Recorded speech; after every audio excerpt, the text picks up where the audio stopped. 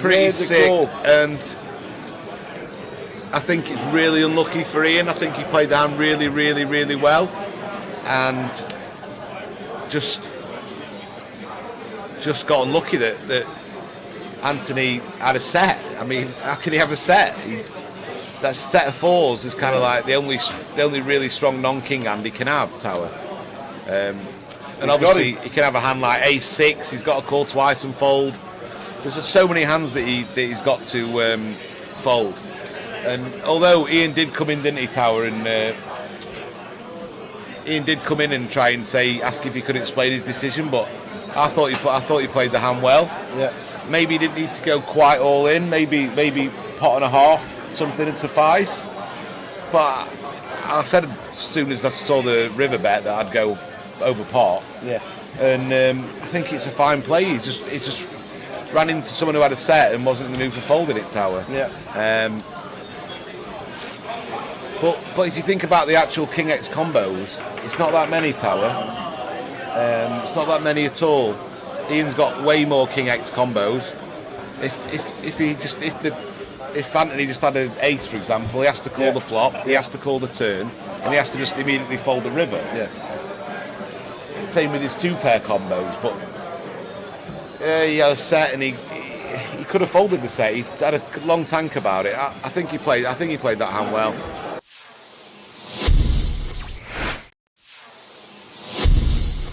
Nine players today, 209 and 307 in total. Jan's mixing it up now, Tower. Wow, Mason's got kings. Well, the kings are never folded. No, they're going to 3-bet now after Jan's opened a loose hand for him. 9-6 of clubs. Bobby has... we don't know. Kings as well. Oi, oi, oi. And he's going to cold 4-bet probably to about 9,000, 8,000, maybe out of position. Yeah, 9.3. Jan's going to fold and Mason's going to stick him in, I think. It's going to be kings against kings. Yeah. And then we're going to chop it up and then we'll get on to the next. Yep. Kings against kings. Nice answer. Yeah. Let's chop it now, he says. Bobby stuck his stack back. He's happy to chop it. Don't take your stack back too soon. You never know. But he has got the king of hearts. He has got the hearts. Oh, he's got the hearts. He's got the free roll.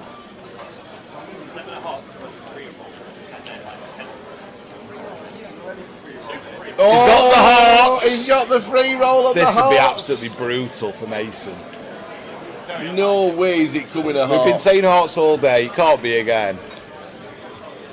Oh my God! It is the day of the hearts. That is absolutely sick for Mason. Wow. That is brutal. Kings against kings and four. He's going to stand up and just have a minute there. That's just brutal. That is just brutal. He's going for a minute. He's having a minute. That's shows quite a level of maturity for someone who's 18 just to think, right, I'm going to have a minute away. That's a really ridiculous hand. Bobby. If ever there was a day to have the hearts there, Tower, and not the black kings, it was today, wasn't it?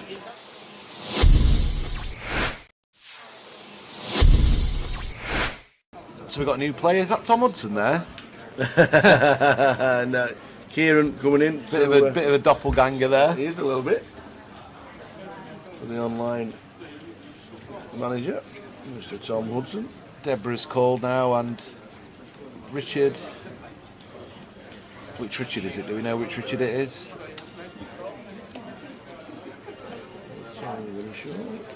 Hearts and hearts fighting off again. 3 times. A lot of hearts been dealt out, Tal, but not many on the flop. I did well. He hit the straight flushing hearts, didn't he? Yeah. Kieran Davey comes to our table. Richard Griffiths in C1.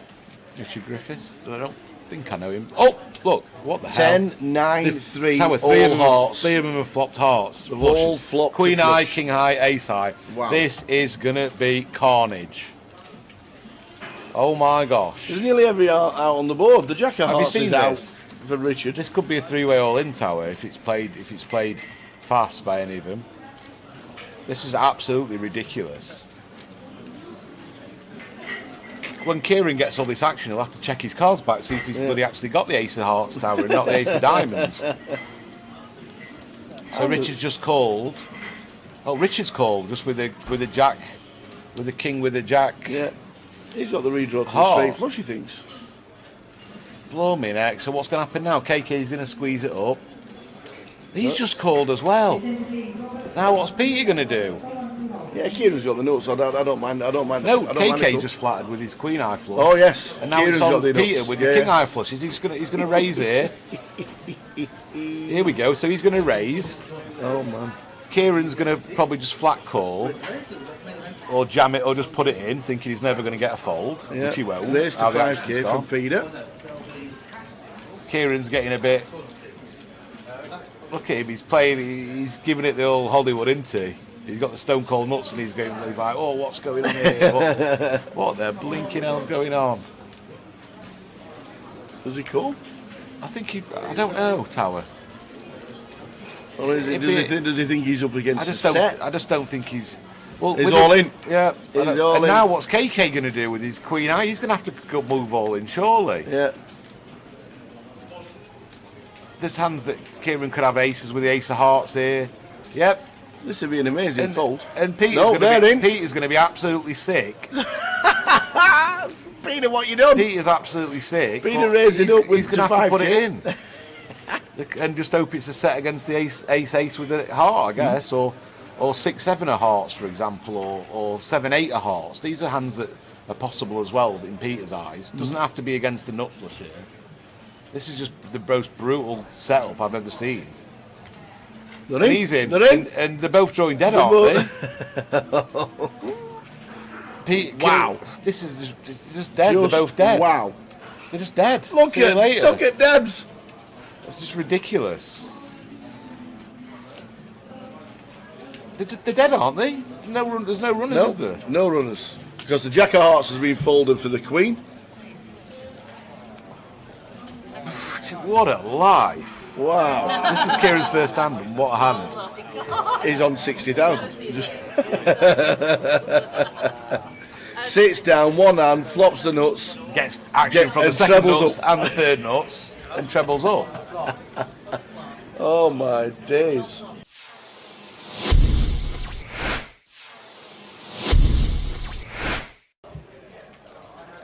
It's 10 for Ian.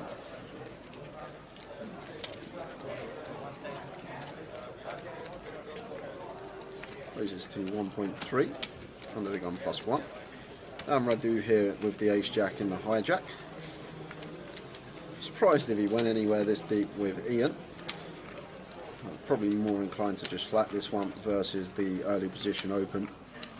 But obviously can mix in a free bet some of the time. And it looks like that's exactly what he's done. Free bets to 3.2.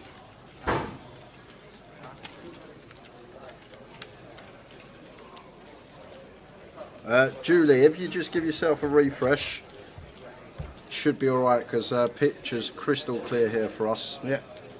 So it's probably just connection at home or wherever you may be. But if you give it a little refresh, hopefully it kicks back in. Yeah, give yourself a refresh, Jules, and let us know that it's alright. Because it's alright on both our laptops. Oh so it's my word. what's happening here? 4-bet to 7.7. Wow, Ian. Oi. Someone over the age of 50, 4-bet bluffing tower. Whoa, well, I'm start folding. It's just You like, would be? Yeah, I would be. You'd be I'd be folding ace queen here, suited as Radu. It would already have hit the muck. But this is, I guess Ian just thinks Radu's at it too much. And to be honest with you, the ace 10 off tower, it's a really beautiful 4-bet bluff hand. And maybe Ian's been amongst the solvers the last few months. You don't know. He might have been putting some work in off the tables. That could be the case. And he might have put in the low frequency 4-bet here with the ace 10 versus Radu, who's been fairly aggressive, and with the chips as well. But fair play to Ian, mixing it up, not just having the ace king plus in his 4-bet range, and now action back on Radu here. And oh wow, No way. Is he gonna 5-bet? Has he picked up on That's something about here? 20k. Wow, Radu, what senses from him. He has to have picked up on something here, Tower. Read on the situation here from Radu is just so good. What a play. 5-bet bluff, Tower. We just, no way. Do you know what? If Ian 6-bets here with ace 10, Tower, I'm done. I'm having an early finish. He's not doing it. There's no way Ian 6-bets here. How often do we even say the word 6-bet on stream? Oh, wow. But Radu 5-bet bluffing the ace-jack. This is just a leveling Not the war lot. between He's not putting the the lot two in. players. He's doing it No again! way! He's doing it again! That's amazing! Oh my God! Ian 6-bet Solve that, baby! 10. How'd you like them apples? Solve that! Ace 10, 6-bet rips it in for 100 big blinds. Oh my word. Ian is my new hero, Tower. I want this man to win the comp. Oh my word. 6-bet rip with the ace 10, folding the ace jack out. Where has Ian found that move from? Oh my word. How'd you like them apples? I waited all day for something and it's just happened. Oh my word. Ian. Do you know what? Do you know what? I'd be sat at the table. If I was sat at the table there and Ian said to me I didn't have aces there, I would have had a lot of money with him that he had aces in that spot. A lot of money. But wow. Fair play to the man. A 6-bet rip. Well.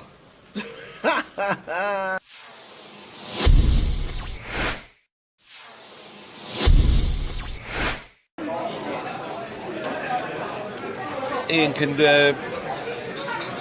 decide to make a decent sized raise here against a pretty tight player in the big blind, or he can decide to call. Either's fine. Just decides to call. Anthony check his option. It's fine.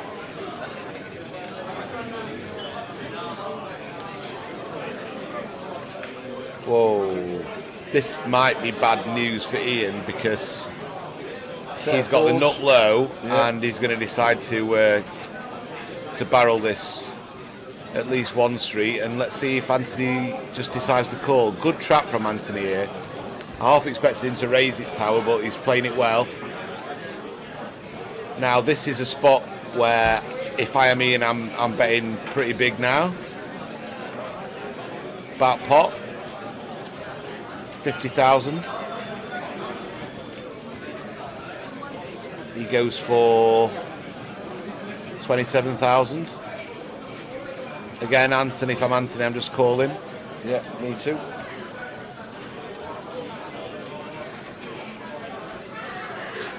Got such a disguised hand, Tower. Yeah, he just calls again. Yeah, Great play from any Anthony. low sets, but really disguised, aren't they? Yeah. And now a queen. Queen of spades on the river. Are we going to rep the king? Or are we going to rep something like ace, king, king, jack, king, queen? I'm betting massive here, Tower. At least pot, maybe pot and a half. We've got the nut low. Anthony can't have many kings in his hand. What can he really have? He can't have ace kings. He just defended pre without squeezing it up. Wow, I like this play. I really like this play. And if Anthony finds the call, good luck to him. But I really like this play. Let's think about it. Ace king, he can't have ace king. He can have king jack, Anthony can, and make a pretty tight check back on the flop before the flop. But what other kings can he have, Tower? He's got to have something to call the flop with. So he's got to have a king to call the flop with. So king 10 he could have. That's reasonable. Turns a pair, calls the bet. Queen king, possibly. But then that's about it, Tower. He can't have ace king. He can't have two kings. And whereas Ian, we could have any king. We could be bluffing in the got there. We could have. He's decided to call, and that's pretty sick. And I think it's really unlucky for Ian. I think he played the hand really, really, really well, and just got unlucky that Anthony had a set. I mean, how can he have a set? That set of fours is kind of like the only really strong non-king hand he can have, Tower. And obviously he can have a hand like ace-6. He's got to call twice and fold. There's just so many hands that he's got to fold. And although Ian did come in, didn't he, Tower? And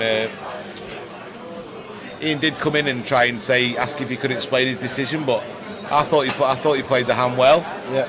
Maybe he didn't need to go quite all in. Maybe pot and a half, something would suffice. But I said as soon as I saw the river bet that I'd go over pot. Yeah. And I think it's a fine play. He just ran into someone who had a set and wasn't in the mood for folding it, Tower. Yeah. But if you think about the actual King X combos, it's not that many, Tower. It's not that many at all. Ian's got way more King X combos. If Anthony just had an ace, for example, he has to call the flop, he has to call the turn, and he has to just immediately fold the river. Yeah. Same with his 2-pair combos, but he had a set and he could have folded the set. He had a long tank about it. I think he played that hand well.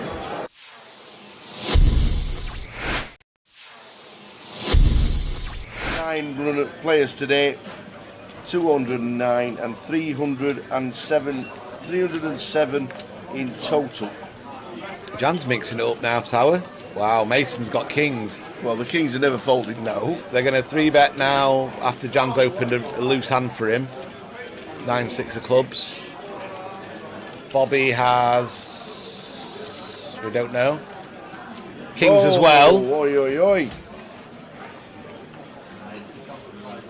And he's going to cold 4-bet probably to about 9,000, 8,000, maybe out of position. Yeah, 9.3. Jan's going to fold and Mason's going to stick him in, I think. And it's going to be kings against kings. Yeah. And then we're going to chop it up and then we'll get on to the next. Yep. Kings against kings. Nice answer. Yeah. Let's chop it now, he says. Bobby stuck his stack back. He's happy to chop it. Don't take your stack back to... You got the 20k. Do we have people sitting or not? Exactly, sit in the middle. You're the one that's won all the money so far. Can I take the picture? I'm really bad at pictures, just to make sure I've got eyes open. You need your eyes open.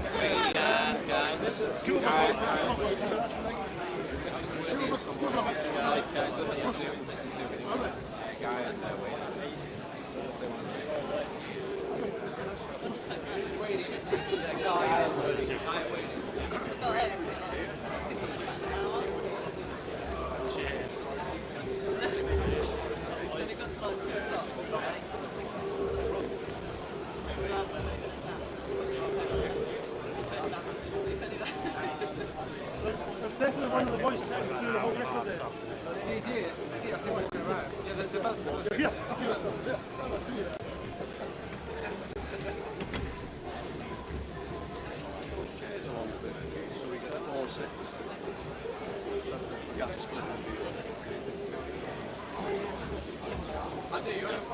Yeah, just slide along a little bit. That's it. Perfect.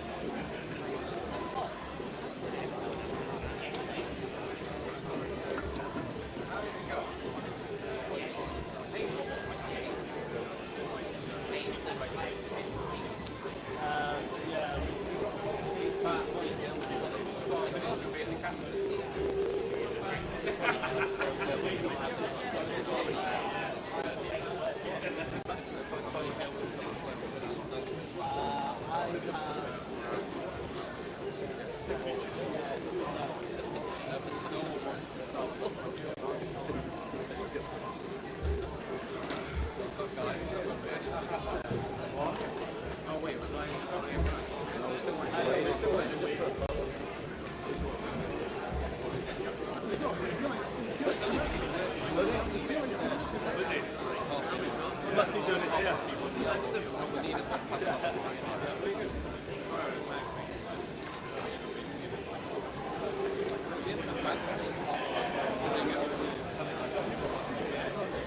What's that? Oh, I think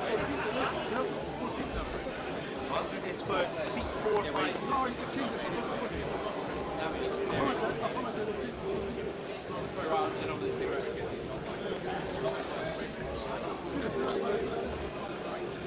I thought we were just going to stand up here for there.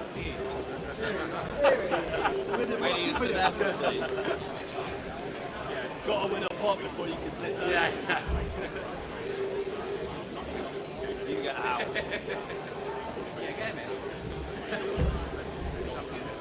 Yeah. Frank, you get out.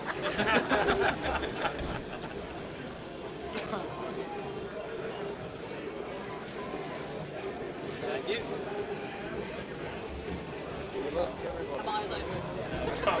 Eyes open.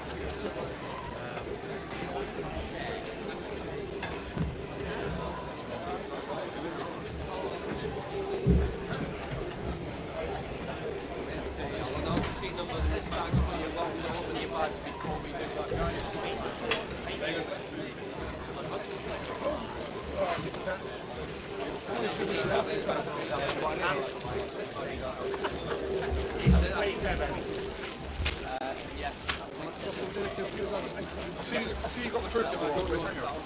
Yeah, that's it, yeah. Welcome back. Just about to start the high roller. Jay's on his way. I should have said bring the teas. Nick Savage. Can't make Friday's Turbo and you're pre-reg with an online ticket and or go about on registering. You can't run-reg.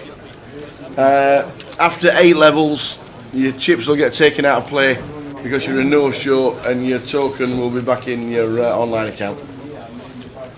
That's what will happen with that.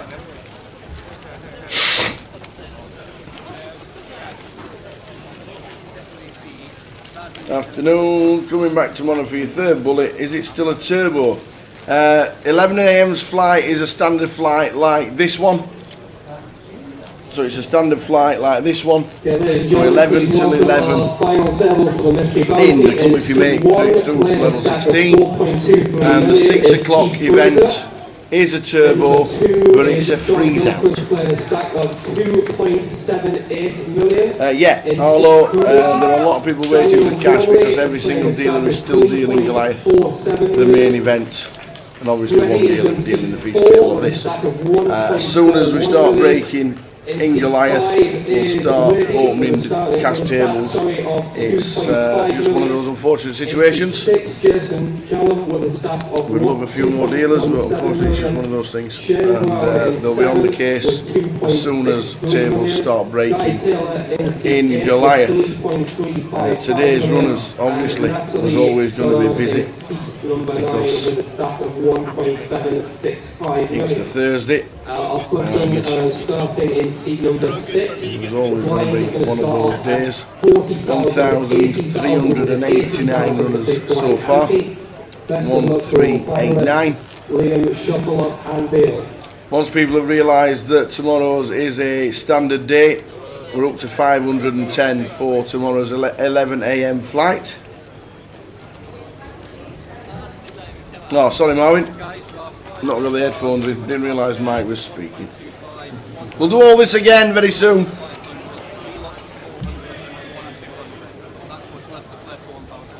So that's it, first hand, here we go. Who we got, Jay? Well, in one, you may know the man in seat 1, known as Keith Splash on Twitch. Keith Splash, looks like one of the Eddie bikers. Plays the old golf in Scotland. He does. Keith Fraser in 1, John Gilchrist in 2, Danny Gormley in 3, Freddie in 4, Wadey's in 5, Jason Shellham in 6, Shane... Not Freddie. No, Freddie. Not Freddie. Oh, that's Teddy. Teddy. Jason Shellham in 6, Shane Brown in 7, 8 is Guy Taylor, and then 9 is Natalie Stoddard.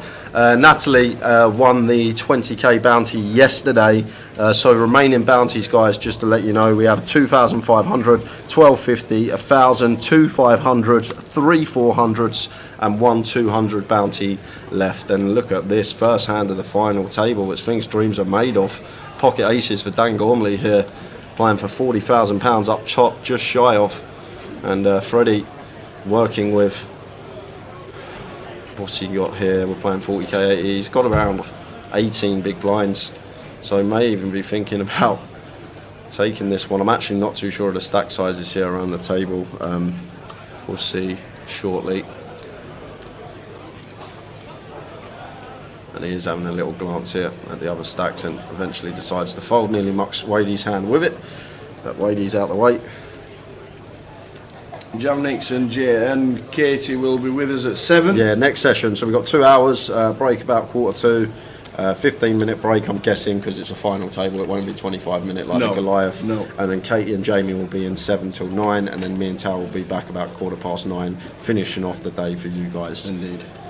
So, Guy defending the 10-6 diamonds, Queen Jack 3, 2 hearts here, and expect Danny to be continuing here. 440 in the pot. I think I'm going to get a lot more decisions right this session, Tower, than I did in the first session with Goliath. It's impossible to guess what I was going to do. leave the predictions to me in the first 2 levels. That's my kind of standard. So Dan goes for half pot, just shy off, 215 into 440, and going to take that one down. This is your level. Final table.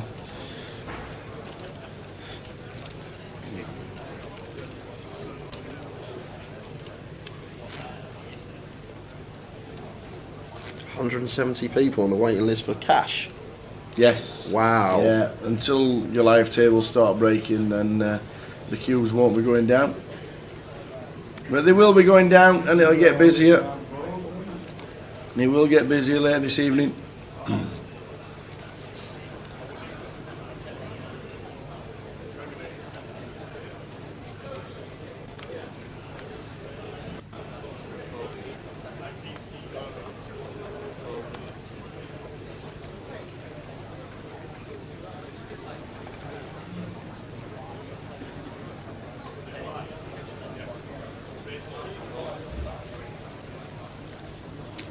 Sat in second position, Dan Gormley with 3.8 mil.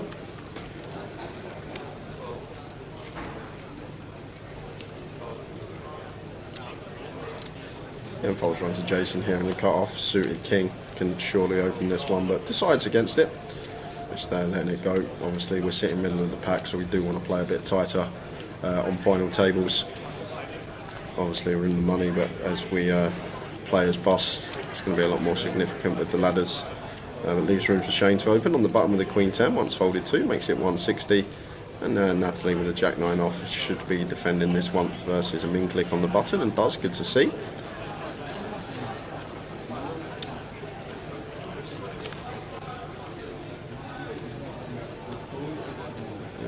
Five, 4. Rainbow board, so probably just going to be a continue from Shane and end of the hand. We can choose a really small sizing on this particular board, goes small as quarter, but 150 is the size of choice. So third pot from Shane gets the job done. Not much Natalie can do there with a Jack 9 height. The biggest bounty left is 2,500. Danny Smith said good luck Jason Shellham, and Scala says you've probably been asked a million times, so I do apologise. But it is 1G/H Reg Open, or is it Q's tomorrow? Has the cap already been reached on the 2 flights tomorrow, Tower? No, not yet. No. You still reg for tomorrow now, Scala, if you get into the club? And yes, has been asked a million times. I just keep forgetting the answer. And yes, that is seat 5, the big Dust Till Dawn, big MTT crusher, Wadey. Has a great record. He certainly does. Always there, always in amongst it. Won a platinum pass last weekend, so on a bit of form. Oh, Wadey. Another one that can be very entertaining to watch at the table, because he will get involved with hands that others wouldn't, but he will put his opponents to the test, and he's not afraid to make big calls either, so he's always a fun one to watch on the FTs. King Queen of Hearts here facing +1 open from Dan Gormley. Should be getting involved here as Wadey. Going to be calling at the bare minimum here with the King Queen suited, but going to choose to 3-bet this one. versus Dan. So he makes it 375. So really small 3-bet size in here. Just over 2x of Dan's open. And Dan's never going to be folding here versus this particular size from Wadey, and it being Wadey, the opponent in question. I just think Dan's probably going to be peeling this one. Like maybe thinking about 4-bet, working with 30 bigs effective. Wadey with just over 30 big blinds, obviously 4-bet rip. Maybe what's going through his head, but I think we're always just going to be peeling this one as Dan Gormley on the FT. I'd be surprised if he did go for the 4-bet jam, but maybe he knows how Wadey plays and maybe thinks that he's going to have wider 3-bet range than most here, +1 versus low jack. GBSK, yes he is. Wadey is a regular at DTD. And cashed quite a few times on the GKPT circuit as well in the last 12 months. So it does go for the 4-bet rip tower, which is fair enough. It's definitely an option we can have for 30 big blinds and just setting Wadey in. And as soon as we fade the snap here, Dan, we are loving life. As soon as Wadey doesn't snap us off, this is great for us. We know that we're never going to be dominated here. He's never going to have ace, king, queens, kings or aces. They're all going to be snaps. So now as Danny, we can feel comfortable sitting there with our ace, queen of spades. It does find the jam for 30 bigs, which definitely can get behind, as I mentioned. Definitely an option was to just shove there. And obviously as Wadey, being the opponent we're against, Wadey good, aggressive, will mix in a lot of 3-bets with different hands. So Dan just understanding that and putting Wadey to the test. You can't call off here with the king, queen of hearts, and he's just going to take some time, save some face, and it will be hitting the muck. But great start to the FT for Dan Gormley. Gone from 3.6 to 4.3 milli and going to be close to chip lead now. I think him and Keith are going to have fairly similar stacks, and he's got a great seat as well down there with the other player with chips 2 to his right. So nice little seat draw for Dan as well, should mention. We've got the payouts, to be fair. Yeah, we'll get them off PK when he's back in the room. Oh! Look at that. He's good, that PK, ain't he? He is good. That's why he gets the top dollar. There we go, already there in the prize ticker. I thought I'd check and I thought we'd see the eye roller prizes from the other night, but look at that, the bounty already there. Ticker right on cue. Good job you walked in 20 seconds ago, PK. Jay was slagging you off for not having the having the prizes scrolling across the bottom. You know what he said. 39,440 up top, just shy of 40k. This will be a great tournament if Natalie wins it. Yeah, for her, she's already got 25k in bounties, Tower. Tom Dunning said something like what you said. Why wasn't one of the top bounties saved for the FT? I think it's something I'm going to put forward to Jim for next year, and maybe all mystery bounties going forward. I think there should be 2 top prizes that are the same amount. So, for example, 20k in this one. One goes in the tombola, one stays out, and then goes in when the final table is reached. And I think that would just set up a much better dynamic. I think the entertainment factor for the viewers is going to be better as well. So it's something I will put forward, guys, for next year, or maybe if we are streaming a mystery bounty at the grand final later this year. So I will make a note of it, and hopefully we can get it changed so that is the case. And then obviously more merit for making the FT as well. Like, it's a big bubble when you're 10-handed if you know one of them big bounties comes back into play when you reach the FT. So jumping into the action here, Shane 3-bet in the pocket jacks versus low jack open here from Jason. Jason should be opening this one and now could potentially peel this one. What have we got here? Just over 26, 27 big blinds, so going to preserve that stack as Jake. Deeper would definitely seen him peel the king 10 of clubs, I'm sure. But off of 26, 27 bigs, just going to let it go out of position and live to fight another day. Can you cash out the bounties at any time or only when you bust? No, these are mystery bounties. So when you knock a player out, you get a... if you have multiple envelopes, you can open them straight away. Or you can wait. And if you wait, you might not have a chance of winning the 20k, which is what happened yesterday. Is that right? Yep. Somebody had so many bounties but didn't cash them out. So John Gilchrist with I think it was 19 bounties left, had 6 bounty chips, and the 20k was still in the tombola. Yep. Natalie then knocked someone out. She took her 1 chip, gave it a little spin, pulled out the 20k envelope, and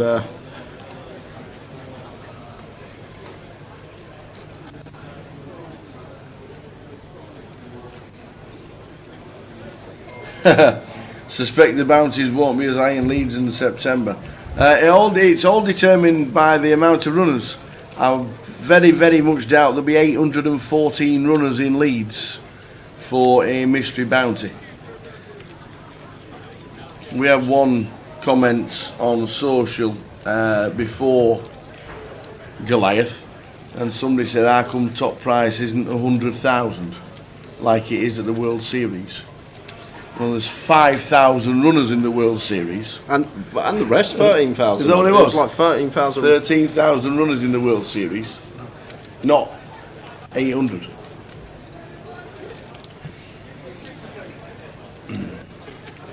Will we be updating the alternates, as I'm quite comfortable in car park C? What are we up to, Paul? About alternates. 550 on the alternates. If you are registered on the alternate list, 550.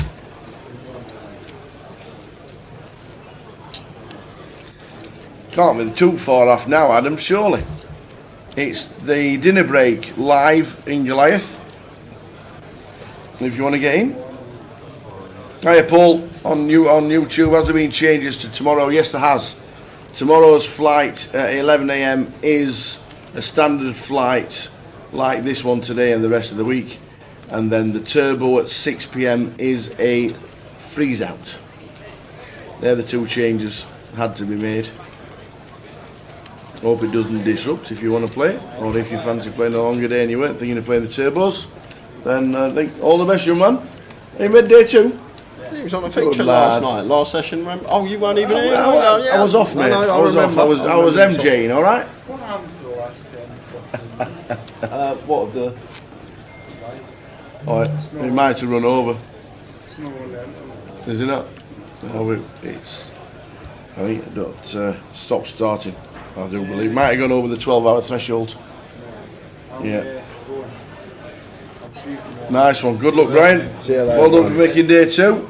Yes, he has, Gully. There's only 9 bounties remaining, so there's no bounty chips out there on the table, as you can see. There's 9 bounties remaining. 1 £200, 3 £400, 2 £500, 1 1k, 1 £12.50, and 1 £2,500. So that's the top bounty left, is 2,500. As it's folded round to Keith in the cut-off here. It should be opening the ace queen.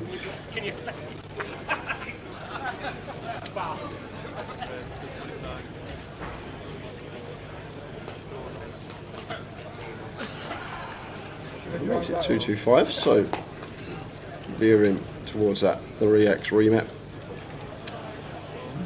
Choosing an open, a little bit larger size than what we've seen so far on this FT.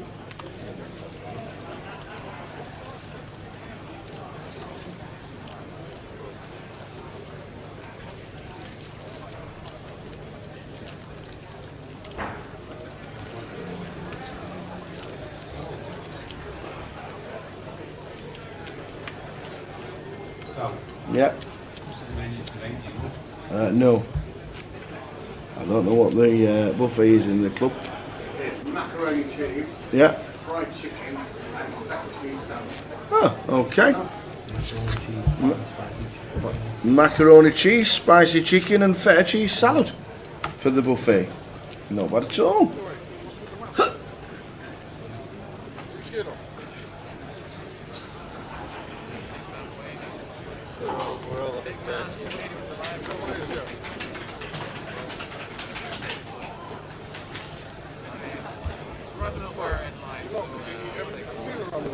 You're lucky you live in here.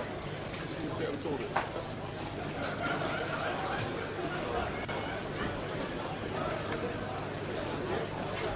A7 suited here for John.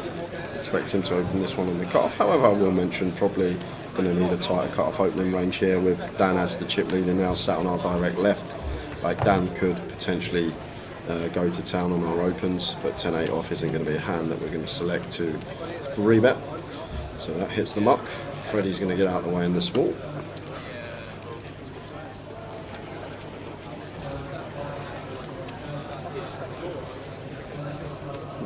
Yeah, I'd say so, Gully. I'd say it just because of what the bounties are compared to the prize pool now. If the 20k or 10k was still left in, it might change the dynamic slightly. Obviously, be worth more calling all-ins because obviously if we win, we have potential to win a chunk of money. But I just think with the bounty prizes being what they are at the moment and the biggest one only being 2.5k, it's probably going to play very similar to a normal FT.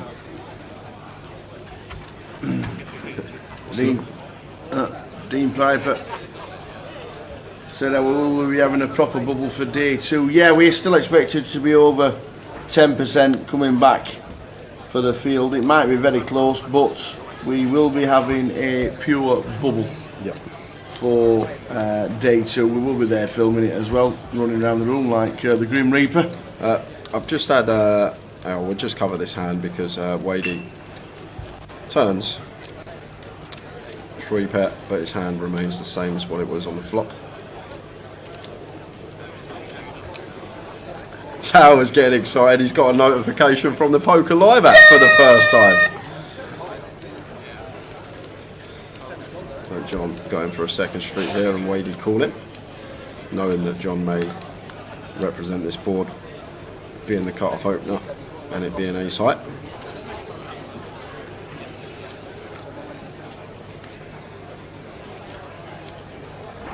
Props to Frankie being hidden away in the side room and running fantastic events. Yeah, he's been running that high roller room by himself, and been doing a fantastic job. We've had some incredible events there.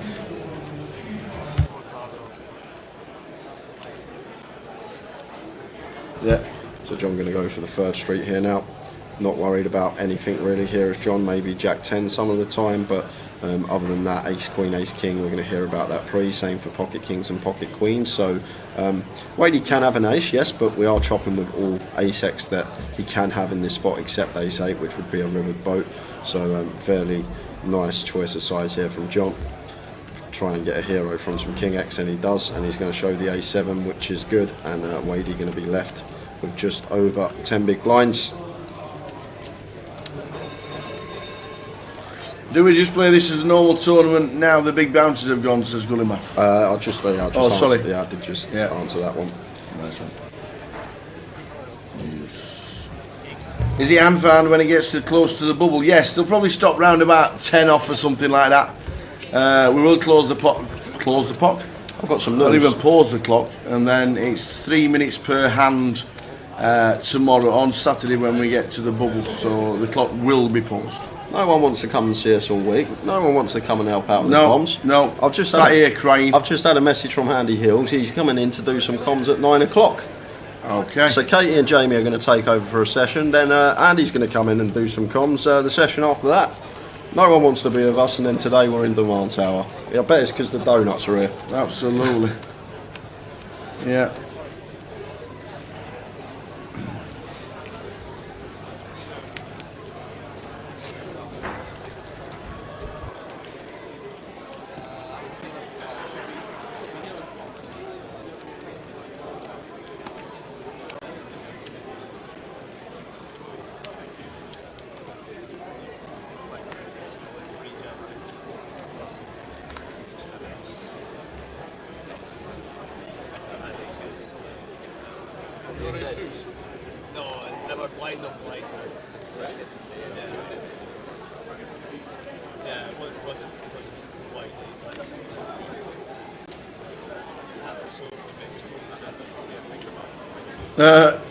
John Binns has had us 2 donuts all week. You're not wrong, John. Day 2 is 11 on the Saturday. It starts at 11 tomorrow and it starts at 11 on Saturday. Yeah. Don't be late. And we're going to have an all-in and a call here because Freddie has got an easy shove here for his 15 big blinds over Guy's +1 open with pocket jacks, and Guy will have to call it off with the ace-king suited. We've seen jacks folded a couple of times pre in the Goliath main. I can assure you it's not going to be happening in the mystery bounty final table, and Freddie should be moving all his chips into the middle of the pot, and he's going to do exactly that. Going in the middle. and Guy will snap it off once it comes back round to him. Just checks his cards, calls, shows the ace king. So Freddie stands up, has the best of it at the moment. Attention all men and players in the Goliath men event. After we're having progress, we have a 1 hour dinner break. After a 1 hour dinner break for all men and players in the Goliath men event. Please leave the room as quickly as you can. Also on the final table of the players going on their dinner break in the Goliath. In the background you can see, as we have the first all-in and a call at the final table. Freddie with jacks, Guy Taylor with the ace king of clubs. Freddie the player of risk to the flop. One is 9 of hearts, 8 of clubs, 4 of spades. I think Freddie... 984. Oh. 7 please. How'd you know that? Guessing. Oh, what a guess! King on what the a turn. guess! So, I'm having that. I know how you know. I've just realised because Mike's standing there. He's obviously doing announcements. King on the turn, fading a jack on the river, and we're going to lose one. Freddie, first casualty of the final table. Good run from him. Freddie going to be taking home 9th place money, which is £1,900.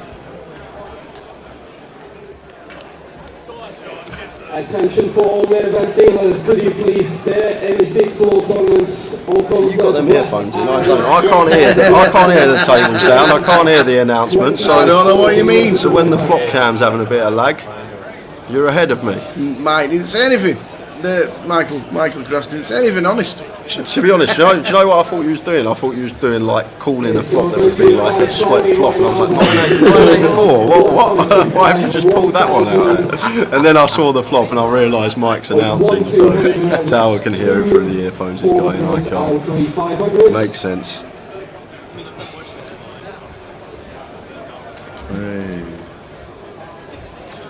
So down to 8. So what about the bounty? Oh yeah. Did he pull it? We're going to sweat on the card. He's doing it at the side, but we will hear what it is. It is a 400, one of the £400. So all the team, all the rest of the field go get him. £400. There's a £2,500. So all the FT went gas. No, David, it was expected yesterday. I thought Sunderland was the nap of the day. I told the boys. I thought Sunderland yesterday was the nap of the day. Yeah, Spurs were the coup and buster. Of course they were. No, what about Stoke as well? Yeah, but it don't matter about them because Spurs drew. Yeah, but we didn't get 2 out of 3 ain't bad. We got 1 out of 3 is bad. Yeah, there's 8 bounties left. 8, Eddie, because there's 8 players left. Yeah, and Guy just picked the 400, Eddie. There's 1 200-pounder, 2 400-pounders, 2 500-pounders, 1 1K, 1 1250, and 1 £2,500. And good evening to you, Angela, on Facebook. Angela.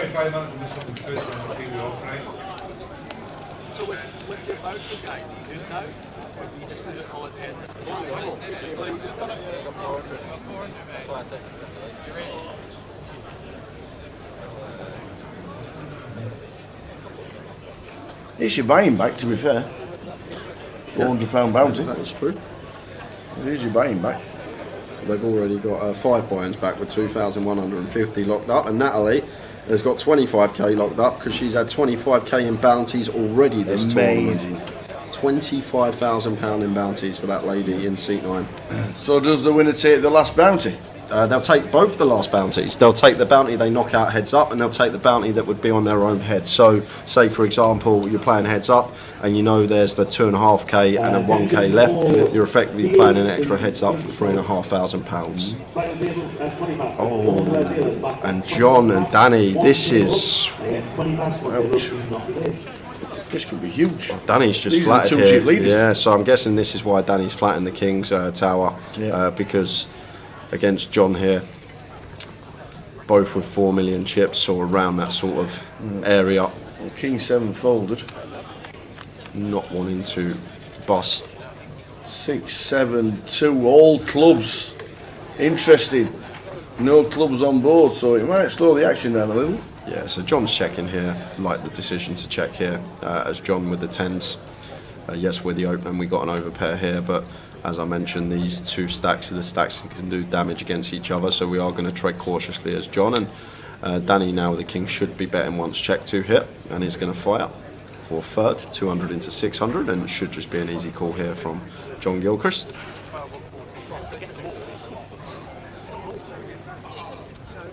Quick club check. It's a spade.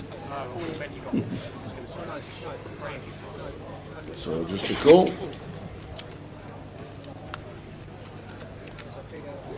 Oh, and 4 hearts on the turn. That is an effective brick tower. No one's got pocket 4s here. No one's got 8-5. No. So Danny here probably going to go for another street with the kings. He'll understand as well, John being a good player, that he will have checks here with some like 8s through queens, which we are ahead of.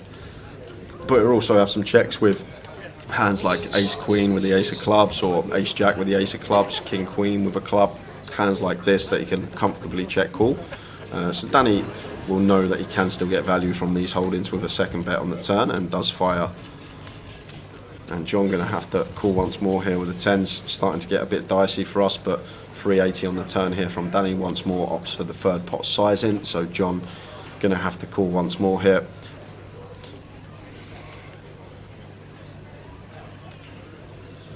And there is the call from John. So pot brewing, 1.8 mil.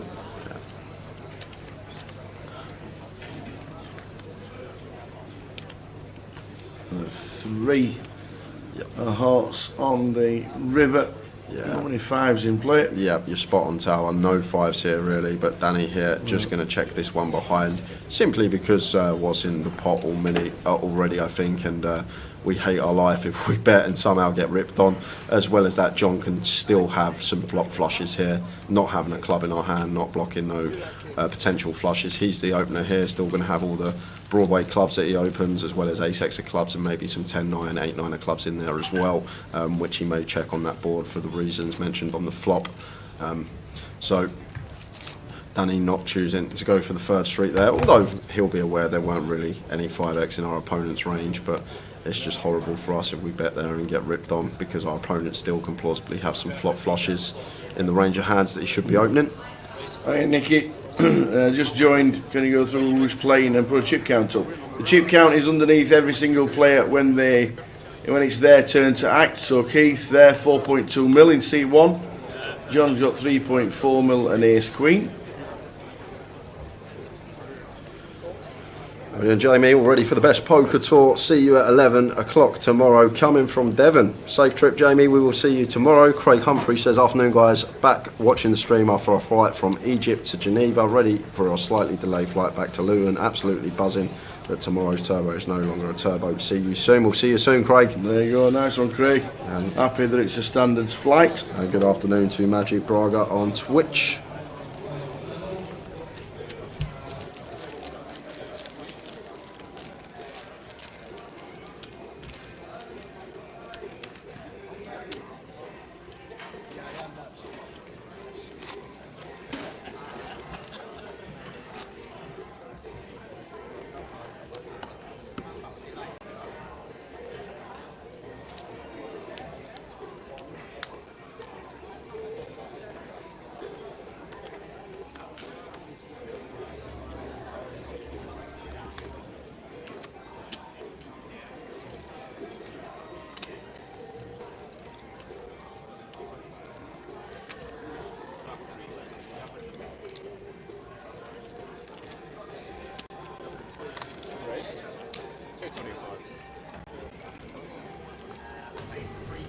So King Queen for Danny, under the gun +1, raises 225 with the blinds at 50k, 100k. All folding round to Keep Splash. Yeah, been a great start for Danny. It's great to get that pendulum swinging the right way when you start a final table. Winning a couple of pots early on can really do the confidence a world of good. And he's now up to 5.2 million. It's a great start from Danny here. Guys jumped into second in chips after busting Freddie. Ace King versus Jacks. Ace on the King on the turn. How are we doing, Pat? Whaley is on top form, but good luck to Jason. And Janine, good luck tomorrow. Last entry tomorrow for the turbo. Wishing you the best of luck. And John Marshall is rooting for Danny Gormley.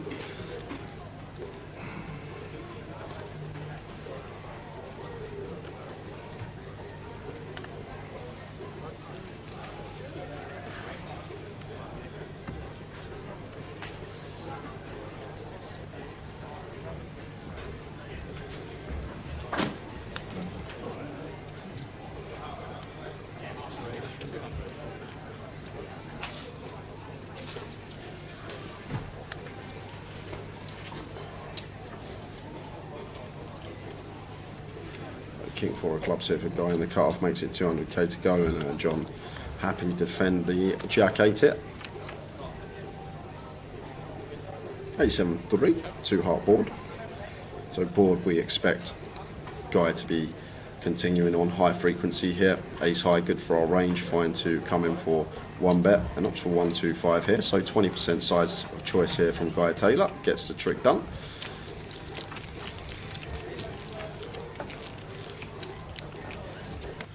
Hi guys, how many on people average go through today? 2. It's been about 130 to 140.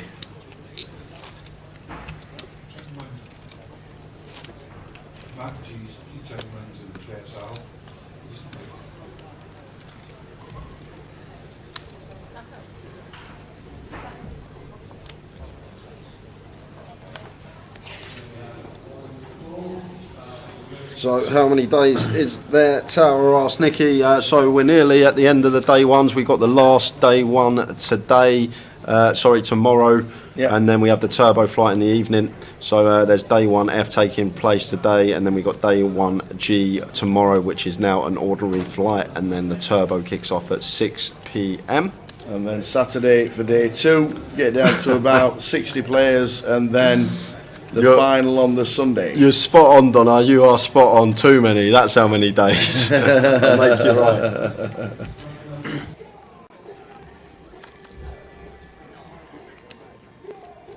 Ace 5 for Danny in the big after an initial raise from Keith in seat number 1. A nice 3-bet spot, I think, Tower here. We got Keith covered. Keith's third in chips. He's not really going to want to get involved too much. Definitely one we could be mixing in a 3-bet here as Dan Gormley. And on FTs, we don't have to go as big as usual, the normal 4x size, because of ICM. We can choose like 3x, 3.5x here as Dan, so make it somewhere around 700-800k. That's what I'd like to see, and he is going to take the spot, Tower. Very nice from Dan. Just recognising the situation and recognising where Keith is in chips and how he has to play tighter here because we have him covered. So this should do the trick a lot of the time. Back over to Keith here, and personally could go either way. I think Keith is probably more type to let this one go. Oh, he's just going to quickly call Tower here. So Keith happy to go float post flop here with the King Jack. Off to the flop. Another pot brewing. Queen 2 3.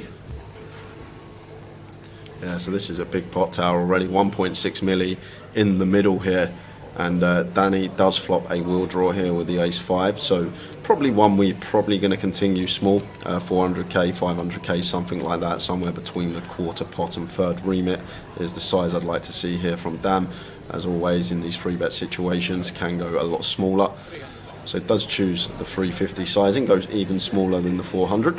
So south of quarter, between 5th and quarter pot from Dan Gormley and Keith here with the King Jacks. Jack of diamonds working, getting this price. Is he thinking about pulling out the float with this candidate? It's probably, if we are going to float the King Jack, it's probably one of the better combinations we can have. King of spades, Jack of diamonds. Let's see what Keith does. Like folding would be fine here as well. Just because tangling with Danny, who's got us covered, could put us in a world of hurt. It would be a disaster for us to come 8 from this FT when we go in with the chip lead.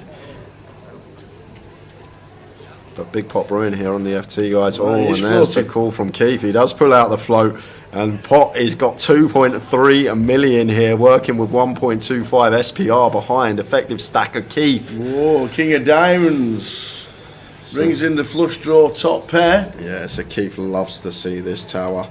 And now Dan What's the play on the turn here? Obviously, this king's supposed to be a lot better for the R range here. Does Danny ever expect Keith to be floating? That's the question. Does he expect Keith to have some floats with some king jack here, some jack 10 suited with backdoor spades, hands like that? That's the question Danny's got to ask himself. Because from a range perspective here, this king of diamonds rolling off, he shouldn't really have any kings here, Keith, other than king queen specifically. Ace king's going to 3-bet pre, king queen's going to call flop and then turn 2 pair. So it should only really be from our perspective as Danny, king queen, the hand that Keith has here, and Danny goes for the second barrel here. So maybe going after some 4s through jacks, these type of holdings, although jacks or 10s might choose to 4-bet pre, but also perhaps going after some queen jack, ace queen and then the 4-bet, as well as some queen 10 suited that could be in there, queen jack, queen 10 suited.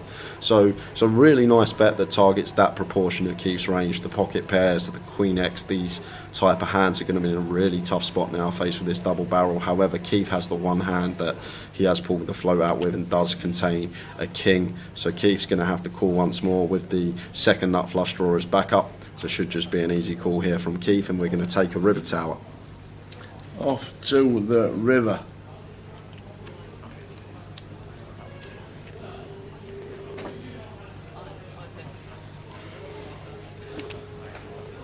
Fourth diamond. So over to Danny here. We'll know that he's never going to be good here with the ace-5, but has he got the shove in the locker here? We're probably going to have more bare ace of diamonds than Keith in this spot. Like, Keith shouldn't really have too many flushes once the king and 10 of diamonds run out. I guess he's going to have like some 7-8 of diamonds, 8-9 of diamonds, ace jack of diamonds, jack 9 of diamonds. But with these particular diamonds on the board, the king 10 and the queen, those being higher diamonds, hands that Keith will probably peel a 3-bet with, let's say for example king queen suited, king 10 suited, these aren't a thing, and Danny does go for it. He does find the jam here, and Keith sitting here with the second nuts, backdoors into the flush, and Dan Gormley making a big move early on and just applying pressure to Keith. Keith coming in with the chip lead, and he'll be thinking he could be going home in 8th here if Dan has backdoored into the nut flush himself. Dan could still plausibly have turned a flush here. He could be 3-betting some ace-4, ace-5 of diamonds, these type of holdings. Even ace-6, ace-7, ace-8 of diamonds could probably all be in there as well. So this is a huge move from Dan Gormley early on in this final table. And back over to Keith here. And I think with the jack of diamonds tower, it's... It's pretty gross, but it's a gross spot. It's horrible because Dan's only ever making this move for value with the ace of diamonds. He's not going to shove like 9s here or ace 9, say if he elected to 3-bet that and double barrel. He's not going to shove ace 9 with a 9 of diamonds. So Keith's jack of diamonds here, although it is the second nuts, it's pure bluff catcher here. We're either behind to the bare ace or a turn flush of Danny, turn nut flush, or he's just got a bluff in this scenario, and Danny with the bottom of his range just going for it here, and notice rubbing the left arm there, caressing. Usually that signals is something people do to calm themselves down, but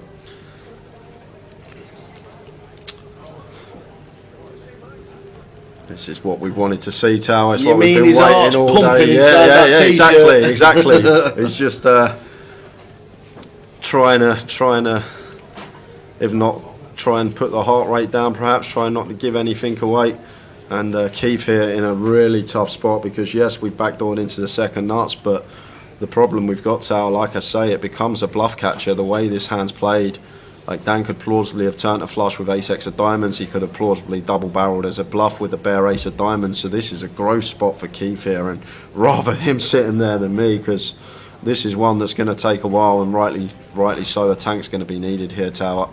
This is a big pot, and it's going to be for over a third of the chips in play if he can make the call and be correct. And fair credit to Dan, though. Let's go back to Dan. He's capable of running it in these spots. People aren't capable of making moves like this. 3-bet, bet, shove as a bluff on final tables. There's only a small percentage of players that have that in them, and it's a gift, if you like. I know this time it may leave Dan short if Keith makes the call, but I think it's you've got to be a certain calibre of player to be able to pull this move, the 3-bet, the bet, shove, without having the goods. Only certain opponents are capable of that, and if Keith's aware Dan is one of those that can have these bluffs. He may veer more towards call, but this is a fascinating hand, guys, and Dan Gormley just running it for chunks of equity here on the Mystery Bounty final table and putting Keith in the blender. What's he going to do, Tower? What do you think?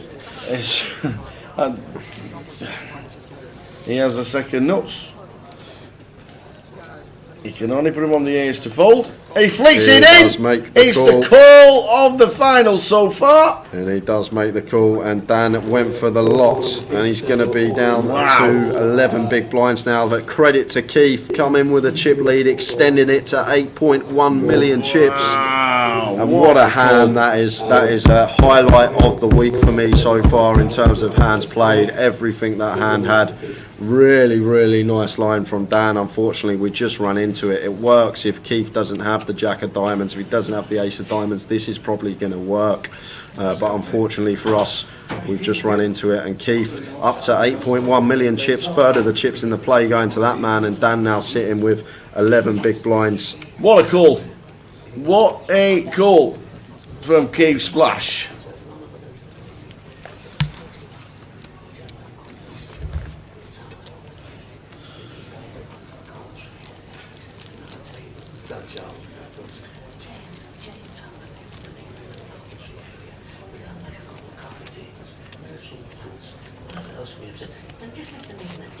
He says, like, that's how I get over the chair. And there's a sheet. It's on a sheet. He says, you don't speak to them when you go like that. See again?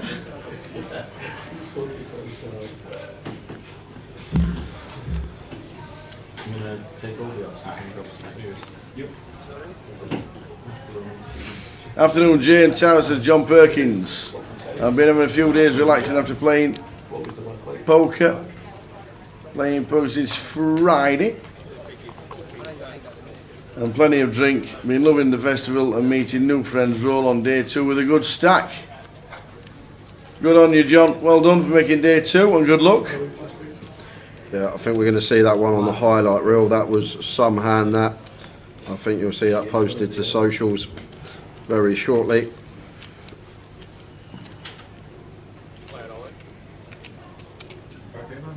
Player all in. That'll be Danny Boy. Yeah, it's very close. I think versus Dan Gormley. I think I call there with. Sorry. Yeah, apologies, with John. With my Jack of Diamonds, with my Ace of Diamonds, obviously because it's the nuts. But I think that's probably the cusp. I probably call Jack and Ace of Diamonds. Probably fold if somehow I get to the river with, let's say, I've peeled, which I wouldn't be doing, Queen 9 with the 9 of Diamonds or something like that. Then I'll probably fold my smaller flushes. But Keith finds it, and fair play to him putting it in. Could have potentially been out the door early on.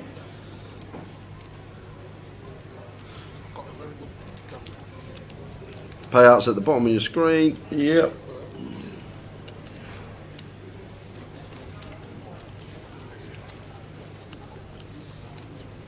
What a hand to kick this off, guys. Thoroughly enjoyed that one. More of the same, please.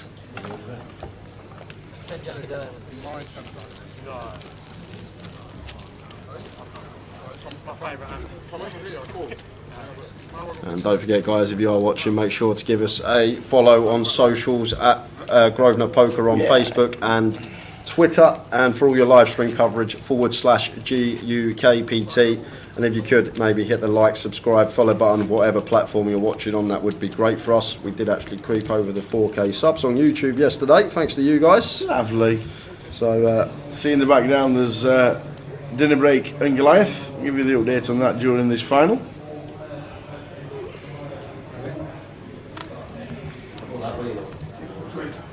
We can go down there on stage and down the steps and go that way. I think it's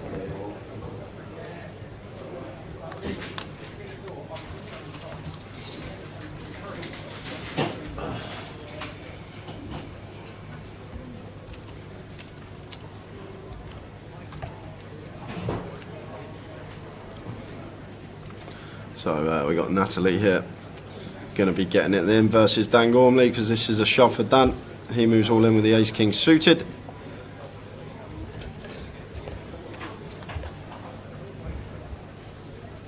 And Natalie will be making the call with the tens.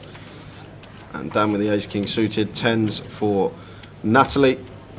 Yes, we have another all-in call. Dan has shoved with ace king of spades being called by the 10s of Natalie. Let's have a flop, please. Oh, and we're going to lose Dan Gormley. He's literally drawing to run in 7s, aces or kings. He's going to be dead on the turn around 80% of the time, and he is dead on the turn. So Dan Gormley started the final table on fire and an ace just for rub downs on the river. But we are going to lose Dan Gormley in 8th place. I did think he got a couple of bounties yesterday, but 8th place for Dan Gormley. Went from the chip lead to out in the space of an orbit, and went for it on the FT versus Keith. Unfortunately, just run into the near top end of Keith's range, and Keith found the call. Fair play to him, but Dan, good run from him yet again. A few times we've seen him on an FT now over the last 6 months, but he'll be back for more, I'm sure. And Natalie is gonna go and get herself a bounty tower. Currently reading Dara's book on PKOs. It's really interesting how differently they play from normal freeze-out MTTs, almost totally different in some spots. He says he will be doing a book on mystery bounties too, as they're even more different. Can't wait for that one, says Lamberbath. Good stuff. So are we doing the bounty now? Who's pulling it? Hold on, Danny. 21.50.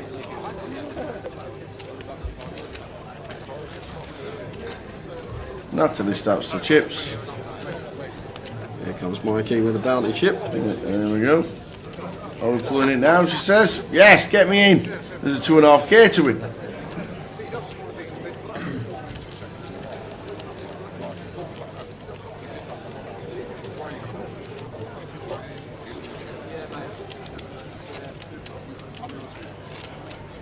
Okay, so that later go for a bounty. We have a 200, 2 400s, 2 500s, a 1,000, a 1250, and a 2,500 left.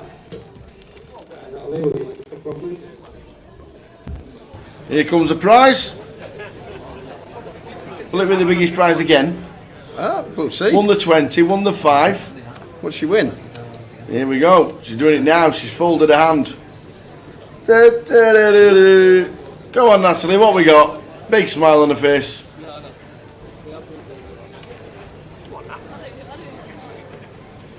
Can't get in it.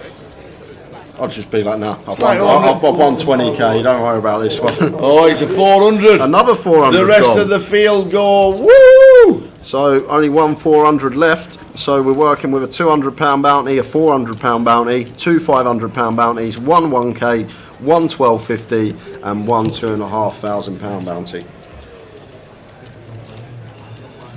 This is the man to stop tower. Keith takes another one, raise and take. Further the chips in play. Yeah. £440 the entry fee for the bounty. 200 in the pot, 200 as a bounty, and the juice, 440 in total. 814 runners.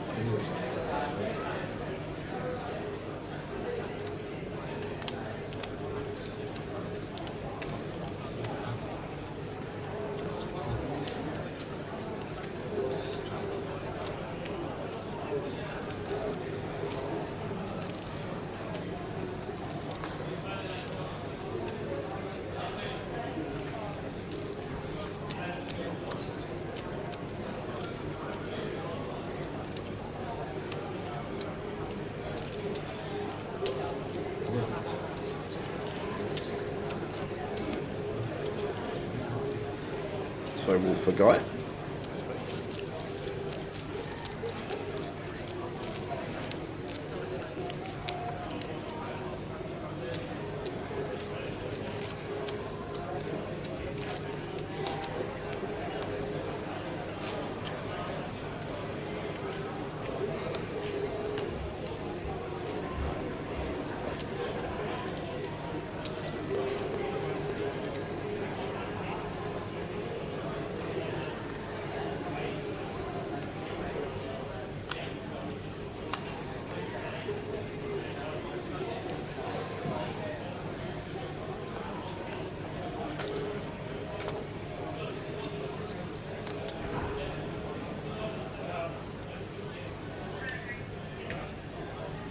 The blind on blind here, Guy could potentially raise this one tower. Always talk about bottom of the range in the small. Fine to raise it up just because want to really be more polar in these spots. Want to have really bad hands and really good hands. However, we have just run into Natalie's jack, so Natalie should be shoving or could just free bet. So she does free bet and quick fold from Guy, and this is why like these hands, the good hands to raise, like the hands that are at the bottom of the range and balancing it out, the hands are at the top of the range, just because when we're free bet with those trash holdings, it's just a nice easy decision.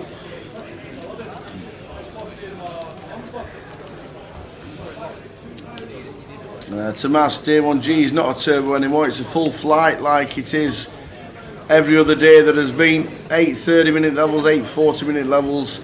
The last buy-in is a turbo at 6 PM, and that is a freeze out. How are we doing, Stuart? Relatively a newbie. How does the bounty work then? Basically, when you knock someone out, you get a chip.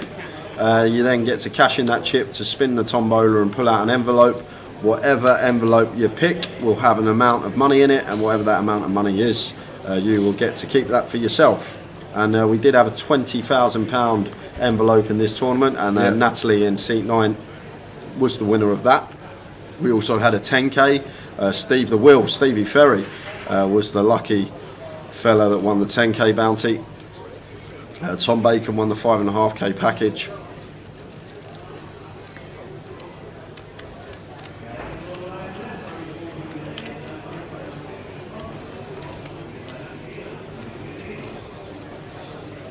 Heading up some tea. Night, lads. Cheers, Mikey. See you later, Mikey.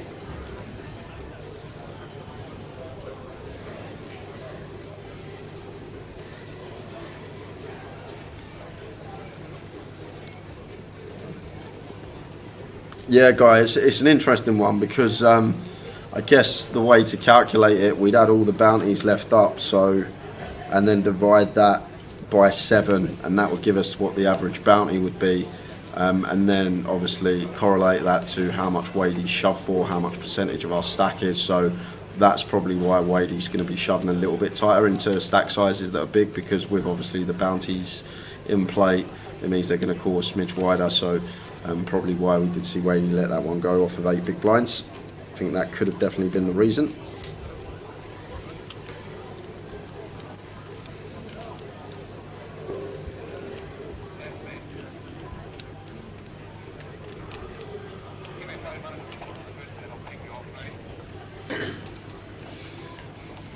No, Reg hasn't shot yet for tomorrow, Tom. You can still get in, but you need to be in club here in Coventry. Yeah. We'll give you an update onto how many players are regged already. The package, Joe, was £5,500 worth of tickets that you could use as you please. So £5,500 worth of tournament buy-ins to use for Grosvenor events. 590 pre-reg for tomorrow. Soft cap is 900.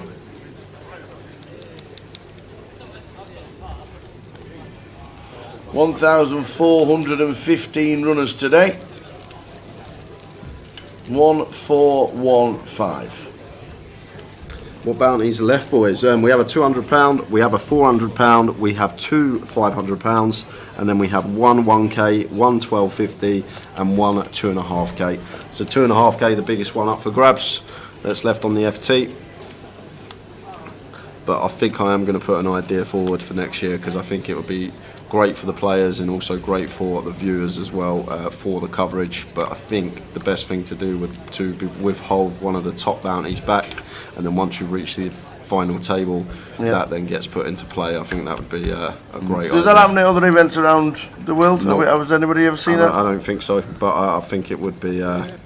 Would some people say, well, you're discriminating against everybody by having two big prizes? Or is it just like, I like the idea of that, I must admit, I do like that. I'm just thinking, people might say, well, why are you saving it for those that are already going to win the most? But I like the idea.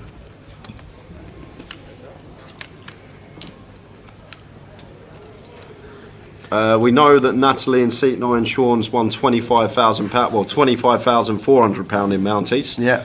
Guy's won about 5k in bounties, I believe. I'm not too sure about anyone else. Yeah. I think Jason Shellham got a £600 bounty yesterday. I'm not sure about Keith. We know John Gilchrist had 6 bounty chips that he was saving up. But I'm not sure what bounties he pulled when he used those.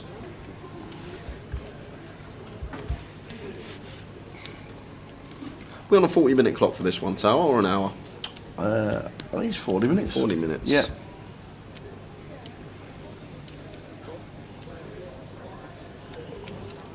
Yeah, exactly, Lambert Bath. Imagine the dynamic being 10-handed. 30-minute levels. 30-minute levels? 30-minute Oh, wow. levels. Yeah, like sitting, imagine if it's a big comp as well and you're sitting on the final table bubble and it's like 100k bounty perhaps that gets put into play with the FT. Imagine the dynamic 10-handed, not wanting to bust just so you got the chance of winning the 100k when you get to the FT. It's just an idea, it may not happen, but I think there should be extra reward to the players that make the FT. They've done well to get to the final 9 out of 814 players, well, final 8 now I should say. Final 7 actually, because we lost Freddie before Dan Gormley, so we are down to 7, £2,850 locked up. Freddie was 9th. 8th was Dan Gormley, and now we're playing 7-handed.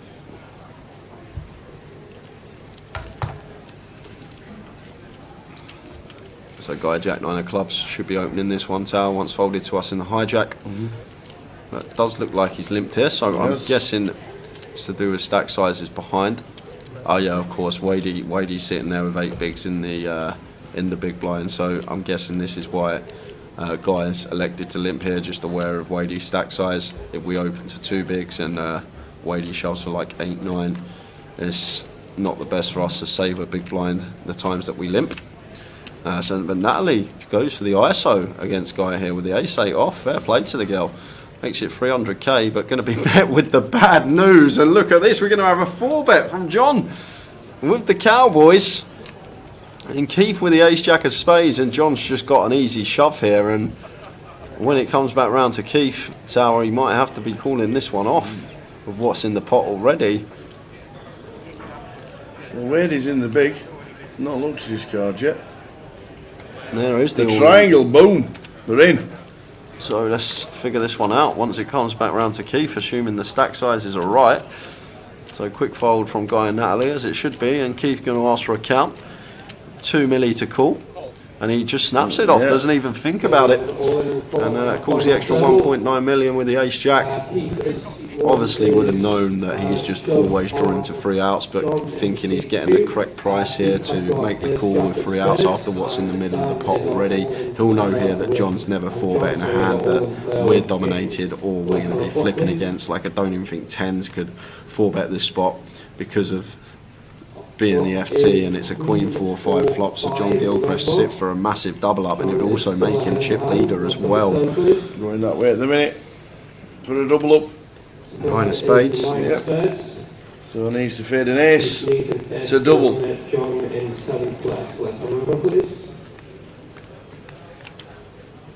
Just an extra one. Just a set. Bit of overkill right there. Yeah, so a big double up for John, I think. Well, not chip leader, just shy of, but John and Keith now going to be top of the pack, but great for John because where he sat as well, Keith on our direct right.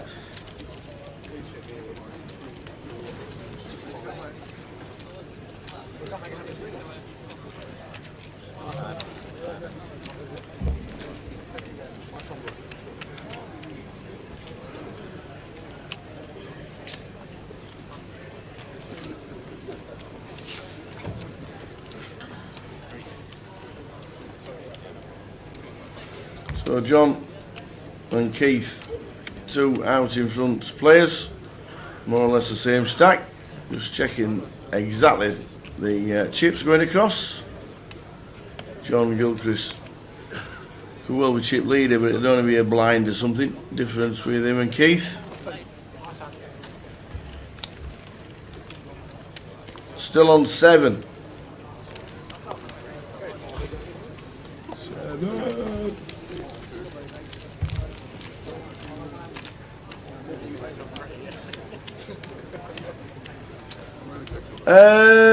Just the 650 alternates today that are in.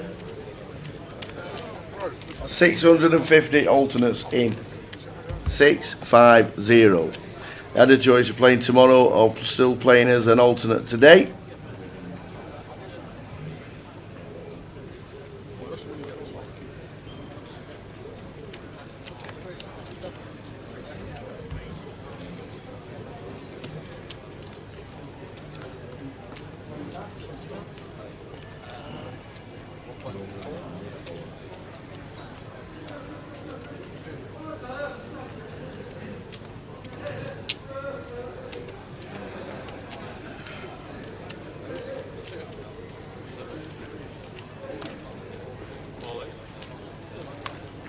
Where he's in. Small blind, big blind. Jason's got the lot. Jason has got him absolutely smothered. Jason, ace king. Where he's got king 4. And Mr. Fisher's up on the rail for his best mate. Jay, the Fisher, been fairly quiet, but finds a hand as Wadey shoves into him, and just needing to hold here for a bounty and to bust Wadey.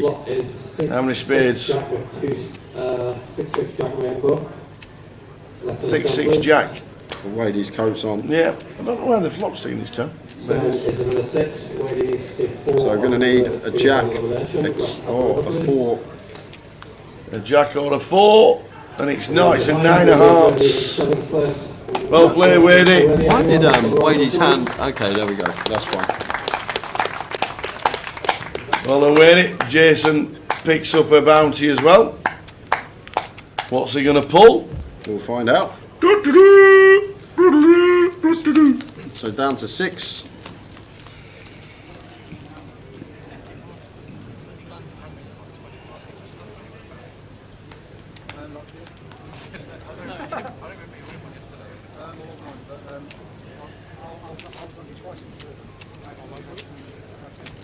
There we go. Here come the envelopes. Oh,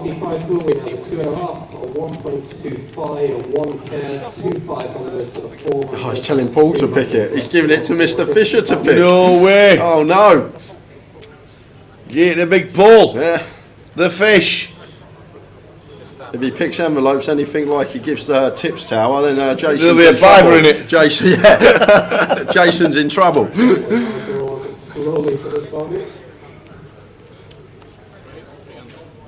Here it comes.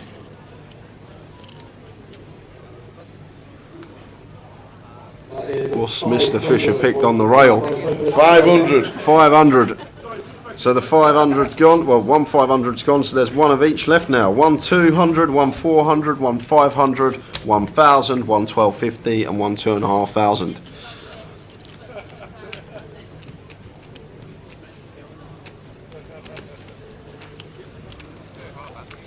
Do you think Dan Gormley should have skipped that spot? Chip leading with 39k up top. Surely no need to bluff that. To be honest, I like the line. I like the double barrel. I like the free bet for reasons because we cover Keith and he was third in chips with the ace blocker in there versus button open. C-bet's perfectly fine, choosing third, and then the double barrel on the turn once the king rolls off, and Keith should never really have too much king X except maybe his king queen, which would turn in top 2, or maybe his floats. And then when the diamond rolls on the river, that's the bit I'm not sure about poker, whether we should go for it there or whether we're supposed to shut down. It's the river spot that I'm not too aware of there, whether we should be going for it with that particular combo. But Dan went for it, and like I said, it does take a certain calibre of player to be able to run it in those spots, and fair play still to be able to put all the chips in with just an airball. But credit where it's due for Keith as well. Did find the correct call on the river. Should have been aware that although he had the second nuts, it was just a pure bluff catcher there because of how the hand played.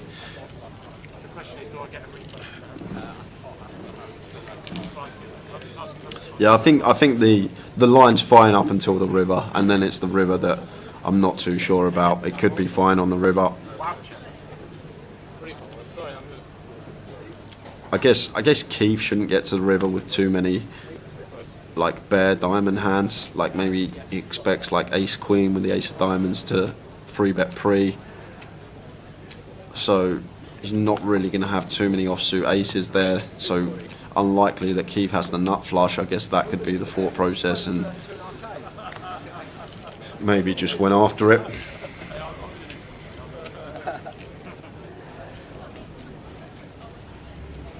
Six players left in the bounty.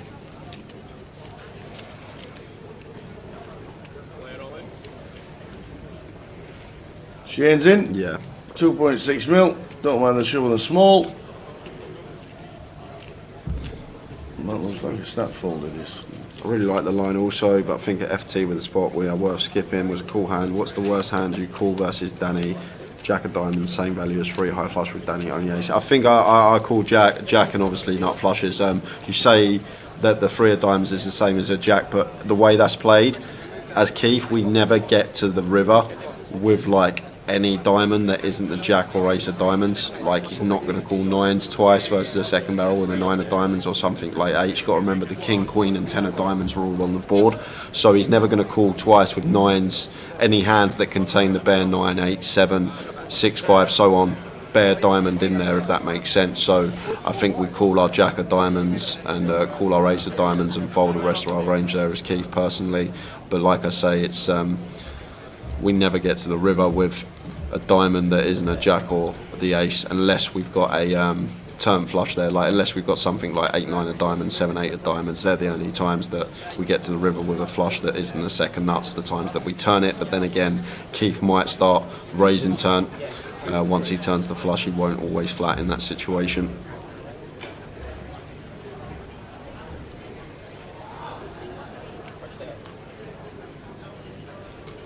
I'm not sure what bounties Wadey got grow up on Twitch.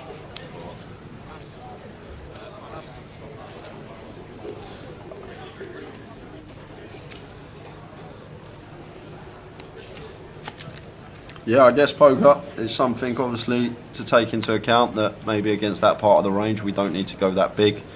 Like I say, if he's folding all hands that aren't a flush anyway, once he gets to the river it should only be, like I say, turn flushes and the bare ace or bare jack. So maybe that could be something. Maybe we don't need to choose that size. Maybe we still fold out all the hands we're targeting as Danny with a third that we would with a jam. We're down to 6 players, and we got, I think, about 45 minutes before we head out on break. And then when we return, it won't be Tower and I, it will be Jamie Nixon and Katie Swift coming in for a couple of hours for you guys. 700. How many alternates were there? They've just shouted up to 700. At the break.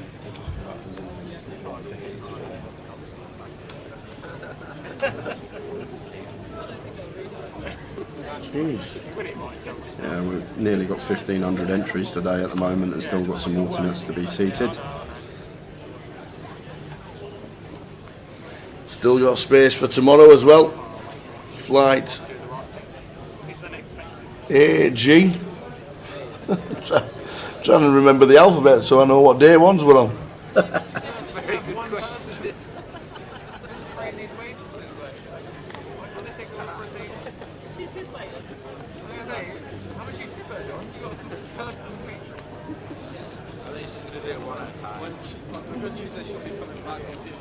There's no guarantee.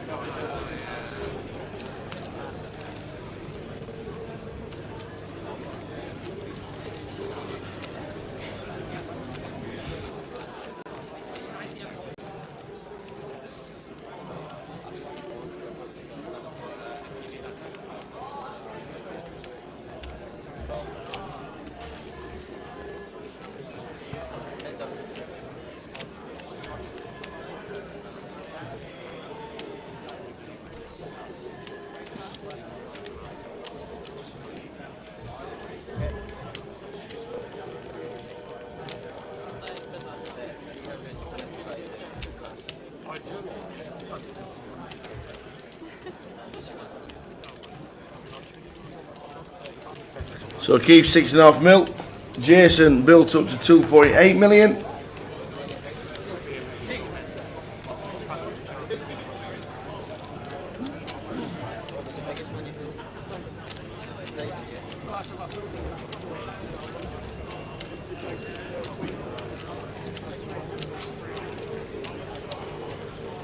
Yeah, Mike makes a very good point actually there as well, Poker.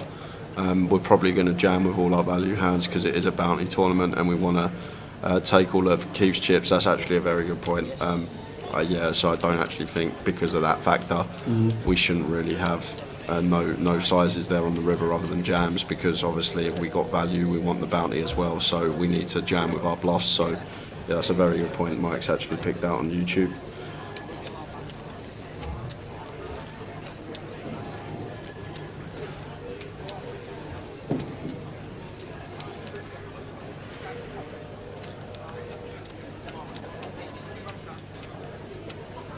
And brewing again, Jason raises to 275. Guy Taylor with the 10s.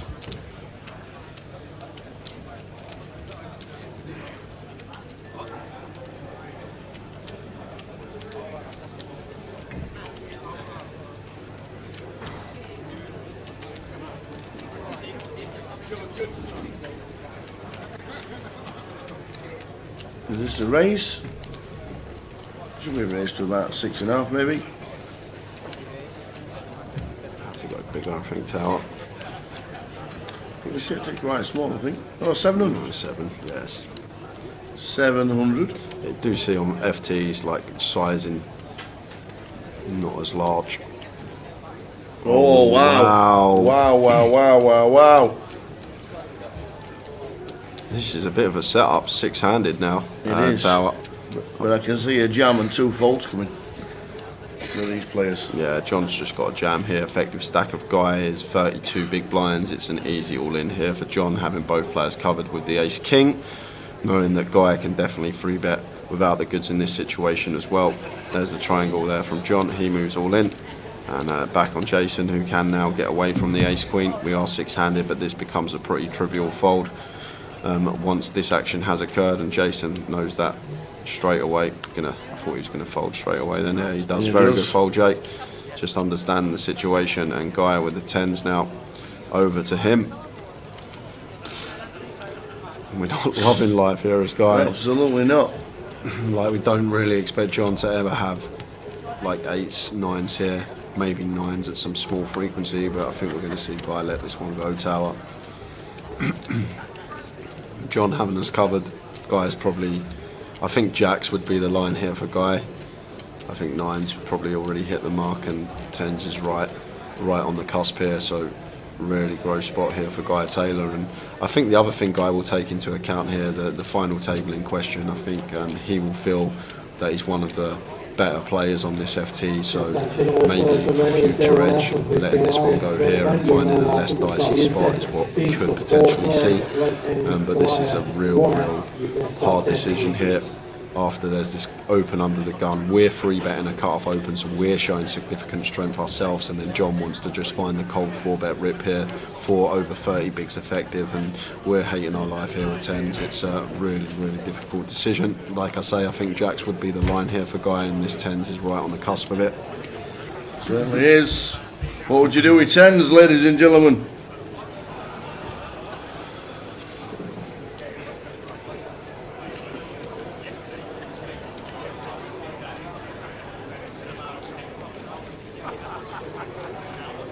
I could honestly see him going either way here, Tower. This is a real tough one to call, because I think if he had 8s or 9s, they would have already hit the mark. If he had jacks, he would have already called. But 10s here is right in that sort of limbo area where I would not know what we're supposed to do here.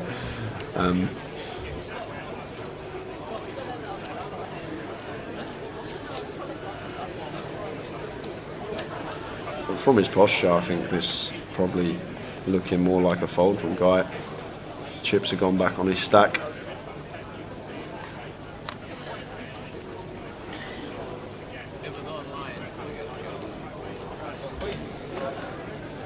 And does eventually find the fold. Would have been flipping.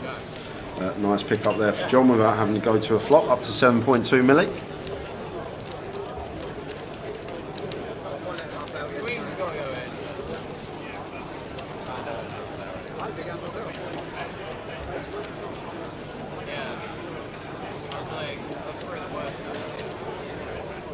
As the players return from their dinner break.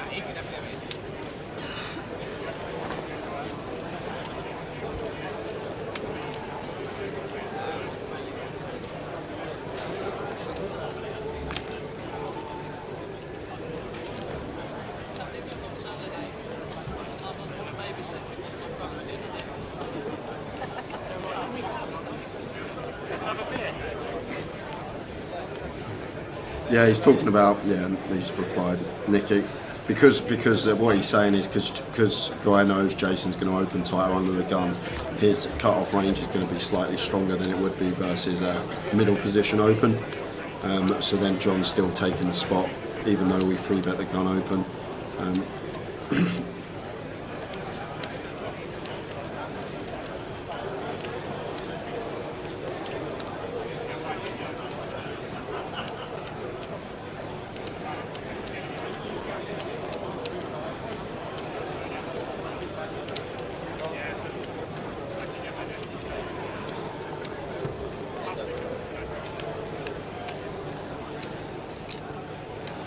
Yeah, it's still, even being six-handed, it's still a real tough scenario there. Like, because I don't think John's just going to take that spot randomly against Guy with anything but value. I think it's always going to be, like, the best case scenario for us there is Guy's seeing ace-king. Oh, what a flop for Jason here, out of the big blind. And check bet call. Jason didn't lead this board. He actually checked. So check call in here on the 3 diamond flop, 3 diamonds on the turn. Thinking about a potential lead here now, Jay. Would actually love it, Tower. Really nice lead spot for us here with our flush. It's after we call flop, maybe because we have defended in the big blind, and Shane will know we're going to have a lot of flush combinations. We're going to defend most suited hands in the big blind. So maybe leading here to prevent some ace-x hands checking back. Well, lights have gone out. Lights have gone out in the hall. At least we can see.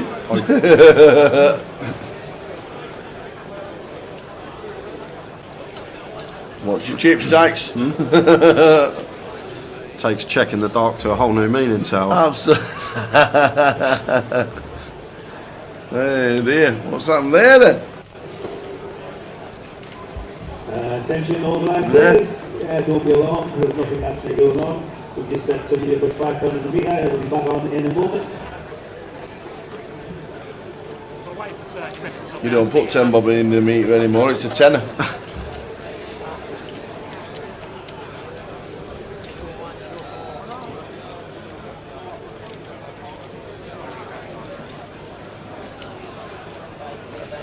Jay decides to show him.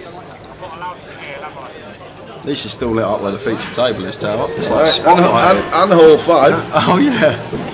Oh, we've not gone off. You know, like, I've really gone off. What happened with the lights, Dave?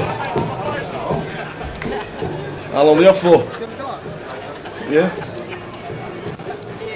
Somebody's clicked on the main switch, haven't they? They've got to find it. They'll click it on, it'll come back on in a minute. We're just getting that. We're just making a new TV table, TV program, Poker in the Dark.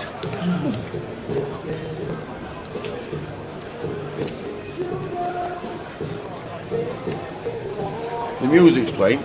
The whole lights are on. The corridor lights are on. Our lights are on. The table lights are on around the feature. Yeah, Rich Mick answering that question for you. Just your name and your birthday, and you can get someone to register if they're in the casino.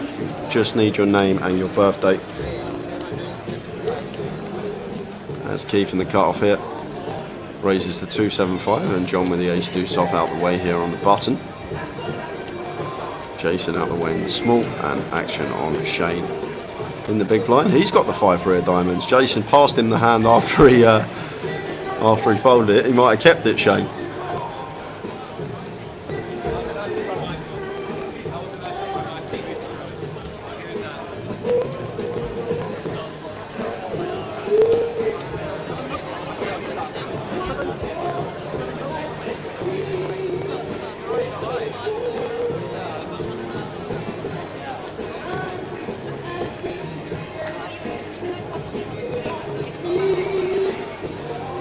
I'm guessing you can't carry on doing that in the outer rooms, in the outer tables.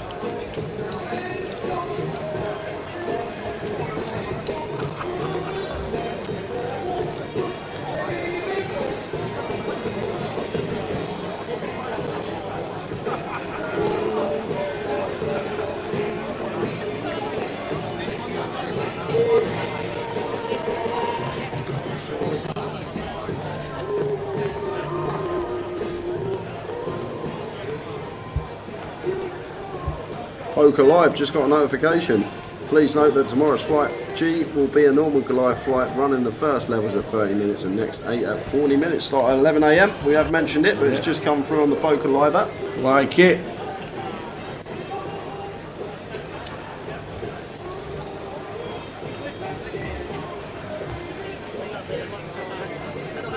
And I think we've got about 40 minutes, guys, maybe 35 until we head out on a 15 or 20 minute break. When we return, it won't be Tower in my face that you're seeing.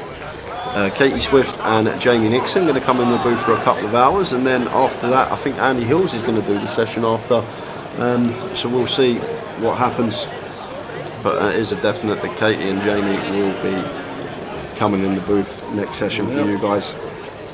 There we go, poker after dark. We're back with the lights. Can you register for 2 flights at the same time? Pre-reg for the turbo tomorrow evening, but after today's announcement I might try and late reg the early one and spin it up before the late one starts. D. Turner. I'm not sure. You can't register for 2 flights at the same time, but I'm not sure how you'll be able to get into the first flight without coming down back to Coventry. I'm not sure. We'll try and get the answer. When PK comes off his break, I shall we'll ask the question. If you want moving, we might be able to move you from here, but it might have to be a concrete answer.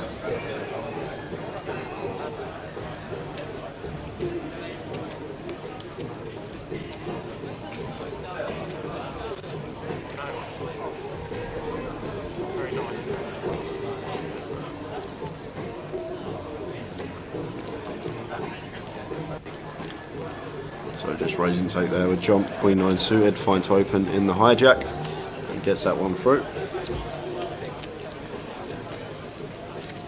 I tried to steal spaghetti from the shop, but the female guard saw me and I couldn't get past her. Apparently is the joke of the year from the Fringe Festival. Joke of the year? Dave didn't even get that. That can't be the joke of the year. I've heard that joke. I've heard that joke about 10 years ago. I've heard that joke before. Well, unless they pick previous jokes from previous years, but joke of the year.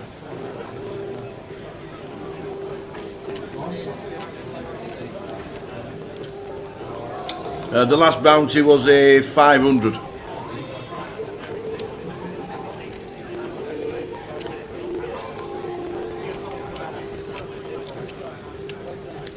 Who won last night's Joker's Wild? Dave gave me the name earlier, Dave? I forgot it. Who won last night's Joker's Wild? James S, wasn't it? James something. Is it James something?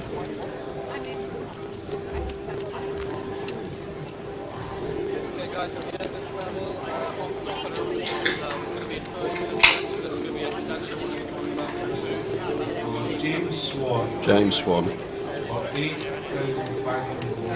8,580. Nice payday for £100 buy-in in the Joker's Wild. James Swan was the eventual winner of that one. I don't want moving. DT Turner doesn't want moving. going to see if he could spin the early one and unredge the late one if he had a stack. He would rather take his chance in the freeze out if he's one or the other. Good luck in the turbo freeze out DT. What bounces left? We have a 200, a 400, a 500, a 1K, a 1250 and a 2500.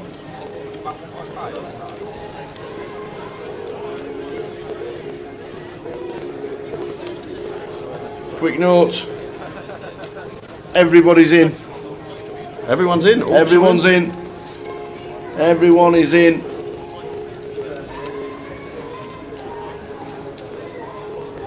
So Natalie on the button, opening this as she should be. However, John, Natalie could have actually ripped this one, Tower. She's actually going to save her tournament here because now she's probably going to be able to get out of the way, but off of 11 big blinds, A7 off on the button. It's a pretty slam dunk shove most of the time, but choosing to open it instead of shove is actually going to save Natalie's tournament here. Hang on a minute, how's she open to 175k? 275, that's why. It's 275 that she's raised to, not 175 there, guys, so slight graphic error.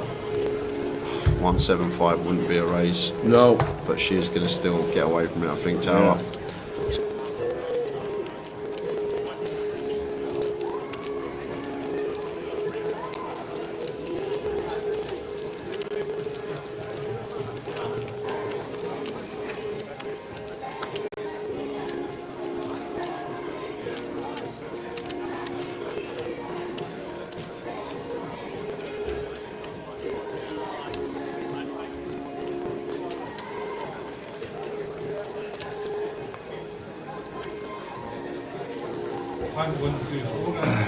Eddie, tell her where your tips were last night after Joker's Wild. No, fine. I was bob on. Everything was good. How long is to go before the break? Can't be long. We have got about 20 minutes, just under. There's a 30-minute break. Yeah, half past we're going on break. So just under 20 minutes. It's a 30-minute break. Yeah. So when they come back, it's going to be Katie and Jamie Nixon at 7 p.m. Boom. Works perfectly. We go on break at half past. Yeah. Half hour break back at 7, and then Katie and Jamie coming in the booth. Awesome. At 7 p.m. So do we have to hang around just to make sure they turn up? Yeah, we will see. I don't want to be off in having my beauty sleep and getting a phone call. Come back, run down.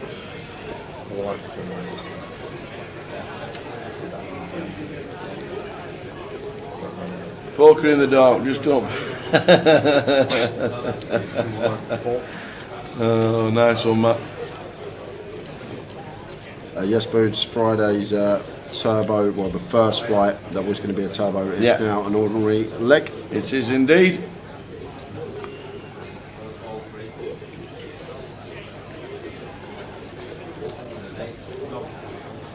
Will the cap of the turbo be increased if there's more space?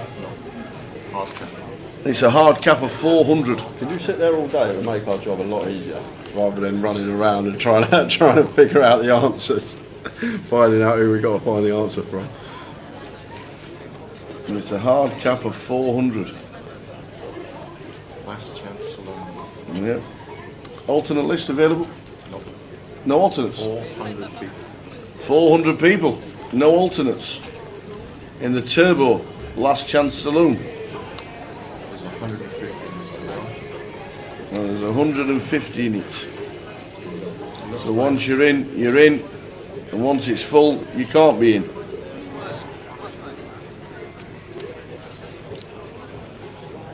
This is pretty nice from Shane, knowing that John's going to have lots of opens here on the button. Only Natalie is the player that's shorter than us. We're sitting here 5 of 6 as Shane. So just taking this ace blocker versus a button range of John that is supposed to be very wide here, and just going with it for 22 big blinds. And John now back to him with the King Jack suited. And going to ask for a count.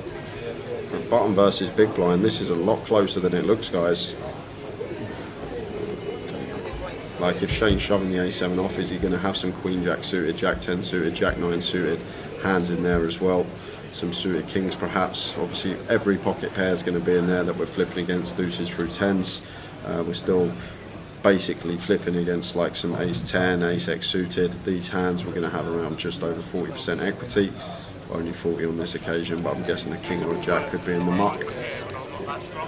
So it's actually a lot closer than it looks, and with it being a bounty tournament as well, that's another fact that obviously we've got the added equity of potentially winning a bounty the times that we get there, or if we hold, if we happen to have the best hand.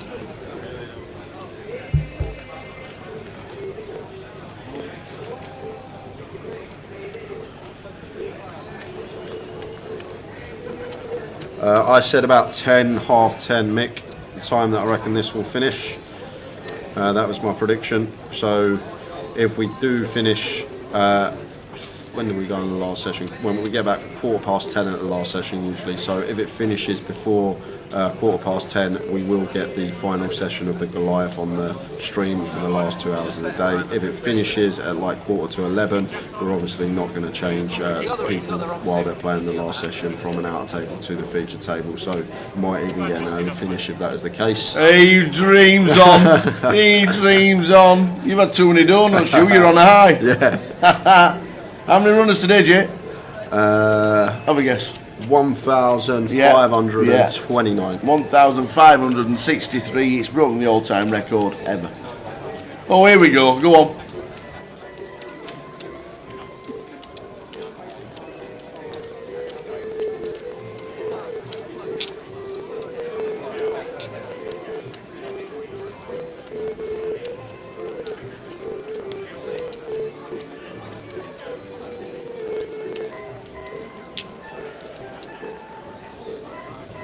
So not only 1,563, which is not an all-time day one record, but there is 9,312 runners in the main event so far, which is a record. It's all down to Dave.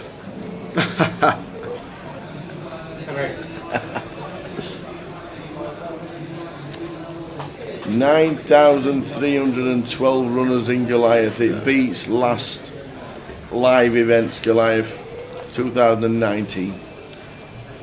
A cut-off open here from John, and has been the most active here. And Jason going to call the A7 suited on the button. Yeah. Just to let you know, Craig, all alternates are in. This is just a shove here, Tower. Love to see Shane take this spot. Obviously now after winning that pot before, we're actually now go 4 of 6 here, but John's just opening so wide. He has to open so wide. But once Keith folds, John should be opening a whole host of hands here, and we can make the assumption that Jason is just going to shove all his strong hands here as well. So this should just be a nice shove here for 25 bigs as Shane with the pocket ace. I should be aware that John has to open so many hands once Keith folds, and a really nice shove here from Shane. Glad to see him take the spot, and he is going to pick up the pots. So just literally gone from 2.6 million to 3.7 million, just getting 2 shoves through, and both times he didn't have the goods, just using good reshove hands. And we see now Shane gone from 5 of 6 to 3 of 6, just like that after them 2 hands. Yeah, we are doing a Tower Thinks today, Preston Pixie. I think the best time to do that would be last session of the day when we come back for the Goliath, if this does finish before 10:15. Andy Harley says, play day 1B, no car guards available. He would like to receive his souvenir. How does he obtain one? Come back to Coventry. Definitely. Get a friend who's in Coventry to take one. Tell them your name. They'll make sure you play Goliath, and then you can have one like that way.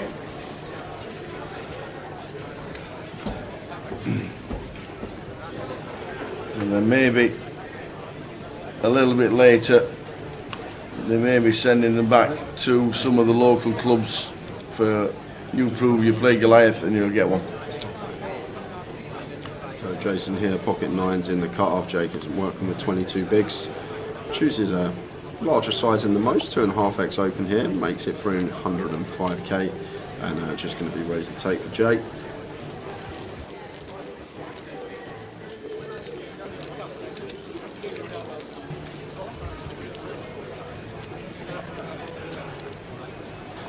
10 minutes to go until the end of the session, and then a 30-minute break, and then hopefully Katie and Jamie Nixon will be coming in. Is tomorrow's flight sold out? Not yet. The 11 AM one is not sold out just yet. Give you the amount of spaces we do have. It is, let me just have a quick gander. At the moment, it was a soft cap 900. There are 232 spaces left at the moment for the flight for 1G. Alternates available on that one. And the last one, the Turbo 1H, is a 400 hard cap, no alternates. Back at 7 PM. So half-hour break in 9 minutes time, guys, and then back at 7 PM for more of the same. Absolutely. Did the players request a 30-minute break? Do we know? Yeah. Yes. Yes, they did. Because the buff is still on. Okay. And because the buff is still on, they requested a 30-minute break. Yes. Oh, nice from Keith, fighting back a little here. Knowing how much John's opening and just working with his ace blocker here, just deciding to free bet.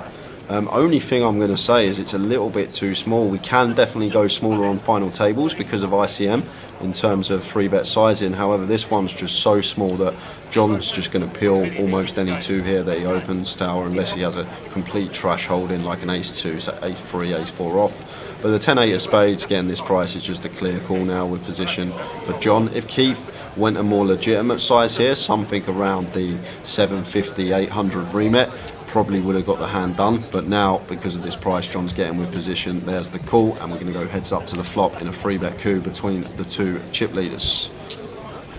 10-9-2, Rainbow. And John flops best, top pair here, and Keith may come in for one c-bet here, Rainbow board. However, maybe favouring the caller of the free bet this board slightly, but Keith's still undeterred and happy to fire for third, 500 into 1.5 milli. And John's just got a clear call here with position, never raising, never folding. This is just going to be pure call for us with top pair. Keith obviously still has the jacks through aces in his range, may even have a couple of stronger 10x, so just want to be calling with position as John and taking a turn. Which is the 9 of spades. Shouldn't really change much, not really too much 9x that Keith's ever going to have in this spot. Maybe ace-9 at some frequency if he's 3-betting ace-7 off, but 9x is going to be a fairly nice check on the flop as well. So very difficult for Keith to have a 9 here. So if we had the best hand on the flop as John, it's likely to be the best hand here on the turn. Keith may start checking some overpairs here because of John being the only player that has us covered.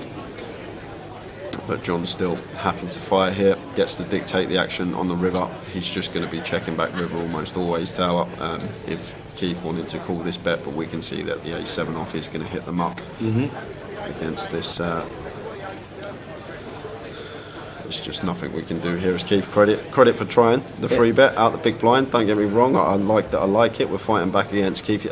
John, the only thing I will say, against a good competent opponent, we need to be choosing correct sizes where they're not going to be peeling like any two with position there, getting that price. And well, this changes things. Is he going to find the check raise? This changes things. Oh my word. Like, the thing is here as well, like, John can have 9x tower. He can have 8-9 suited, 7-9 suited, Jack-9 suited, 10-9 suited, Ace-9. He's probably going to open and still peel versus this size. You can have Queen-9 suited, King-9 suited. Can have all the 9x still, and we can't really have too many as Keith. So it would be a bit absurd, I think, to start raising this as a bluff. This just random ace-7, no draw, just one overcard when we can be drawing dead to a 9. But he does find the raise, so fair play to that man. And it's just a snap fold from John, and he just finds the random, he clicks it. He clicks it with the a7 high and just gets it through. Wowzers. Keith has got moves tower. Wouldn't have taken that line myself, but finds it, and maybe using his image to his advantage there and getting John off of the best hand. The old Keith splash.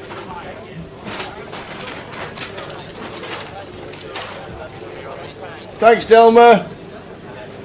She went to Tesco's. She done a Tesco run, oh Delma. She's great.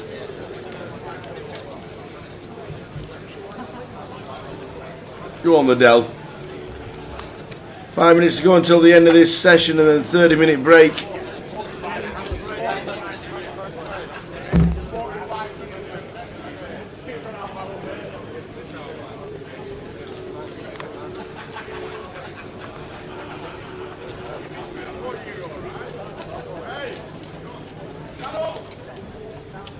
Keith in the zone tower. Absolutely.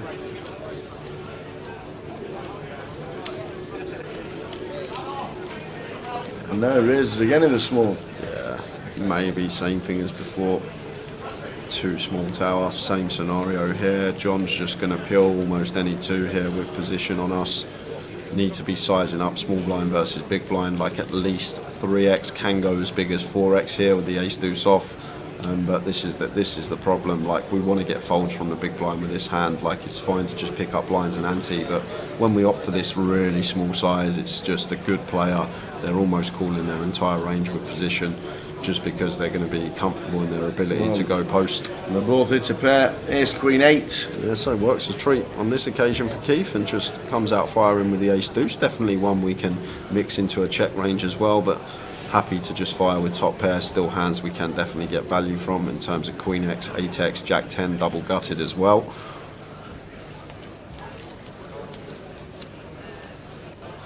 John obviously with a pair, blind on blind, never going anywhere, makes the call. Brick on the turn, well, not a brick in terms of Keith's hand. Turning top and bottom now, and in comes another street of value, firing for 500k. And now John with his second pair may just believe that Keith isn't double barreling this spot for value with anything worse than he has, which would be correct. Keith's not going to fire like an 8x here twice, or say a queen x suited that are 7-out kicks. Getting 3.5 to 1 on the 3.5 to 1 on the call with second pair, blind on blind, not going anywhere, and does make the call. Jack of hearts on the river. So backdoor hearts do come in. Ace x of hearts and queen x of hearts are a thing, as well as some like combo draws in there, 10-9 of hearts, king 10 of hearts, these type of holdings. And Keith goes for the third street here. And John just getting out of the way. Turning the screw is our Keith. Yeah, 9.5 million. And that is it, ladies and gentlemen. That is it. That is it. Everybody is off for their 30-minute break.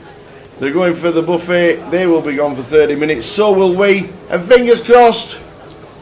Yeah, keep time. Fingers crossed that Katie and Jamie will be here at 7 o'clock.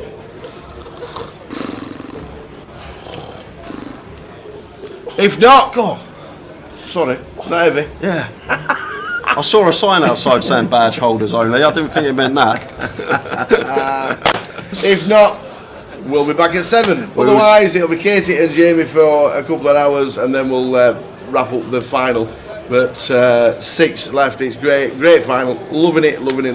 See you in 30 minutes. See you in 30 minutes, guys. See you soon.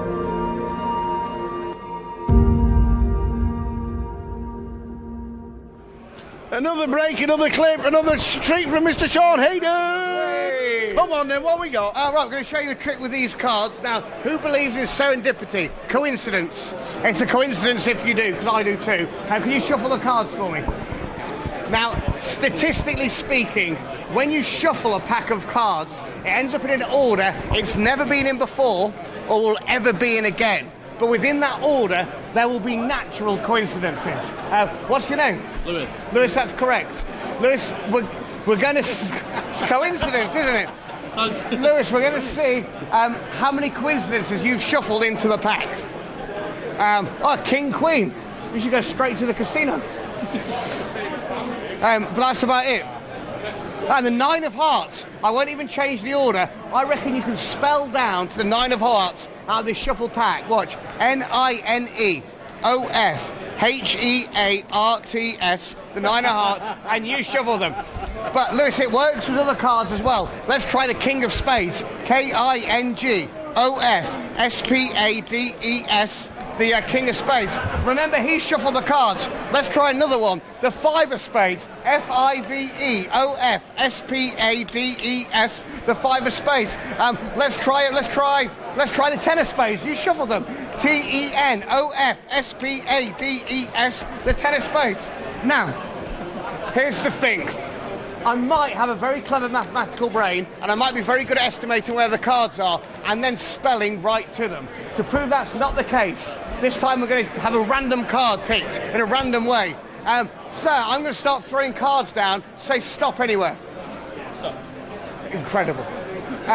So do you want to use the cards on the table or the cards in my hand? Take one of these for me.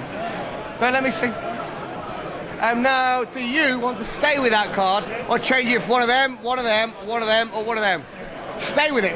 Don't let me see, but show the camera and show everybody. Yeah, stop looking, you. Yeah. Did we all see the cards? Yes. Yeah, put it on top of the pack. Don't say at the end of the trick, I didn't give you the chance to change your mind, because I really did. What I'm going to ask you to do for me, Lewis, is lift about half the cards and put them in the middle of the table. This is going to be the prediction packet. I'm never going to change the order of those cards. I'm going to spread out the rest of them so you can all see they really are all different. Here's my card. No, it's not. All right, now, comedy and magic. We could be a double act. We could be called the Symbolics. I'll be Sim and you... Well...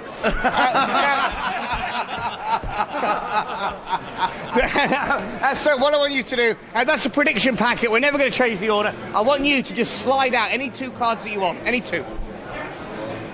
We go for an 8 and a 7. 8 plus 7 is... Oh, that's an hard one, isn't it? 15. 15. That's the hard one. And Tower, 2 cards for you as well. Yeah. Any 2 the cards that tell me the exact location of the chosen card. Do I have to add them up? No, you don't. Well, we can do that. Okay. The chosen card in the prediction packet. Okay. It tells me 7 to 7 is 14. 8 plus 7 is 15. It tells me the chosen cards are either going to be 14 cards down or it's going to be 15 cards down. Incredible. You, sir, get to choose. Do you want it to be 15 cards down or 14? 14 cards down. As these 2 sevens at the top of the pack, they're going to move your card to the 14th position. I'm nervous. Me too. You can feel it. That's not the card, sir. All right, here we go. Here we go. 1, 2, 3, 4, 5, 6, 7, 8, 9, 10, 11, 12, 13, 14. For the first time, what was the name of the card? F-I-V-E-O-F-D-I-A-M-N-O-D-S. No! Ladies and gentlemen! Magic. It's magic. It's magic. Will you come in and tell me what's coming out on the flop? Yeah, maybe.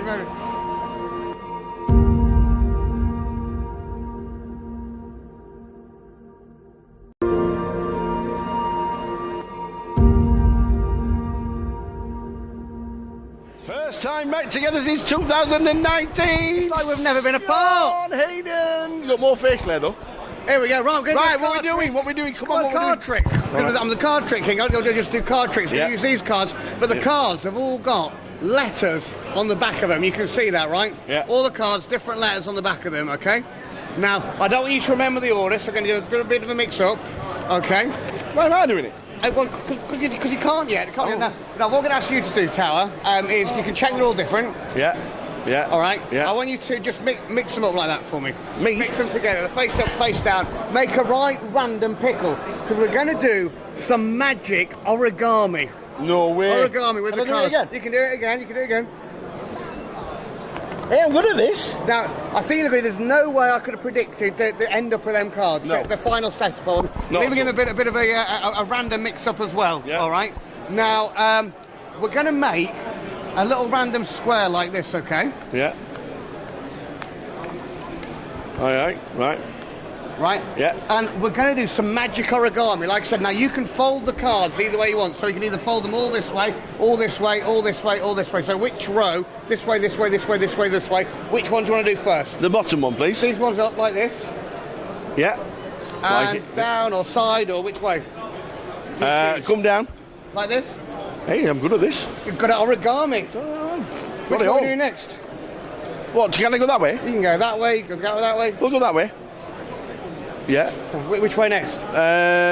Proper random. Can I do that one across that way? No, it's got to be from the outside. All right, in. that one in. You can't fold paper from the inside out. That's You true. have to fold it from the outside That in. side then. That way in, like this, perfect. And then which way now? Oh, obviously that on top of there. They're all mixed up. On top of there. Now, there's no way I could obviously know these, right? Yeah. Now, watch this.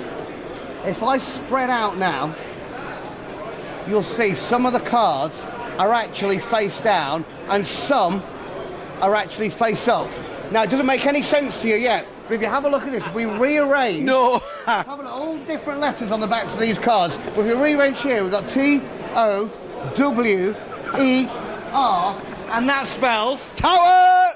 But Tower, that's not it, Tower. Check it out. Obviously, all the cards were different. All the cards were completely different. If you have a look, you actually managed to get a royal flush of spades. Yeah! Can't get better than that.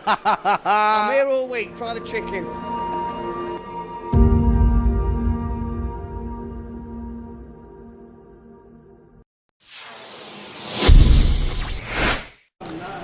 Another day, another super trick from Mr. Sean Hayden. Good morning, you man. How are we doing? Wonderful. I thought I'd do a quick trick with Brad. Yeah, why not? Why not? One of the regular players there. Now, Brad, before we start the trick, what I'm going to ask you to do is just touch the back of a card for me. Anyone? That one. And don't look at it, but just sit on it for me. Sit on it. Oh. Sit on it, yeah. It's very important you listen to the exact word in there. Well, poor card. Yeah. And now, Brad, all you should do is just cut some cards. Just cut some up. Perfect. He doesn't want that card. Oh, do you want... Where's this one going to go? You left one hanging away. There or here? Oh, there. There, but definitely there. Yeah. Because that's your decision, because that's going to affect the whole trick. Yeah, Perfect. fine, yeah. Now we're going to deal off 11 cards from the top. That's 1, 2, 3, 4, 5, 6, 7, 8, 9, 10, 11, right? Now we're going to shuffle these cards into a random order. Now, Joe, you're going to go first, okay? Okay. Now I'm going to start dealing the cards down. Anytime you want to change the order, say change, and I'll change the cards that I'm mixing. Makes sense? You'll only right now till you say change. Change. Wow. We'll do it again. We'll do it 2 more times. 2 more times. Anytime you want, say change. Change. Wow. Oh, the testing this morning. Change. Wow. So Tower, you do it as well, just to make sure. Ready. Perfect. Change. Wow. Change. Ooh. Joe, I'll let you have one more time. I want this to be completely random. You ready? Change. Whoa. Change. Oh, Christ almighty Christ! Oh, my word, right, perfect. There's no way to know where you're going to cut the cards. In fact, we could have had an extra on there that wasn't. There's no way I could possibly know the order of these cards now. Now, Brad, why don't you choose, get out your phone. Okay. Because the reason I wanted 11 cards is because I wanted to generate a phone number, an 11-digit phone number, because that's what they are. So we've got 11 cards. Turn your phone over, go into the keypad where you dial phone numbers.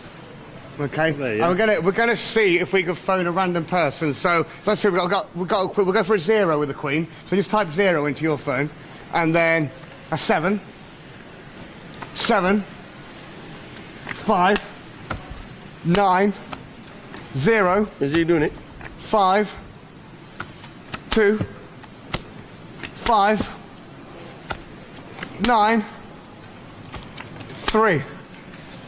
God knows who that's going to be. Who's that going to ring? Probably my nan. Is it probably your nan? How do you know I know your nan? Wow, perfect. Press the green button, let's see what happens. Let's hope we've got enough signal in here for this trick to work. Whoa!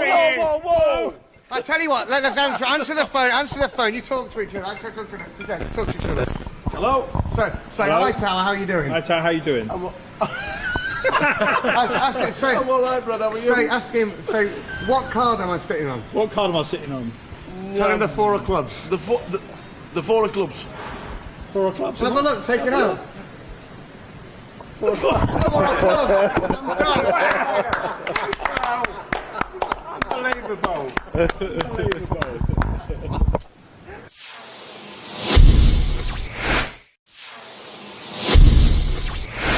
One day, ladies and gentlemen. Here we go. Sean Hayden. How are we doing? Come on, son, what we got today? We're going to do a card trick. We're going to have some cards picked out of the pack so if I can reach you, pick a card. So pick a card for me, please, sir. Pick a card. Pick a card. Pick a card, Tower, pick a card. Perfect. Pick a card, perfect, excellent. And you can pick a card as well. Pick a card, pick a card. Pick a card and pick a card for me. Excellent. Look at the cards, remember the cards. Don't let me see the cards. I'm going to put my head down and show the camera. Perfect. I'm looking. I'm going to take all the cards back. I'm going to teach you how lots of magicians cheat, because they don't really shuffle your cards into the pack. They just pretend to. What they do is they take them back like this. Thank you. They pretend to shuffle them, but they don't shuffle them. What they really do is this. They put a few cards on top. It looks like they shuffle them, but they just reverse the order. They mix your cards up to the top, one card at a time. They cheat, and I'm not going to do that today. We're going to spread out the rest of them. So you can see your cards. We're going to mix them in face up, just like this. Dum, bum, bum, bum, bum, bum, bum. Not only that, we're going to stick them in randomly. This one like this. We're even going to square up the whole pack. Give them a little bit of a mix as well. This is the easy bit. The difficult bit is to try and find the cards. Card number 1, if we can figure it out. Here we go. If I am lucky. Well, one card just here, the 4 of hearts. Thank you very much. I don't even know. Yeah, serious. The next card, if I take half the cards and a third like this, we get the 10 of diamonds, just like this, Brad. That's the 10 and the 4. I don't even know how it's done. If you keep your eye on the 10 and the 4, somebody call out stop for me. They go in here, pull out one card, sir. The next card, the ace of clubs, just like this. The next card, 1, 2, 3 cuts down. That's when we get the king of hearts. That'll be your card. If I cut the deck round about halfway, that's when we get the next one. Just here, the 2 of spades. But I don't even know what's happening here. The next one's going to appear in my pocket. The queen of clubs. That'll be your card. Tower, I think your card next. If I cut them just round about here, we get the 3 of clubs. Yes, the next card's going to fly the pack, spin in the air. I'm going to catch it if I am lucky, just around about here. When we get the 9 of diamonds. That's not your card. The 7 of diamonds. Check it out, watch. Oh! The 7 of diamonds, just like this. The next card's even easier, because I already put it down here in my pocket, the 6 of diamonds. And if I take the whole deck, Tower, press your finger on the top card. The deck disappears. Leave me the one card, the card that you picked, the 8 of clubs. And if you want to know where the rest of the cards go, have a look in your left pocket. No, I'm joking, I can't do that. Wow. Thank you very much. Good night.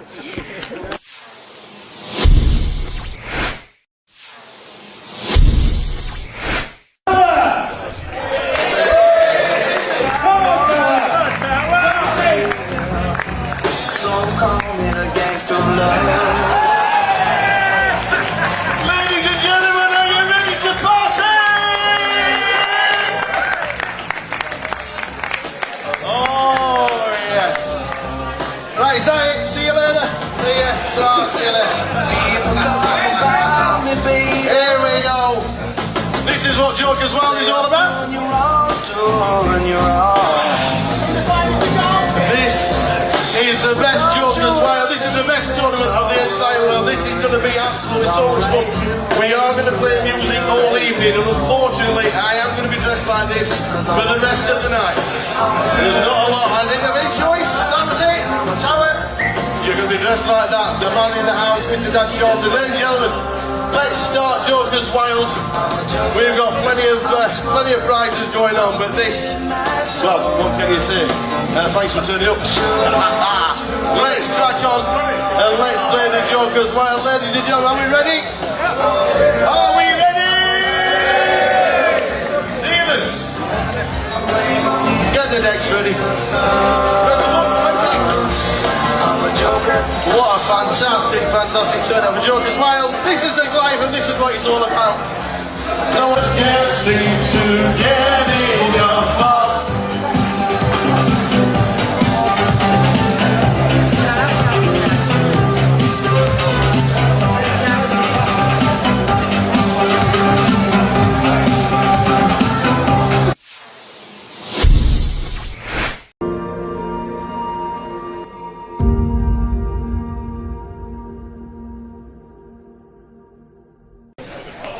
To be fair, it's an example, and if you win it and it's too snug, then you might have to pass it to the next owner.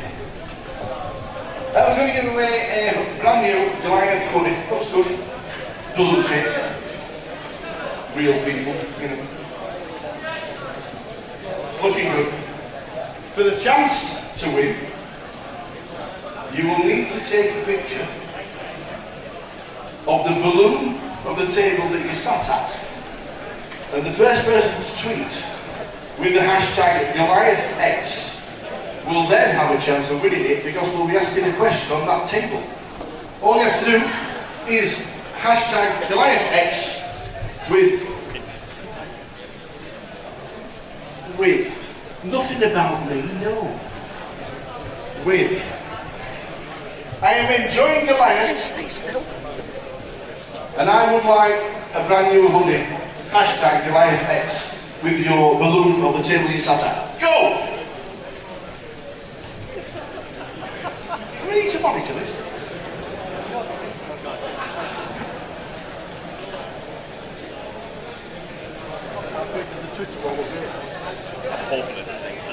I'm really hoping this Twitter wall works.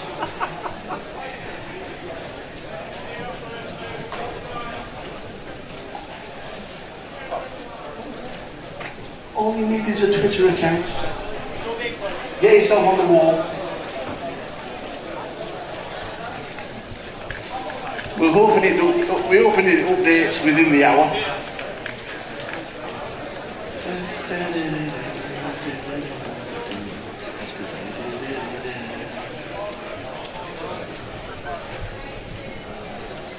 Check it. Nobody wants to play. Everybody updated. As the Twitter wall done.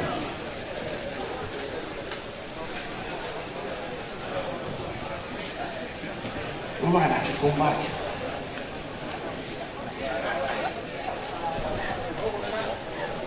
Oh, we've got one. We've got one. Who's that? We've got 2, we've got 3, we've got 4, we've got 5. It's updating. 11's on there, 40's on there, 80's on there. Look at this. It's amazing. PK's going to have to come out and tell us who's winning. Looks like 80 at the minute. I like that. 80, 11, 42, 83. Oh, PK. PK. We will find out who was the first to tweet. Here comes the adjudicator. We'll do this again. I think it's great. I've got 100 of these to give away. I love giving away things when it's not me. And it doesn't cost me a penny. It might be 11. Yeah, just like, as in... On the top left. Chase the ace. Chase the ace. We're going to find one of the aces. Who's got the mic? Just take it.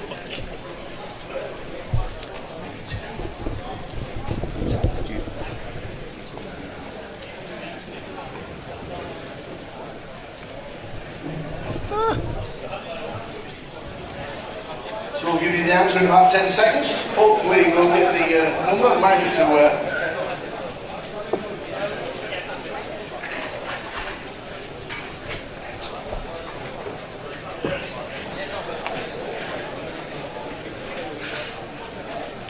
Level 7 of Goliath. We're just going to find out from PK who's the first to give the balloon. Here he comes.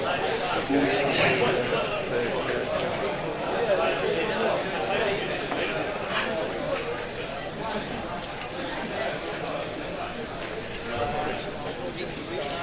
Table 83 has been confirmed as first. Follow me in this booth. We are going into table 83 with the chance of winning a brand new hoodie. Where's 83? There we go, 83, the dealer's waving. Was it the dealer that was tweeting?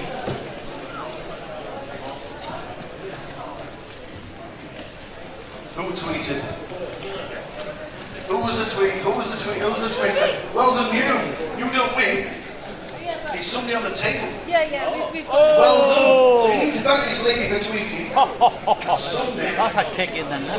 Sunday will be fitting into a medium. We'll just raise 28. So, how are we going to do this, Sean?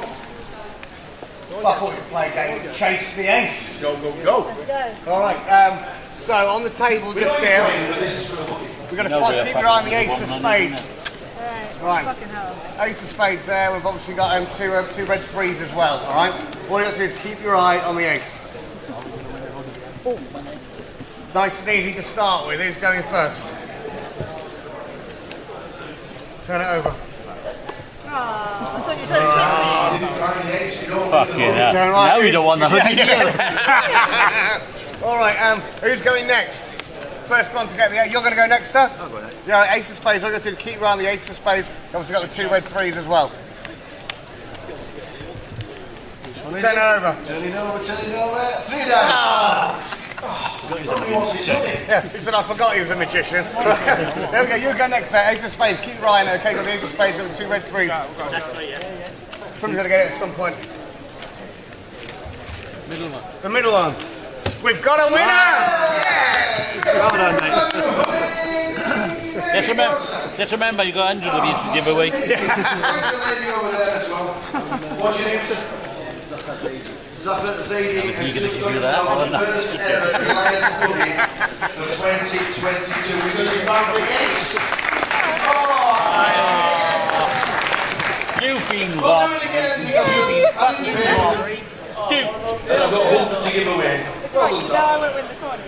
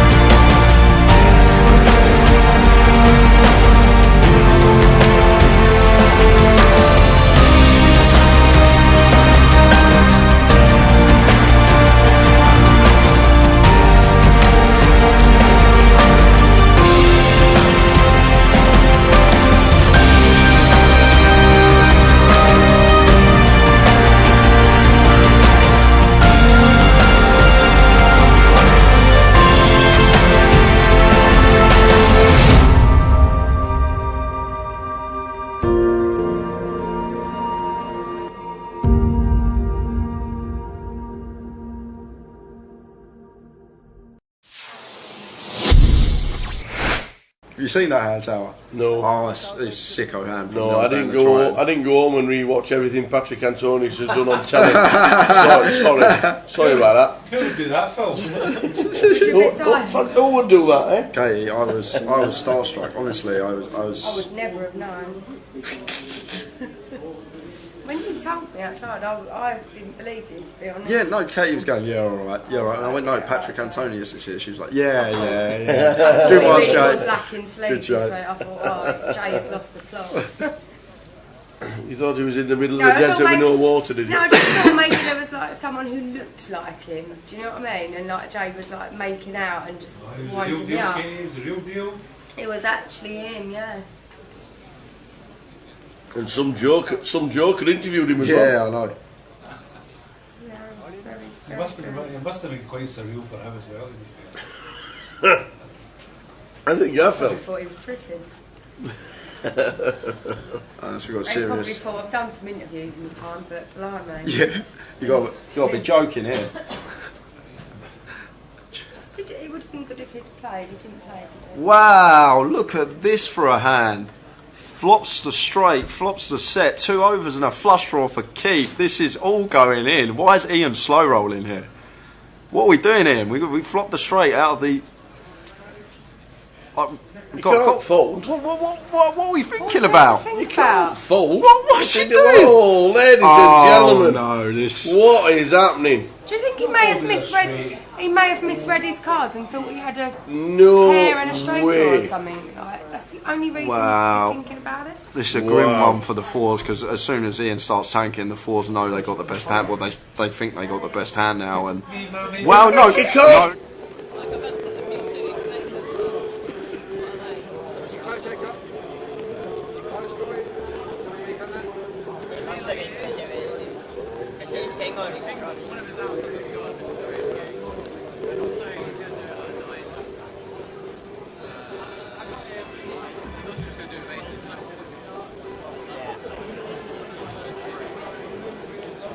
No fluorescent jacket today, no?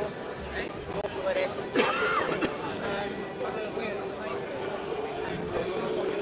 You have a very... Yeah, that's it. That was it, yeah. Hey, can I have my headset?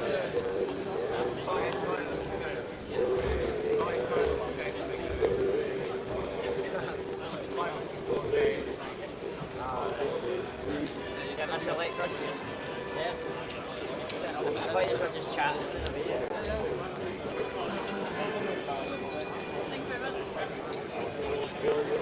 Yeah, they're all happy for you. They are genuinely. I didn't want to seem too overjoyed in the room because I could feel the pain. I get the right one. It's just fun. That guy ran really bad. Got 2, 4, 5, all 6.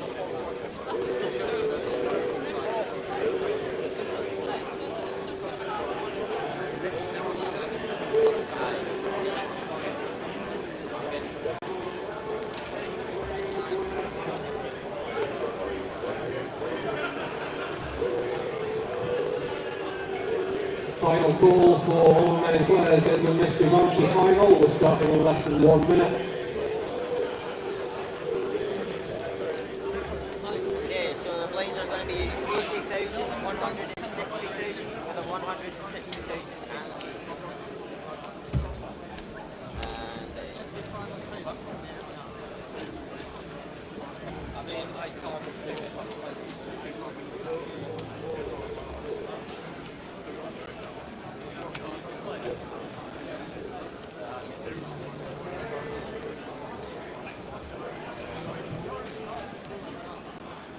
The guys playing are going to come back at 80,000, 160,000 with a 160,000 big blind ante. Best of luck everyone, dealer, shuffle up and deal. Yeah, Barbara. Hi there, so we're back with the action. I'm Katie Swift and we've got Jamie Nixon. Jamie Nixon. Yeah, we're going to be your comms team for the next session. So we're here on the Mystery Bounty final table, so straight away there's going to be action here with Shane with the pocket queens. Blinds 80, 160. Shane's got 3.5 million, so could be some action first hand here. We'll go through the names after this hand. He's gone pretty big, he's gone to 425 as well, so it's a very, very big raise from Shane, and it gets through. So let's have a look who we got on the table here. I know 2 of these guys, 3 of these guys pretty well. John Gilchrist. In seat 2, that is, with 2.7 million. First of all, we've got seat 1, who is Keith Fraser, with 4.2. Looks like he's the chip leader, potentially, on the table. Seat 6, well, it's your middle seat now, is Jason Shellham, so we know him really well. A good friend of mine. So, number 7, Shane Brown. Yeah. The guy who just had the queens. Then we've got Guy Taylor in seat 8, who's got the mask on. And number 9, the only female at the table, Natalie Wood-Stoddard. And she won the 20k bounty as well. She won the 20k bounty, like, so amazing to see her for that. It was great to see. I saw the video on Facebook and she looked very, very happy. She's here, she's all in with ace 6 off. We see she's all in for 880k. Pretty standard shove for the stack size. Not much she can do. Shane. And 6-handed as well. Looks like he calls, so we're going to have an all-in call straight away. Okay, so Shane calls the king 9 off from the big blind. What are the blinds? 80? 80, 160, so it's fairly short. Like 5.5 bigs. So it's a pretty standard call as well. I was just wondering that because obviously we've only just sat down to do the comms, so we haven't seen anything so far. Or he hits the king straight off, but she does have the gut shot straight draw. Ace or 10. See the turn, please. So it's just the ace or the 10 to hit, or we lose Natalie. We are going to lose her. Bricks out, so GG Natalie, great game though, finishing 6th on the mystery bounty. So she's and getting the top prize as well, so she's finished on the final table and she got the 20k mystery bounty and she's got... So 62.50 for Oh, was it 5th? Sorry. Oh no, 6th, 6th, yeah. sorry, can't count. So she'll cash for 3,900 plus bounties. I think she's got about 25k in bounties. I mean, she that's got 5k as amazing. well, What a great result that is for Brilliant, her. brilliant. Really good, so yeah, so we're down to 5. Keith with a Straight massive off. chip lead, 9.5 million. Although, having said More that, than third, well, the same as the second and third stats put together. yeah, the thing with it is though, the other stacks are all pretty close together. So if one of those does get a double up, they're automatically almost at where Keith is. So he can't just sit and rest on the stack that he's got now. He's going to have to put some work in. And the thing with bounty, you want to keep chipping up, don't you? Because Yeah. of the stack. So he will now be, I don't know at what point he'll be pulling the bounty for knocking Natalie out, but he will now receive bounty for that, won't he? So Yeah, he will. I'm not too sure if we'll see that. So what's left? We've got a 200, a 400, a 500, a 1k, a 1250 seat, and a 2.5k. So there's still some significant Some nice bounties. bounties, yeah. They're going to make a difference, especially if he now pulls the 200 and it's sort of start, you've got the bigger ones coming. Yeah. So looking at this table as well, seems pretty strong. John Gilchrist. Yeah. He plays on Leeds, a very, very good cash reg. Plays online, Yeah. as Snake. A lot of people might know him as. So he's really good. We know Guy Taylor's had a lot of results in GUKPT as well. Yeah. Jason's been playing a lot recently. Big shout out to him as well. He's shifted 10 stone, yeah, which is 10 stone. unbelievable. So That's me. That's me. He's Yeah, lost crazy. me. Yeah. Like, Bloody hell. unbelievable. So I find it difficult to shift £1. Well, 10 stone. Jesus Christ, I don't know how he's done it. Yeah. But to be fair to him, he started getting a lot more results lately as well, Yeah. and maybe that added health side of things is helping him as well. Yeah, so, mindset and health are so key in poker. People don't realise and they don't give that enough significance that, you know, but it all does, you know. Yeah, sort of, it really, really does there's a help. lot of dynamics in the game, that's one of them. He's A lot of raised factors, very big on the button here with the King 10 off. He's opened at 460, almost a 3x raise. Yeah. It might have some kind of strategy up against Guy Taylor. I was going to say it could be because it's Guy's big blind and Guy's going to defend wider than most, I would say, because you know, Guy's an aggressive player as well, but I think that strategy will work so much, and then Guy will put his foot down with that and just come over the top. So. Yeah, I mean ICM wise though, Guy's in a bit of a Guy is the shortest stack with 2.2 million, but he will feel that potentially he has an edge in his mind. I know Guy's quite a confident guy, so he might feel like he has an edge and he wants other people to make mistakes maybe. So yeah, he might not be jamming as wide as he usually would. But there's 40 grand up top in this, so the pay jumps are significant now. So a lot of pressure to be put on. Just looking at people that were in already, Wade's bust, Dan Gormley's bust, and Freddie Wogie's bust on the final table. Wade's had a week, hasn't he? Wadey, wow, he's just like, he's on fire. Everything he touches turns to gold, I think. He's such a nice guy as well. He's always got time for you, always says hello. He's so humble. Yeah, he is. You would never believe the results that he's had by the way he talks to you and sees you out and about. Like, he's really, really nice guy.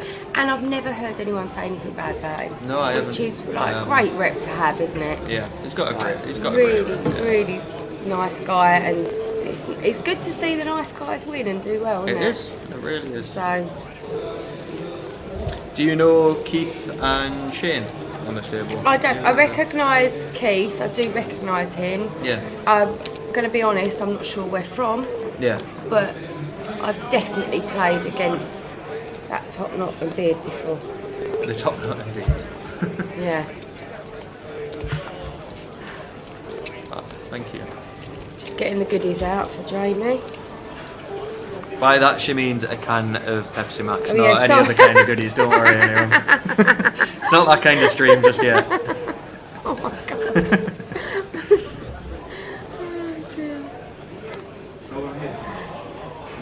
No, we're the Hello comms to team everyone in today. the chat box, by the way. Good evening. Sorry, we're coming in a bit of a rush here. We just wanted to give Jay and Tower a couple of hours off because they're doing a fantastic job in the commentary booth during the whole of the Goliath Festival. They're covering so many events as well. And so many final tables that they go on so late this year that so a big huge shout out to Jay and Tower and the comms team behind the scenes that you don't get to see or hear. Oh, sorry. Good Yeah, move putting so- that right next to the microphone, Kate. Sorry, that's my alarm. Turned it off. Yeah, so a huge shout out to the team behind the scenes that you don't get to see or hear, that are always working so hard to produce what you see and hear from the team. So yeah, They do a really good job. Like, they're incredible. Yeah, and look at the row that's turning up for this. There's a lot of interest in this, isn't there? Yeah, there is. There's I mean, a lot of interest. It's such a good feature table out there. yeah. Probably one of the best I've ever seen, actually, because of the fact that you can walk right the way around it. You can literally sit by the side of it. There's a TV on the feature table as well, where like just behind where the dealers sat, so the railers can actually see the action as well. So they've everything. Yeah, it's haven't really good, and it's actually good as a player as well. I was sat when I was on the feature table. I was sat where Jason sat, so you could look behind to see the screen. I wasn't just being vain. It was the fact that you can see well, a little bit, but you could see the stack sizes of everyone. Yeah. So, I mean, occasionally they're not 100% correct, but give or take, you don't have to ask for counts and stuff, and it can be really handy for you. Interesting to see what John does here. Is he just going to flat? I feel like he probably will. Yeah, he I has. think this is really good ICM knowledge from John. He Yes. doesn't really want to 3-bet and face a jam. Doesn't want to jam and run into it. But his hand is far too strong to fold. So just calling's really good. Against someone, if Guy Taylor had opened here, then I think that John just gets it in and goes for Guy's bounty. But he's so aware of Keith's stack being the chip leader here, and the fact that Guy is the short stack, that it makes a difference to the hand that he's playing. So a lot of recreational players wouldn't perhaps adjust to things like that, but it is important to know whereabouts you're sat on the table stack size, and especially in a mystery bounty. Yeah, 100%. I mean, it's a weird one now because with the big bounties not being left in play, they don't mean as much now. They're still pretty relevant because a 2.5k one is massive. But now that the pay jumps are getting so big, if we look, 5th is 62.50 and 4th is 98.50. So the largest bounty now isn't even as much as the pay jump. So what these players should start to realise, they might not necessarily, but what they should start to realise is that bounty hunting now is kind of irrelevant, and probably shouldn't play too much into decision making. But that's not always the case. Some people might just love the sweat of pulling that envelope out. Hi to everyone in the chat box. Again, we've got lots of people in there saying hello to us. So, hello. Someone's met my mum the other day. Played with you on day 1D. Oh yeah, I was on the table with your mum. Yeah. What was I mean, I'm biased. I think she's the best. So yeah, I definitely agree with you when you say she's a lovely woman. She's lovely. Yeah, she is. She's lovely. Lovely. Bluffed a lot off to him before we went on the feature, then gifted the rest of the punt for this. Hamish. It's Hamish, I think. But yeah, well played, mate. You almost got me to fold those 7s, but I don't really fold rivers. I find it boring. So. Just back to the action here. We've got a hand with Jason with 6s in the small blind. Shane with King Queen suited in the big blind. So blind on blind action here, and he's raised. Yeah, you could easily see this 5-handed. I mean, blind on blind. You pick up these hands. You're gonna. I mean, Jason's not the short stack, but he's Yeah. one of. So picking up a pair. I mean, it's a very, very big raise again. It's 3.5x, which you expect to see blind versus blind in earlier stages of the tournament. But in this late stage of the tournament, when you get called in these spots like this, it can make it very, very difficult to proceed because you're not going to flop your set very often. Overcards are going to come quite a lot. The pot is already 1.3 million. You only have 2x. You only have 2x pot in your stack, so it's pretty hard to c-bet. I feel like you may c-bet this board, but if you do want to c-bet it, you probably want to go quite small. Yeah, I was going to say, it's quite a good board for sixes, and I can see Jason continuing, but downsizing to have a bit of pot control. Bet maybe 350k, something like that, because then there's going to be 2.1 in the middle. And it's gone big. Yeah, it's gone very big. That's different to what I would do, but it's probably going to work here because like Shane's got backdoors, but he's got nothing instant on that flop. Yeah, in this specific he's scenario. Got two overs. Yeah. In this specific scenario, Jason's size is going to work as opposed to the small sizing, because to a small sizing, Shane would have to continue with the two overs and all the backdoors. In this spot, though, it's really, really difficult to know what to do because Shane's hand is pretty strong. Like, he's got two overs, backdoor straight draw, backdoor flush draw, and it feels horrible to fold here. Shane might talk himself into a jam. Like, I think that's the only thing he can do if he wants to continue. So I expect to see a fold from Shane. I do as well. I mean, the other thing as well, why I think he should be folding is the fact that although Jason, we can see he's got a pair. If he hadn't had a pair, he could easily be dominating Shane's king queen. He could have the ace queen, the ace king. Yeah. Any of those, he could have already hit the jack. So it's kind of reasonable just to let it go and. Yeah. You know, I mean, if you look at John, Jason, and Shane, 23 bigs, 24 bigs, 25 bigs, they have to be so careful, and that might be why we didn't see Shane jam pre versus Jason's large raise. And like I say, we've only just come into the comms. I haven't seen any of this final table up until now. It might be that Jason is aware that they're not going to be playing back to these large sizes, and that's why he's doing it. So. I mean, I didn't play this event either. I've actually never played a mystery bounty event. Really? No, I haven't. I did a course on it and got myself all geared up, ready to play one in Vegas, and then I changed my mind and played something else. Yeah. And then I didn't play this one because it clashed with Joker's Wild, and I wanted to play that. So it's kind of picking and choosing your games, and so unfortunately this wasn't on my schedule. I think it will be next year after seeing the numbers and how good it was. So but you played it, didn't you? So I did, yeah.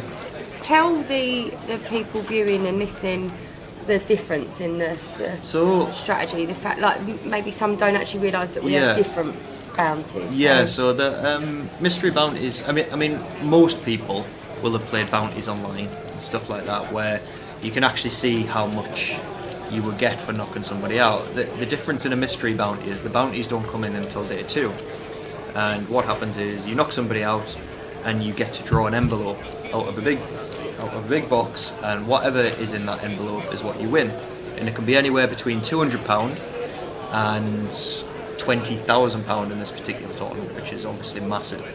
Now it's a weird one because if that 20 grand's in there, kind of want to call off everything just because you want to win that 20 grand. But the way to actually work it out is you add up how many bounties are remaining and add up the bounty prize pool, and then you divide the prize pool by how many bounties are remaining, and it'll give you an average. So in this particular tournament on day 2, the average bounty was worth £950. So if you were facing an all-in, when you're making your decision, you think, as well as getting all those chips, you would also get £950 on average. Now you might only get 200 or you might get 20 grand, but on average you're going to get 950 quid. So that's the way that you have to kind of factor it in. It changes what your calling range is. It does, changes, you know, working out the percentage of pot odds you've got. Yeah.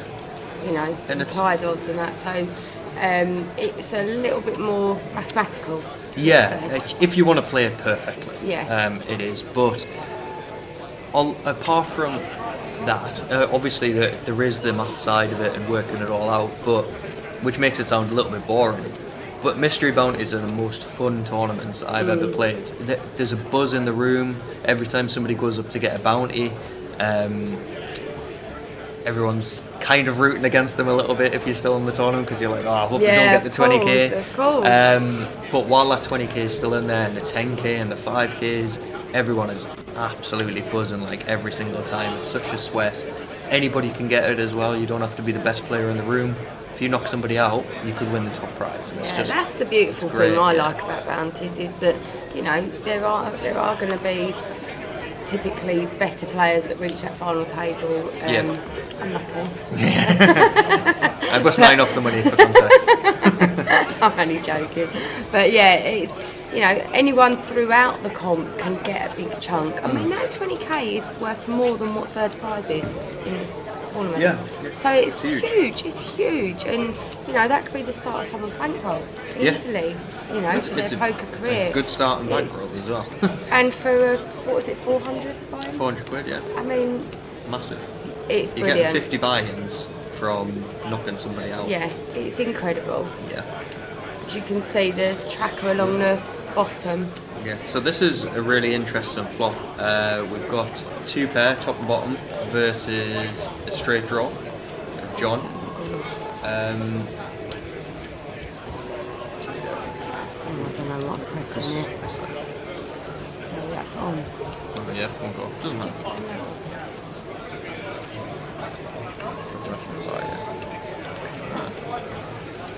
So John makes the call. I think we're just going to see a check, bet fold here. Oh, he's just jammed. Okay. Right. Shane, not scared there, taking it down.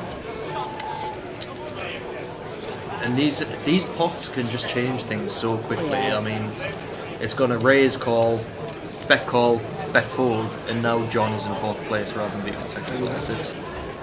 It's crazy how quickly things can change on these final tables. Every hand is so important at this point.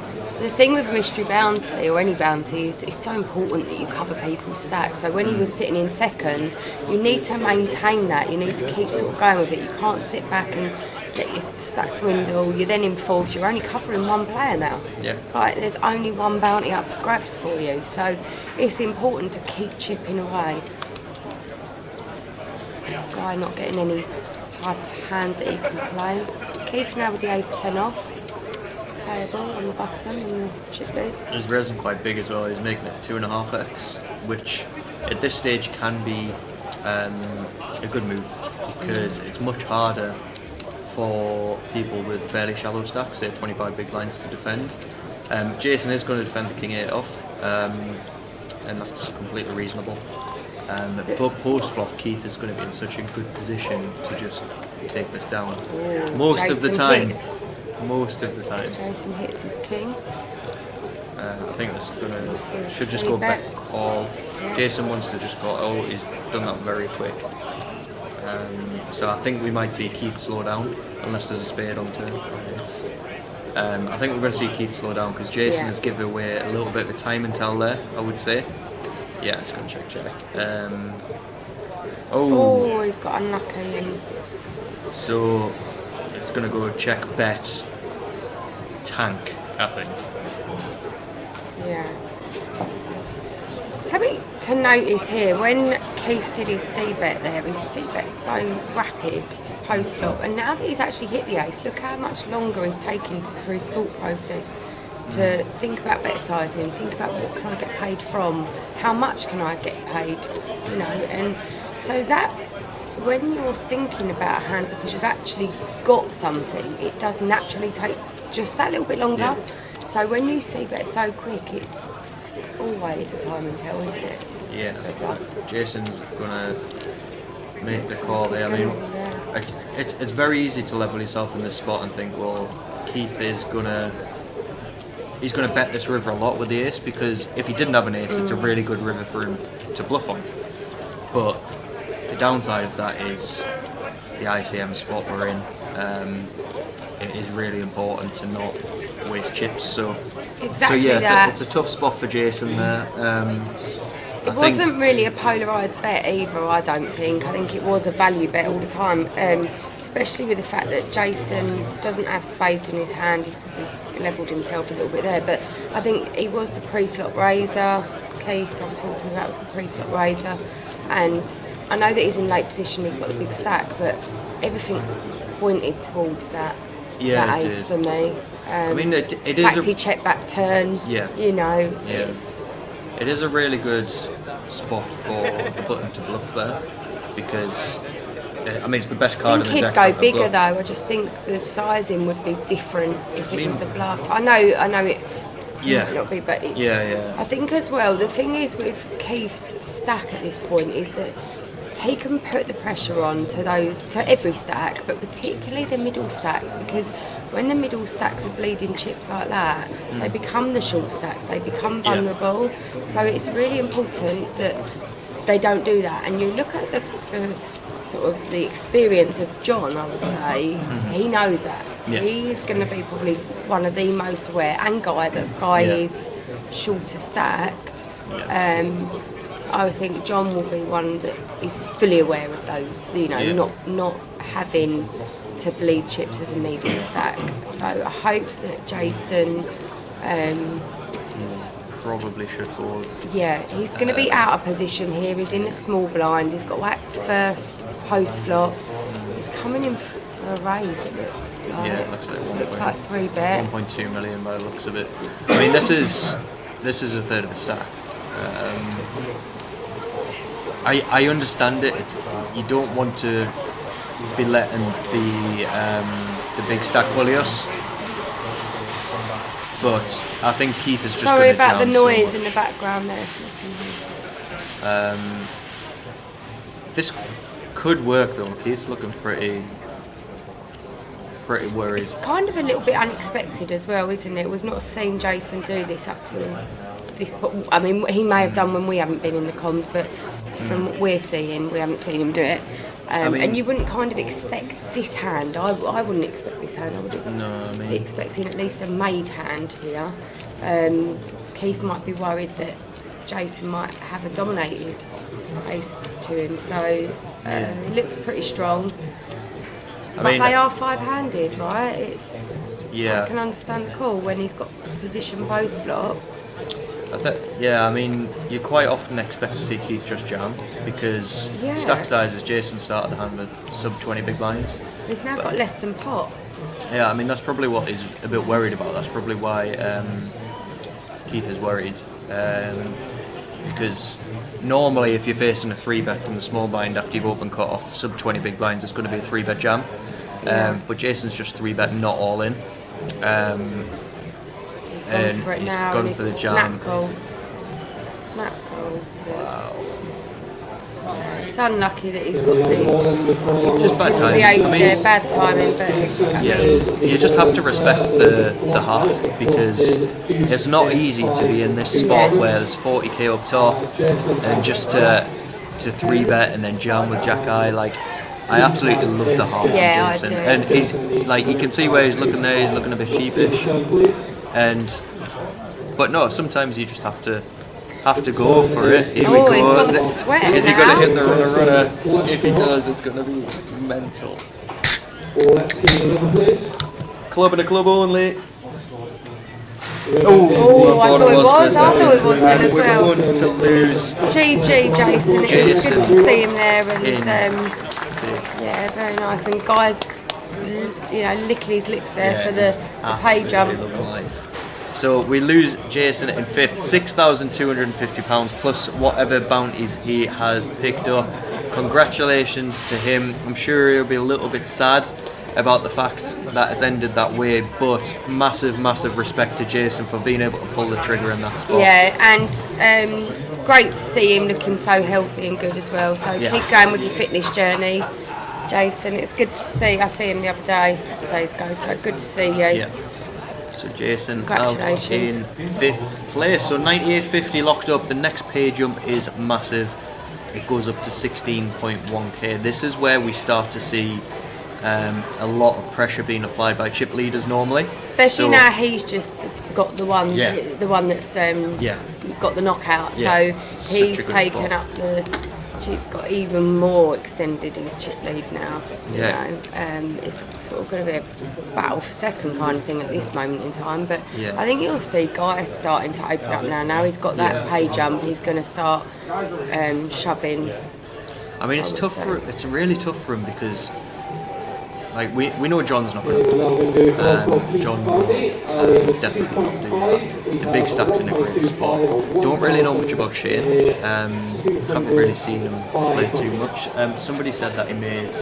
Oh no, it was Keith made a really good call. I think Shane. You can see how Guy is looking now. I think Shane is the one that. Oh, we have an all-in he'll call. want to go against. Yeah. Guy has King 9, Shane has King 5, so this is where I saw Guy him really to get back looking in. then at Shane, like trying to get a read and trying to just think, is this the one? And Guy knows his ranges as well. I would say that out of the table he's probably going to be most comfortable going up against Shane than rather than John or Keith. So it's great spot here for Guy to get the double up. Shane making a good jam though. So Yeah. King 5 is definitely jammed by big points, so he definitely knows what he's doing. I mean, he's at least fourth in this, so we know he can play. Guy getting a little hug on the round Shot there. out here. Let's have a turn, please. Turn is a 6. So any card higher than a 9, we're going to be chopping it up.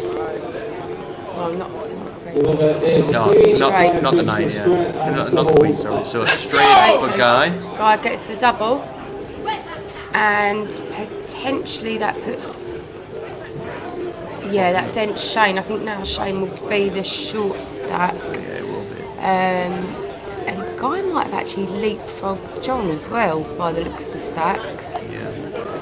I might get to see the stacks in a minute, but that's a huge pot for Guy really, because it gets not just gets him off of being the short stack, but there you go, he's leapfrogged John as well, so now he's up to second place with just that double up.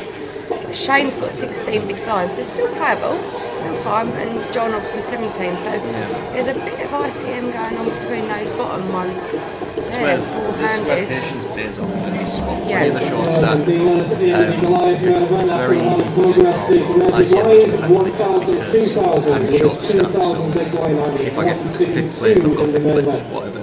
But this kind of shows how quickly it can turn, and there is a lot of ICM pressure on you, even as the short stack, because guys, like I said, he's just sat there, he's been patient, hasn't really done much since we've been on here, and then he's just found a spot which is profitable for him. He's done it, and now he's second in chips, and he's got a real shot in this comp now. It's hard to call off your stack as well, because you know you're calling it off and going to showdown. You know you're never going to win just by everyone folding, so that's the toughest way to get your chips in.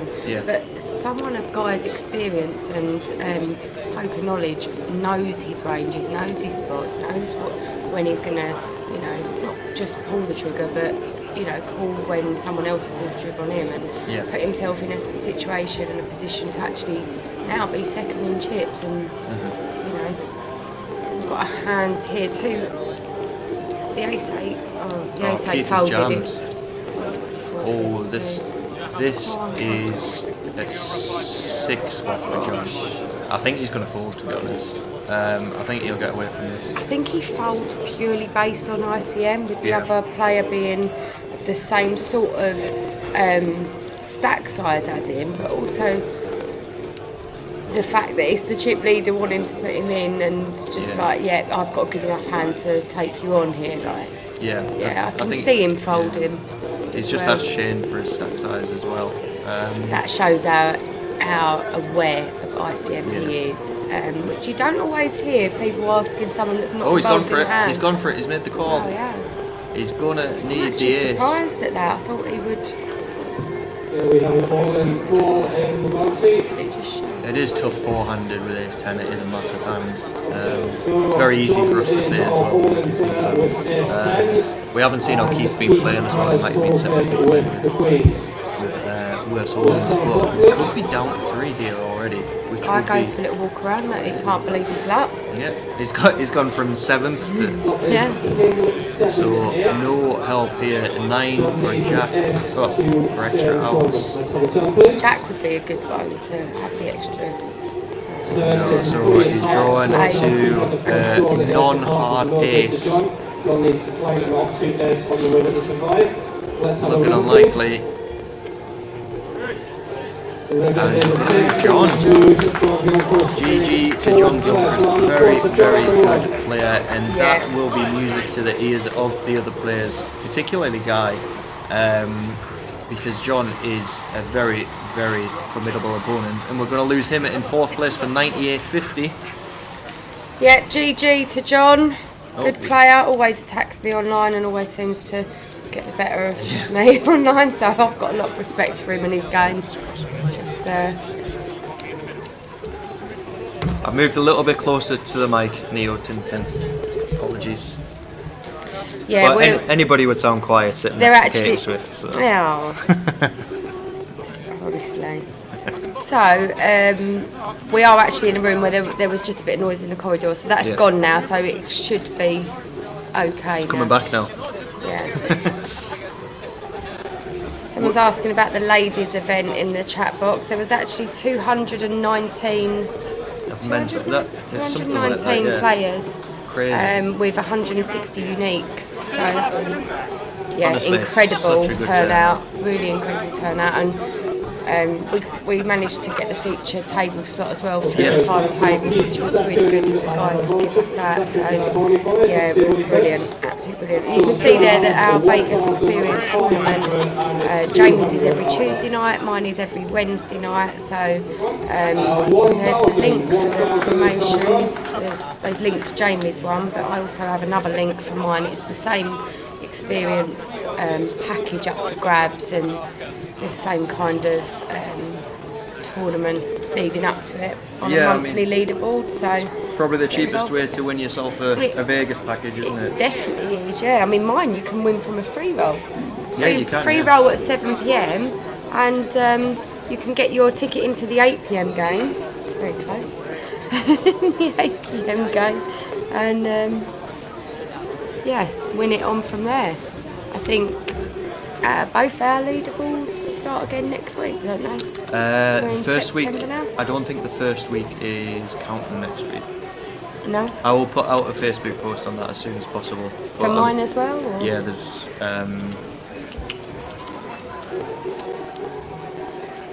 so it'll be the 2nd week in September that the leagues will start. But yeah, I mean, it's going to be such a good experience. I mean, I kind of imposed myself on a Vegas package one year, and honestly, it's such a good experience. The guys that run it are taking you out for drinks all the time. There's meals, there's days out, all of this on top of being in Vegas and playing WSOP stuff. So yeah, I mean, I'd 100% recommend trying to win one of those Vegas packages, whether it be through our leaderboards or doing it through the actual qualifiers. Probably the start of next year when they come in.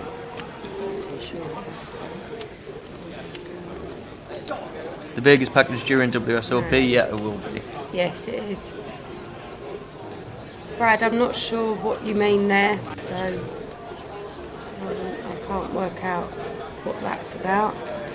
It says Dean's watching. Yeah, I can't. I have no idea if he is or not. I'm not sure if that's a question. You can see who's in chat, so you probably see. Oh, is he? Yeah. It's probably the only time we've spoke recently. We kept like passing ships.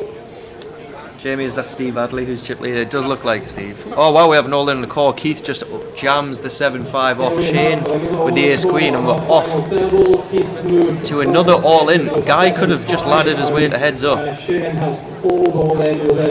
This is crazy how quick this has gone. Yeah, we wasn't expecting it. No, wheel jumping comms all the time. Goliath will be over by day 2.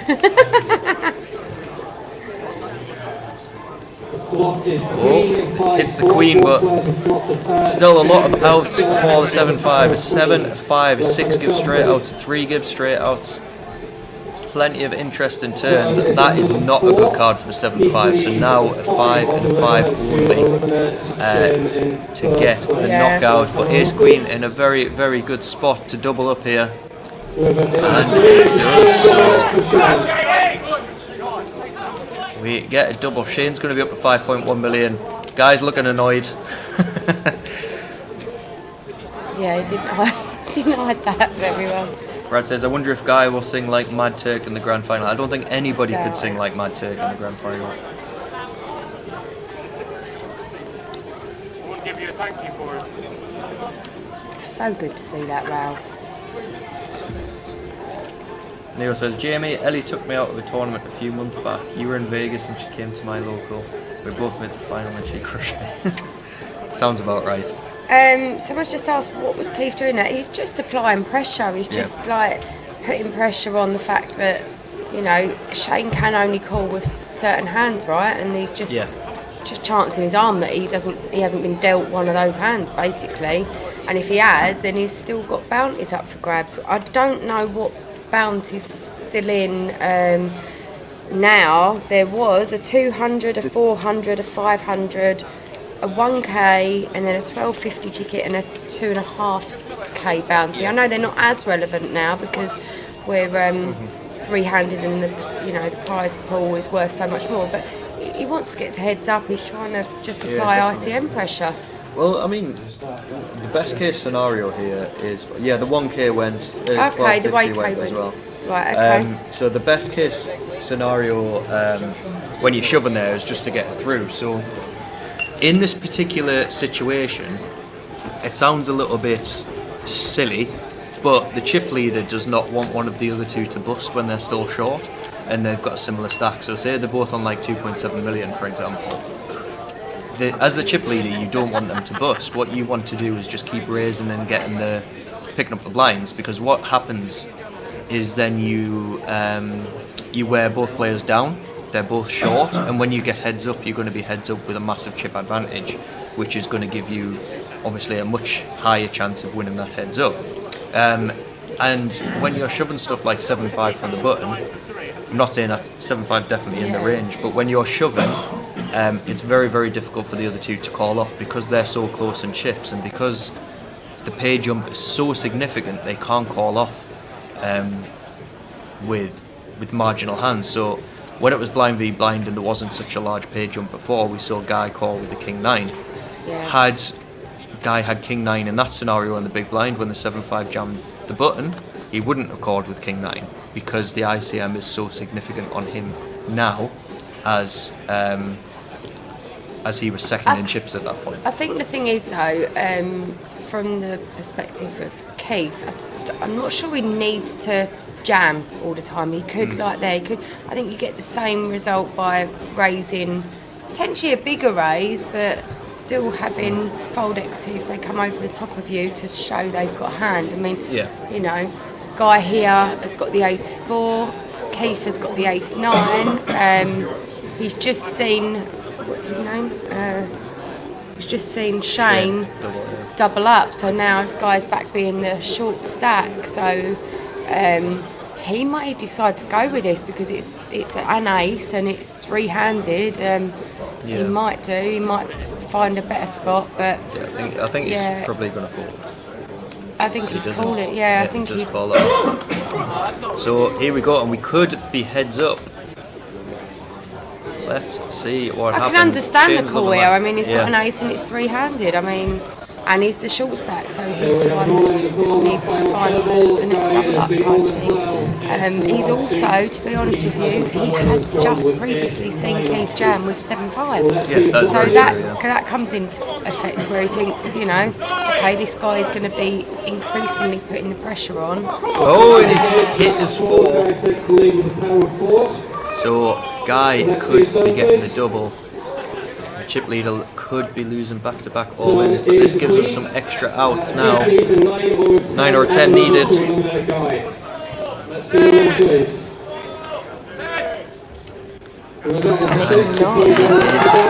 Double. So Guy Taylor back in the game, winning a couple of all-ins in the last 10-15 minutes, and he's not that far off Keith really. So I see now Chris. he's evened it out a bit, haven't they? So Yeah. So Christian in the chat saying the chip leader doesn't want them to bust, did he say? So obviously you want them to bust eventually, but when Yeah. you're the chip leader and you have a massive stack and there's 2 short stacks, the kind of ideal scenario is for you to keep raising and for them to have to keep folding. Because what happens is you chip up, and they can't really call off due to the ICM pressure. So what you'll find quite a lot of the time is a chip leader will raise fold to a lot of jams, because you want to be raising really wide, but you want to be calling off really, really tight for that reason. So obviously Keith wants the other 2 to bust, but they're not. None of them are short. They've No. got pliable stacks here. Yeah. 33, 45. yeah, exactly. Given the scenario now that they're all chipped up 33, 40 bigs, he wants them to bust, of course, but when they've got 15 bigs each, you want to just keep raising and getting them to fold. The thing is, and that's the ideal scenario. The thing is as well is that as the chip leader, you want to keep the short stack in because it actually enables you. It sort of unlocks your ability to put pressure on the middling stack. Yeah. Because the middling stack is not going to want to go with a wider hand range because of the short stack being still in, and they should technically be going out first, right? If it was going to blind wave scenario. So. But by chipping away and chipping up against their stacks, when you eventually get heads up with one of them, they're so short stacked that it's going to be tough. It's going to be a tough game for them to overcome and get the win. So we see Guy here has got the pocket 9s, and obviously we've just seen the stack sizes are much more evened out and much more playable as well. So I don't think we're going to see like a lot more jams and things like this. I think we're going to go back to the poker raise 3-bet kind of scenarios now. There's 3 big hands for 300 here as well. It is, isn't it? Wow. Dealer wants it done. Roland, yeah, 4 on the flop came out. So we are at 100k, 200k now. Shane's got 25 bigs. He's got a decision to make. I think we'll see just a call. But I mean, it's not out of the realms of possibility or squeeze, and he does. Yeah. Now, Guy has a really, really tough decision. Yeah. I think he goes all in as well. I think he is going for it, yeah. Yeah. If he ever thinks Keith has a trap, then it's a much more difficult decision, but I assume that he doesn't think that. Keith is in a tank. I mean, this is... Is he thinking that he can end it here, do you think? Oh, maybe? can you imagine? Like... Can you imagine a 3-way all-in here? I mean, he should fold. It should be, yeah. Let them play it out, and then one of the thing is, in this situation, one of them is going to be left crippled after this. The other one will be closer to Keith's stack or even over it, but at the end of the day, Keith's almost locking up a heads up spot by folding. Here we go. Shane at risk. Guy goes for a hug on the route. This is massive because if Guy wins this, he's got the chip lead, right? Or, I think so. I think they're even. Yeah. Let's see the flop, please. And if he wins it, then Shane's out. Guy wins a bounty. Oh my god! And he's almost dead. Is he dead? I think he is. Evolution and let's have a big round of applause for Sean, please. So dead on the flop. Guy takes a very critical pot there, gets another bounty, knocks Shane out, and now we're heads up. He's obviously had a little bit of luck with the blind versus blind one there, but this just goes to show how important Guy's patience was from 6 players out. Absolutely. He was the short stack, he was just letting other people knock each other out, and then when his opportunity came up, he took it. So we lose Shane for £16,100 plus the bounties he's earned. That is a massive, massive payday from a £400 tournament. Yeah, and we can see across the bottom there we are playing for almost 40k for first and 27.5k for second now. So I'm going to go out on a limb and say Guy will not do a deal there.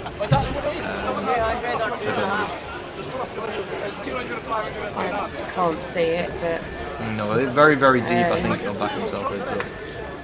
He used to play a lot of heads up online, I think, so can see him just playing it out. But who knows?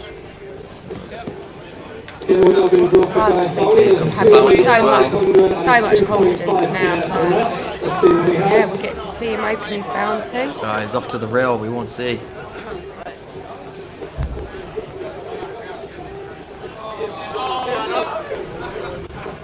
He's not looking happy. He's not happy, it's probably 200. Yeah, runs so bad, eh? Runs so bad. Look how many are on the rail, it's great to see. We're heads up, it's a top knot versus a former top knot. Yeah, yeah, that is true. That is true. Who's going to win?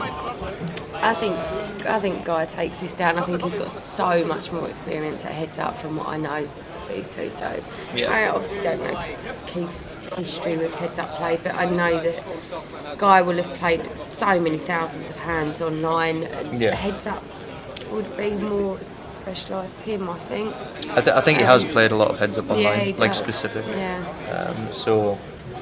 He's got trophies from online, he's got trophies from live, he's got a lot of experience, and yeah, his patience has paid off so far, and then he's hit good spots. Oh, they are talking to each other. I still don't see him doing a deal.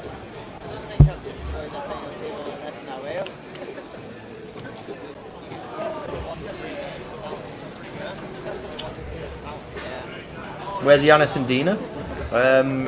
Dina is in charge of taking all of the entries for Goliath. Yeah.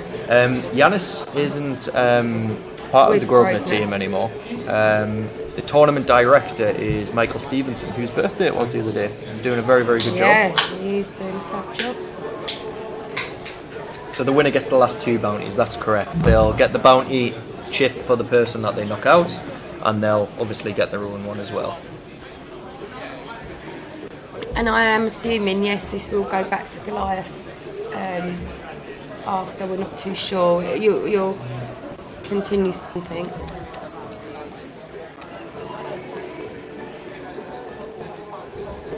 Apologies, sorry, no, it's this will be what you're seeing tonight. But the stream will be back tomorrow. 2 Goliath flights tomorrow.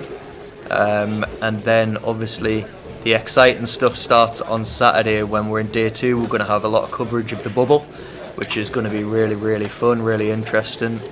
For most people, there'll be a couple of people that don't like it. And I think just to note, it's an earlier start. Is it on the stream tomorrow? 11 o'clock. So 11:30 on the stream because it starts at 11 in game. So. Are we going to be having a...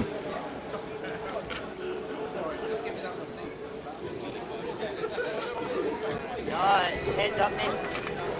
They're thinking about a deal.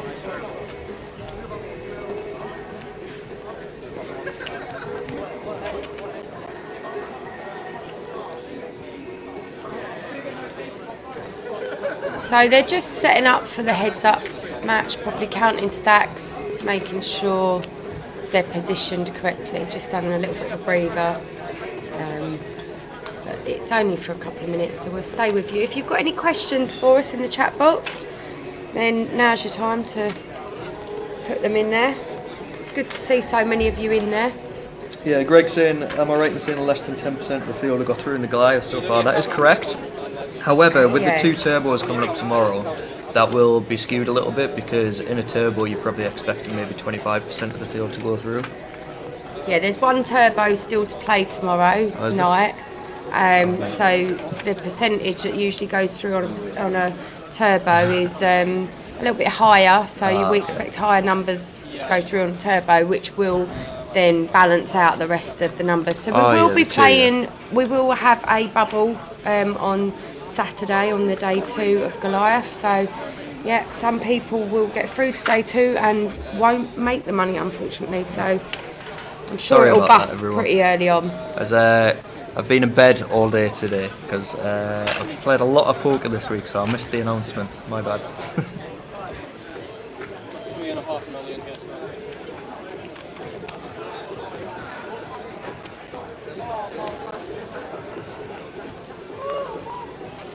taking 100k as well. I'll make it up for 5 million.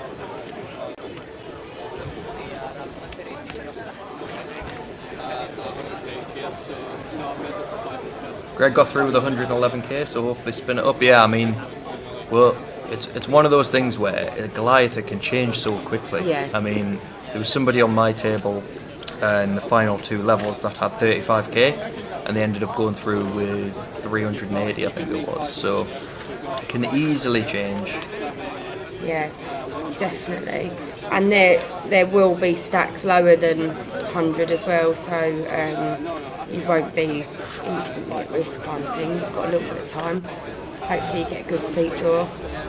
You know, seat draw is so crucial, isn't it, in these big NTTs? It really is, yeah. I mean, you can be on a table full of absolute beasts, you can be on a table full of people that it's the first tournament they've played in years, but it's just one of those things where you've got to run well no matter what table you're on in a tournament of this kind of size. So good luck to everyone that's playing tomorrow. Lipsy says they got through with 387k but can't make day 2 now. Good. Can you make day 3 though? 'Cause Yeah. if you can make day 2, change your plans. But if you can make day 3, change your plans for day 2. Yeah. The thing I would say is that with 387k you probably make the money. In my opinion. I mean, that's not definite, but I would not be surprised if you make the money. Yeah, I agree. And if you can just, even if you miss a little bit of day 2 and you can get here for, get here late kind of thing, I would strongly advise that. If it's just the case if you can only, you miss an hour or something, football match or something going on, then do that. I'm missing the Newcastle match on Saturday because I made day 2, Katie. Big for you, that. It is big for me. Yeah. On Saturday, Palace at home. So basically, if I bust in the first 20 minutes, it's a 3-hour 20-minute drive. So if I bust in the first 20 minutes, which is definitely not unheard of, then I might make it. I'm actually missing one of my good friends' weddings on Saturday. Yeah, but that's not as important as But it's only an hour down the road, so yeah. If I bust day 2, then I'm gonna quickly whiz and change. Have you got a dress with you, or are you going in the grove? I have. She wouldn't mind. If I rocked up in anything, she'd be like, as long as you're there, it's fine. She's that sort of person. She's, I wouldn't be friends with someone that weren't like that. So yeah. So an hour down the road. Saxby's going. Yeah. So, oh really? Yeah. So I'm. If I bust, I shall shoot off and see her. I think I'll miss the actual wedding ceremony, but I'll be there for the. That's the boring bit anyway, isn't it? You only want to be there for the party. Yeah. So she's actually getting married at her house. So. Oh really? Yeah. That's pretty cool. Yeah, it is. So people used to do that a lot in maybe 20, 30 years ago, didn't they? But it's not as common now. That'd be pretty cool. Yeah, so I'm wishing her well if I don't get to be there, and I know that she's wishing me well as well. So it's it's a nice. That's good. We're good friends. So it's nice to see. 2.5k and 5.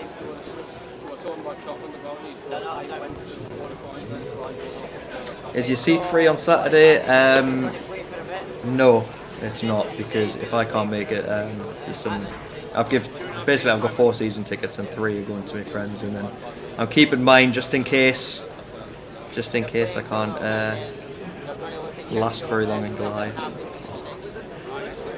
Nick, great to see you, Jamie, on day 1 Saturday. 2 years since Madrid. Hi to Katie also from Nick and Sam. Can you remember Nick and Sam from Madrid? Nick Savins. He's a really good guy. Yeah. They've had 2 kids now as well. So congrats to them. So yeah, congratulations. They've been busy. They have been busy, yeah. And is it 2? This must be more than 2 years, surely. It's more like 3 years. It was 2020. It was it'll be 2.5. So if you remember, that was February. They've had 2 kids in 2.5 years. Wow, they've got their hands full. I've just ripped my trousers. What's it with me and ripping my trousers? There's 2 pairs of now, really.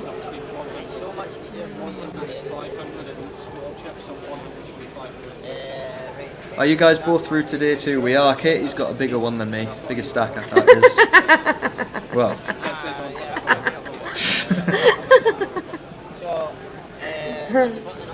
Yeah, we're through. I think all of us are through now, aren't we? We've got, I don't know if Trig's playing out there now. No, he's not.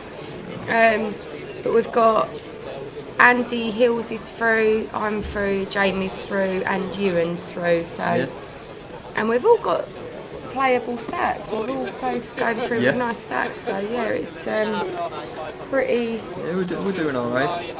We'll see how day 2 goes. Hopefully we can have a good start.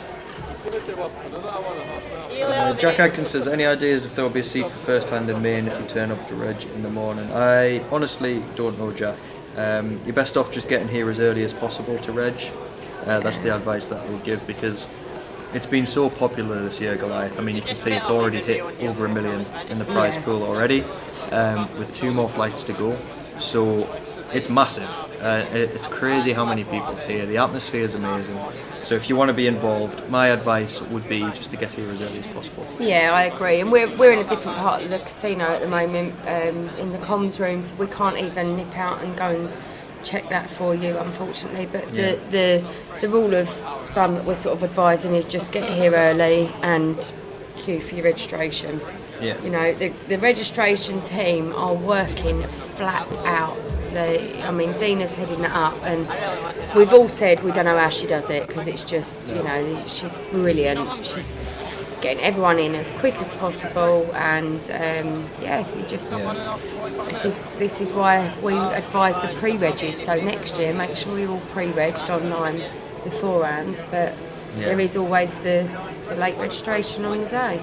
Dina's the best in the business. Yeah, definitely. she is. I saw her outside when I was walking over from the hotel, and I said, "What the hell are you doing?" I thought you were bolted down to that registration desk. So it's weird seeing her outside. Yeah, she's brilliant, absolutely brilliant. As are the whole team. Well, yeah. Behind the scenes, like, I don't think anyone realises the operation of what goes on behind the team. The card room direct guys behind the team, making sure this feature table is running for you at all times with no problems, and you know, the technology set up behind all of this is incredible, isn't it? Yeah, it is. Yeah. You know, so they all work really hard. The social media team, you know, the whole lot. It's not easy, but it's all done, and there's a lot of information on social media that they've posted out, so do take a look at that. If you're not part of the Goliath Facebook group, then get on that, because there's so many frequently asked questions that are on there that will help you out. So just click on that group, join it, have a look at, read what's been asked already, and then if you're still unsure, then certainly fire a question over. Jack says, I've missed the last half an hour as Guy bust. No, Guy has gone from the short stack with 6 left to being heads up with even chips. So he's managed to grind his way in, and he's reaping the reward so far. 27.5k for second place. Just under 40k for first place. So he's flying. We're not too sure of the heads up stacks yet, but I think they're pretty even. And we've got Keith Fraser, I think he was on about 12 million, and I think Guy is going to be around about the same, maybe like just shy of that, like on 11 or something. So we're just waiting for the guys. They're having a quick break, but we're happy to answer any questions or anything in the chat box. Is the next place for a festival Leeds? Yeah, GUKPT Leeds is the end of September, if I'm right. We got the exact dates for that? I'll find out the exact dates for it, but yeah, it's end of September in Leeds, which is good because that's my my local, so I can actually just drive home, which is pretty nice. So I'll put the prizes across the bottom of the screen now, and we'll see who has gone out on the final table from the 9th spot. Why no deal? We've been asked on YouTube when it's so even in chips. So I know Guy personally, and I know he's played a lot of heads up sit and goes, heads up cash online. So I would assume that he's very, very confident in his ability to win the heads up. So he probably doesn't really want to discuss a deal unless it's very, very favourable for him. He probably thinks he's got an edge over the other guys, the short of it, basically. Yeah. And when they're even in chips, he's going to feel like his edge is, you know, worth more. They may have discussed a deal, we don't know, but Yeah. I wouldn't be thinking that there's a deal agreed. There's bounties in play as well, which kind of... Yeah. So the bounties, what bounties are left? There's a 2.5k and a 500. So Yeah. basically, first place in effect is what they're playing for of £39,400. So that in effect, £39,440, but that in effect becomes £42,440 because the winner will get both of those bounties. So it's basically a 15k heads up battle, which is pretty big considering it's a £400 comp. So yeah, it's going to be a really, really interesting heads up battle, I think. So I saw clapping just then on the screen.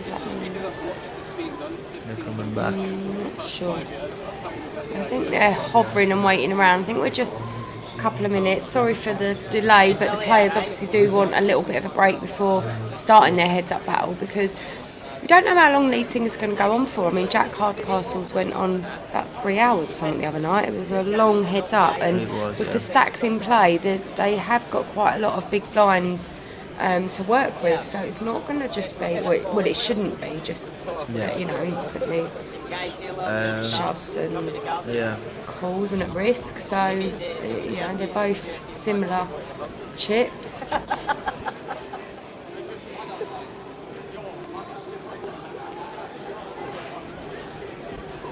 How long do you reckon this will go on for? Yeah, I mean, it could be 10 minutes if there's a cooler. It could be 4 hours. Like, we literally don't know. Who knows? So we can't really say.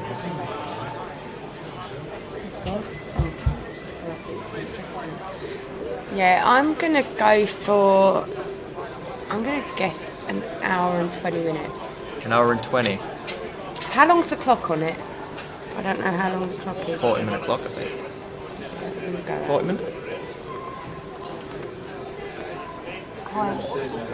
Oh, it's heads up, so it's 30. We're on 30-minute clocks. Yeah, I'm going to go hour and 20. That's what I reckon. What do you reckon? I think Guy's going to keep all the pots really small. So Yeah. I'm going to go 3 hours. Oh, you're going to go 3? Wow. Yeah, I do. I think he will as well. I think he will just gradually chip away. I don't think he'll need to go to any sort of high variance play. Although I'm not actually sure how many big blinds they've got each, but I think it's 60 big blinds each. Make it 4 hours. 4 hours. But no, it's half-hour levels, so that will gradually increase. If one person gets a significant chip lead and then the blinds go up a couple of times, one person's going to be very, very shallow. So yeah, maybe I would say 3 hours max. But then again, it could be 10 minutes. If you get ace, queen and kings heads up, it's going in. So someone in the chat box is asking if we have played this event. Jamie did play the Mystery Bounty event. I didn't play it. I was one of the jokers in the Jokers Wild comp last night, which clashed with day 2. So I knew I could never play the day 2 of it, and I didn't want to multi-table between the two. I didn't think that would be a good idea, basically. So I didn't play it. I played the ladies event, which obviously clashed with the opening GUKPT event. So I didn't play the GUKPT either. So I've missed some of the big juicy ones this week, but for good reasons. Goliath, for me personally, is quite a fun festival, and I like to make sure that I'm sort of heading up that fun side as much as possible, really. So I do the Women's Championship event on Friday night, and then the day 2 of that on Saturday. I decided not to play anything Saturday because I wanted to be there railing and supporting the women that were left in and on their final table.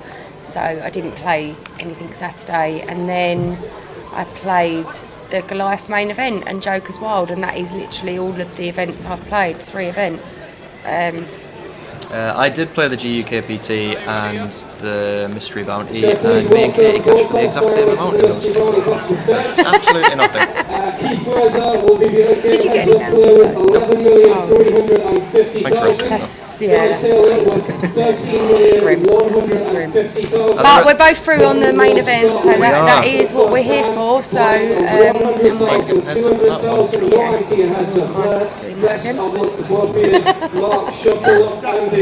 Well, if we do, I wouldn't mind you getting second again. I would take second again in this, Yeah, I would take second, mate. yeah. I would take it. Guys, chip leader by 2 million, says Scorps. Are there a list of tournaments for the rest of the year on the G website? Yeah, so if you go to gukpt.com, all of the tournaments are on there. So here we are, cards are in the air. Okay. And we can just show you this as well. These are the upcoming MPL events. You can see them all on there. We're in Coventry at the moment, obviously. We've got some 25s coming up in Luton, Glasgow, and a deep sack in Leicester, and then it's going to be GUKPT Leeds. But if you want all of this, it will be on the GUKPT website as well. We'll go back to this because we are heads up now, and we've both got a couple of aces. First hand. Ace 9 of clubs and ace 3, and as we can see, guy with the ace 9 of clubs just electing to flat. So we predicted this, didn't we, that he would keep the pot small. He has hit the 9 as well, so heads up, when you hit a pair, that's so strong. I was expecting to maybe see some checks from Keith here, but he does go for the bet. I think it's fine early on to try and assert your dominance a little bit. I think we'll just see a flat. Yeah, of course, yeah. I mean, there's just no need to start raising it. And that's a really good card for Guy. You know, it's less likely that Keith has got the king now. I think makes Keith's his hand going to do a check stronger. back though. Yeah, it does. It's good time to slow down. Guy might come in for some value now. I wouldn't be surprised to see him bet really small. Maybe like quarter pot or something to try and get call from ace highs. Maybe get call from like a pocket fours type hand, something like that. I agree. Oh, he's cutting out. He's cutting out a big one though. Chunks, yeah. Was it 800? Or was it a bit less? Yeah, 8, 9, 900. I think if he goes really, really tiny, he gets called by the ace. So yeah, but he's taken down the first pot. We can see the lovely trophy on the table there that they're playing for as well. So they're playing for the trophy, the title, the bounties, the money. They're like playing for everything. Yeah. So it's a great start for Guy. He's got a good rail there as well. Yeah. He's got champagne at the rail already. He must be confident. He must be. Is he actually? Where can you see that? I don't know. It's just somebody said it in the chat. Oh, okay. Oh, Mick Oh, right. right. said it. Wow. I find it weird that PK sat next to us, but we can see him on the screen. It's freaks me out a bit, one, isn't it? That is because PK is so hard working. He's here, there, and everywhere. Yeah, Jamie, he is, did you not know? So Guy coming in with a limp. Big raise from... Oh, no, it's not. It's 102. So Keith, 2.5 X's, and we go heads, obviously heads up to the flop, but 7-5, flop in the up and down. 8-9 might continue on this flop as well, but it does go for the check. And we see a bet from Guy now. I think Keith may continue here. He's got 2 others and backdoors, but he does just fold. If this information gets back to Guy as well, he's going to feel pretty good about c-betting quite often. And you can see already just those first couple of hands, first 2 or 3 hands. Oh, this is lovely to see. Look, champagne for both of them, and they cheers it. I love that. Do you know what? That's something that happens at Goliath more so than anywhere else. The friendliness of the play is just so good to see. This is what Goliath's about. This is why I just love this festival. Yeah. So much more than anything else. But yeah, getting back to the hands, this is the first couple of pots, 2-3 pots, going Guy's way. He's already now got 3-2. Is it chip lead? 2-1, isn't it? I don't know what he said then, but he's... it's not showing. But yeah, he's basically increased his chip lead quite a bit already. What You know, was that? just those chipping away. I thought they started easily, didn't they? Oh yeah, I yeah, can't- yeah. Oh, 15 can't million. see. tender. Yeah, Alright, I'm yeah, not. You're right. It flashed up and it went. I thought Yeah. it was 3-2, but Yeah, I think. But yeah, it's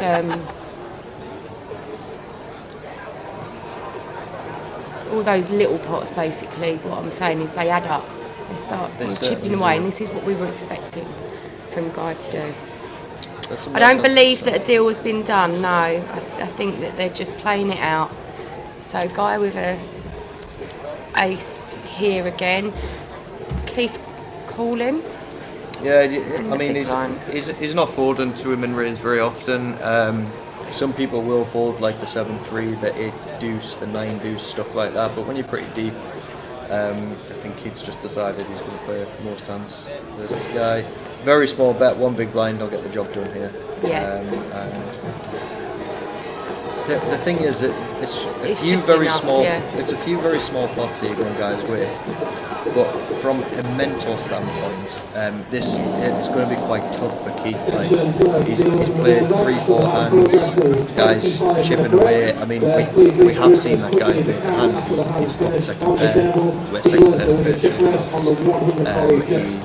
flopping up and down, where Keith's just had nothing. He's just had 9 high. Yeah, I mean it's the momentum, isn't it? And yeah. that sort of propels you on when you're in a heads-up battle. That's going to give you just that extra bit of confidence and Yeah. strength in your play. You know, he's sort of taken a bit of the dominance as well. Yeah. And I mean, that could have gone either way. I mean, it's just the Yeah. hands have gone Guy's way early on. He's played them well, Yeah. don't get me wrong, but they've just gone his way. And but the interesting thing is that we saw that first hand of heads up was Guy's ace-9 versus Keith's ace-3. Would have been very easy for Guy just to 3-bet that ace-9, but he decided to keep the pot small. Yeah. And that's what's won him the big pot down the line. Yeah. He could have got more chips in pre, but then he wouldn't have made any chips on the flop or the turn or the river. So.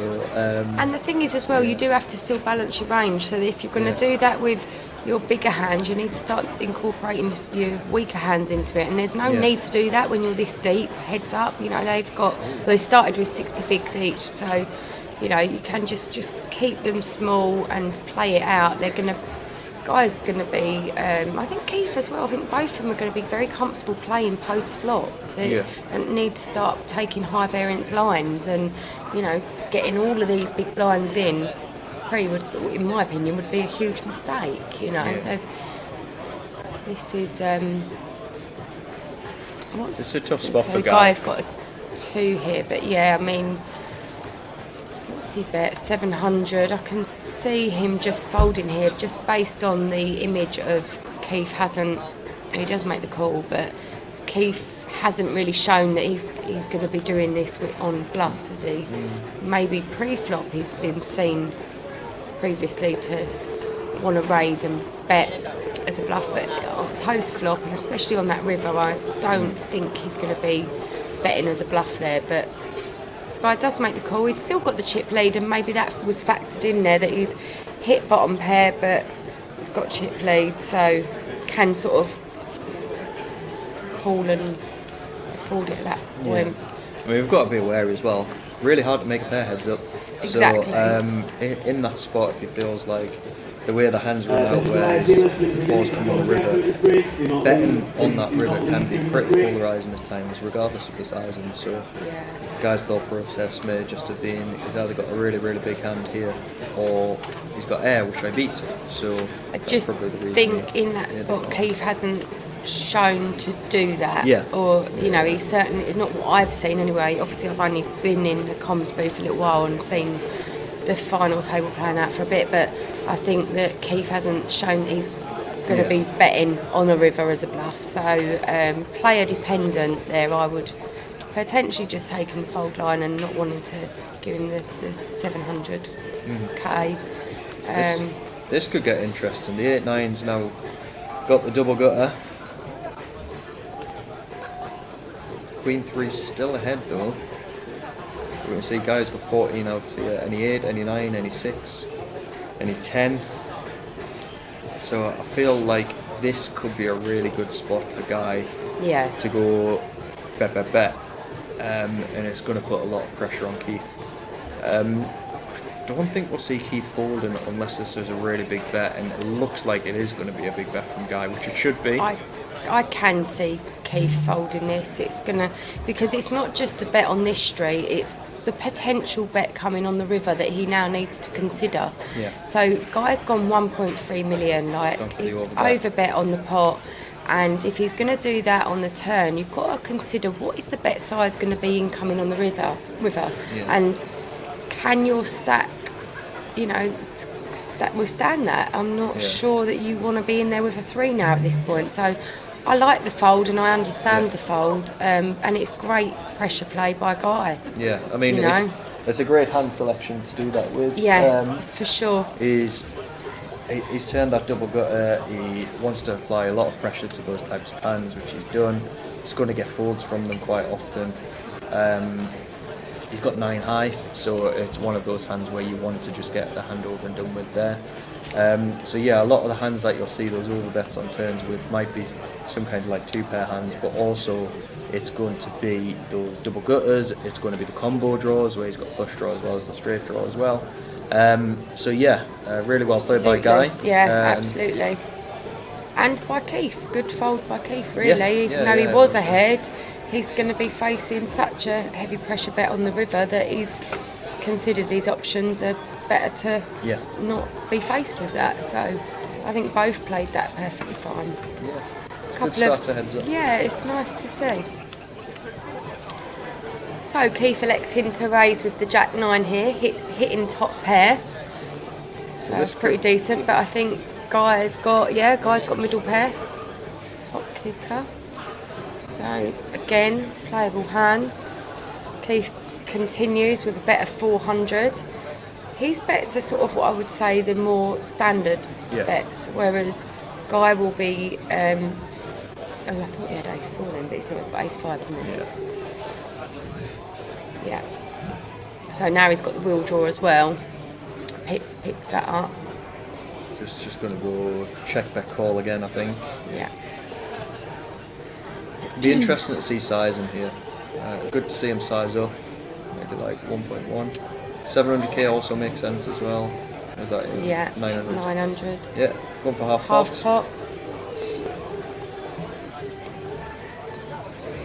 I can't see Guy getting away from it. I think it's just going to be a call. Yeah, I think so. I mean, is he considering a raise here potentially? I mean, he's seen that Keith has bet fairly quick previously with bluffs, but I think that this heads up is pretty standard call. His hand's just too strong. Yeah, I mean, I'd agree. I agree. And the 6 on the river bricks out for Guy, so we could just see Keith check back, because after Guy's called twice, I think he's the sort of player that will just check back, but I think he misses value by checking back. So I would like to see him, see his check back.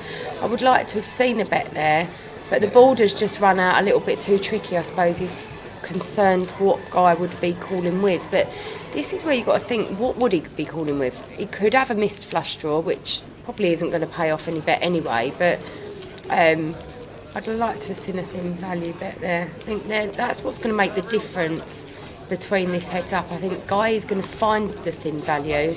I don't think Keith necessarily will. I think he'd be happy to just get to that showdown and take the pot if he's got the best hand. But I can understand it as well.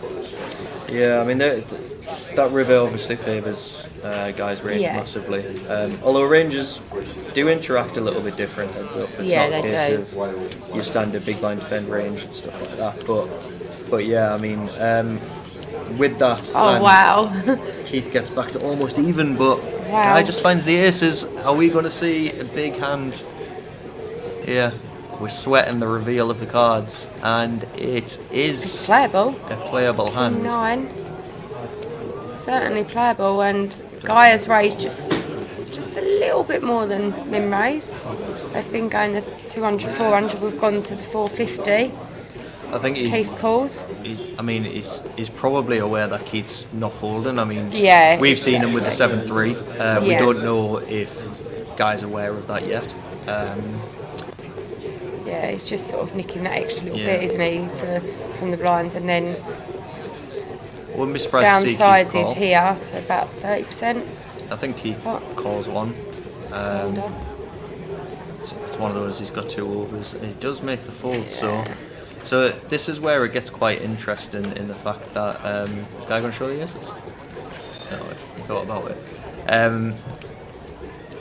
I think once it gets to the point where the people on the reel are feeding back to Guy, his c-bet percentage is definitely going to go up, because we'd expect to see King 9 call sometimes there. So yeah, I think we're going to see a lot more c-betting from Guy as this goes on. Has tomorrow's 11 AM flight sold out? Sorry?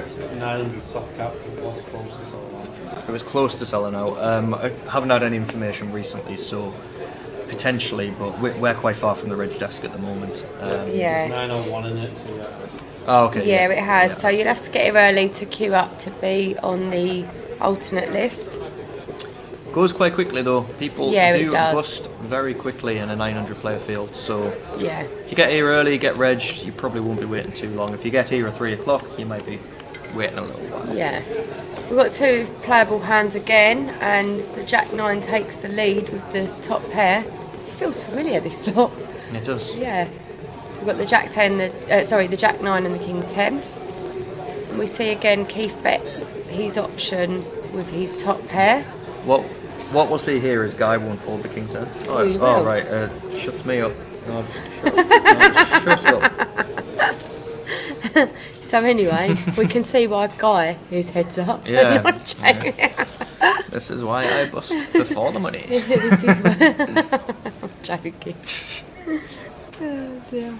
I didn't think he'd fold that either, to be fair. I thought he would be in with his 2 overs and backdoors and all sorts going on, but no, we stand corrected. I think it's just mainly he wants to keep them pots small, and I think he's understanding as well that Keith is betting when he's got it and folding when he hasn't, so he's pretty ABC at the moment. He's not got out of line, has he, Keith, really, so in the heads up. Not yet. So we can see a domination here with Guy holding the 7-10, Keith with the 7-8, and it's just a limped pot to a flop of 3-5 King Rainbow. So no one hitting anything, so it's going to be the aggressor taking this, I assume.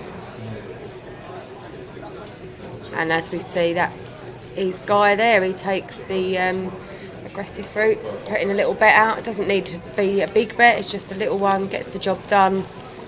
There's a head anyway, but that's the importance of the position and knowing your player as well. When your player checks over to you, you know, you can put a little bit out to find out where you're at in the hand. So he's got a little bit closer now. Guy with 13 million, Keith with 11 million.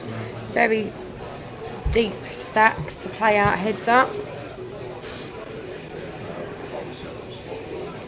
Yep, you've got myself, Katie Swift and Jamie Nixon in the comms booth now commentating on this final table. We've just, you know, given Jay and Tower a little bit of a rest for their voices. They've been working so hard in here that Don't know how they do it. it's nice for them to just have a little rest. So we've got pocket 2s for Guy, and Keith has picked up Ace Jack. Are we going to get the Ace Jack Deuce flop?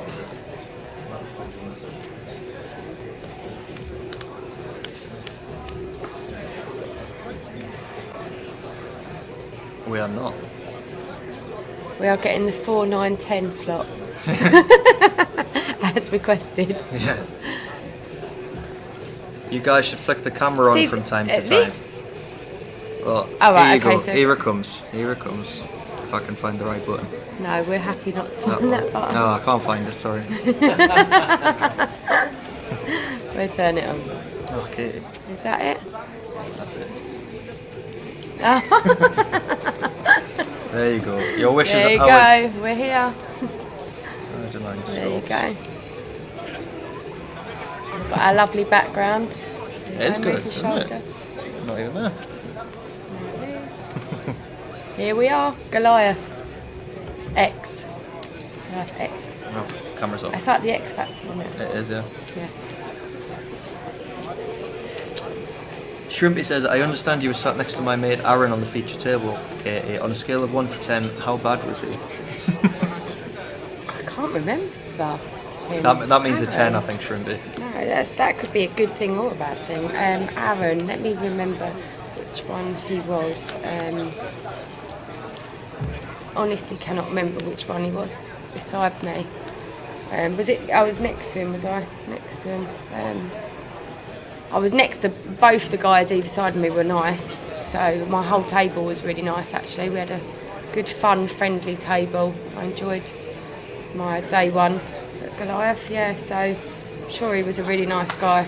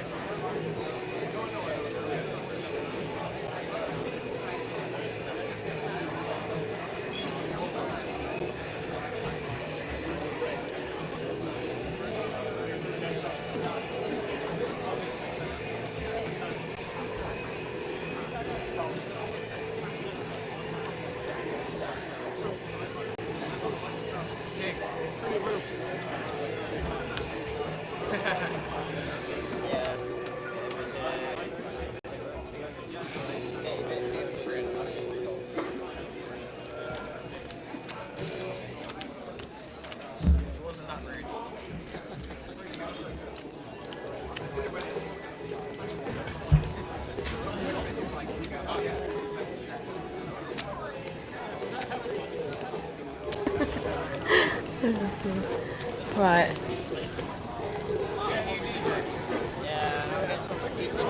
I can hear some Venga boys in the background. They're having a party out there, aren't they? I'm liking, what does that say? Bear bag. What?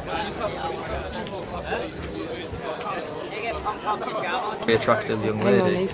I muted it. Can you say it again? Katie, you're a very attractive young lady. Says ball bag. Oh, does it? Sorry, I can't say. The screen is far away from my eyes because I'm actually not that young. But I mean, say that yeah. in a Scottish accent. It's a bit of a different God, compliment. yeah, it is. Yeah. Yeah. Thank you very much. So lovely. Yeah, I'm sure. Honestly, I think that everyone at my table was really friendly. We actually had a guy that was from the Philippines he'd come over, and he was sort of holding on to his chips quite a lot. He didn't want to. He was saying, I need to have queens. I need to have queens, and he was saying, I'm already sat next to Queen, you're helping me. And I was like, oh, he's so sweet. The whole table was rooting for him. No one wanted to lose him. He was like proper nice guy, and we took a photo of him at the end with the screen in the background on level 16. Like, he was like, I'm going to tell my wife I've made it to level 16, the last level. Did he get through? He didn't. Oh, no. It was like, oh. Yeah, we was all rooting for him though, to be fair. It was a really nice table. Yeah. I was getting waters for the table because where they were positioned, I was the one on the end in the walkway, so right by the water station, so we was making sure that's the thing with life, everyone's helping each other out, he's genuinely really friendly.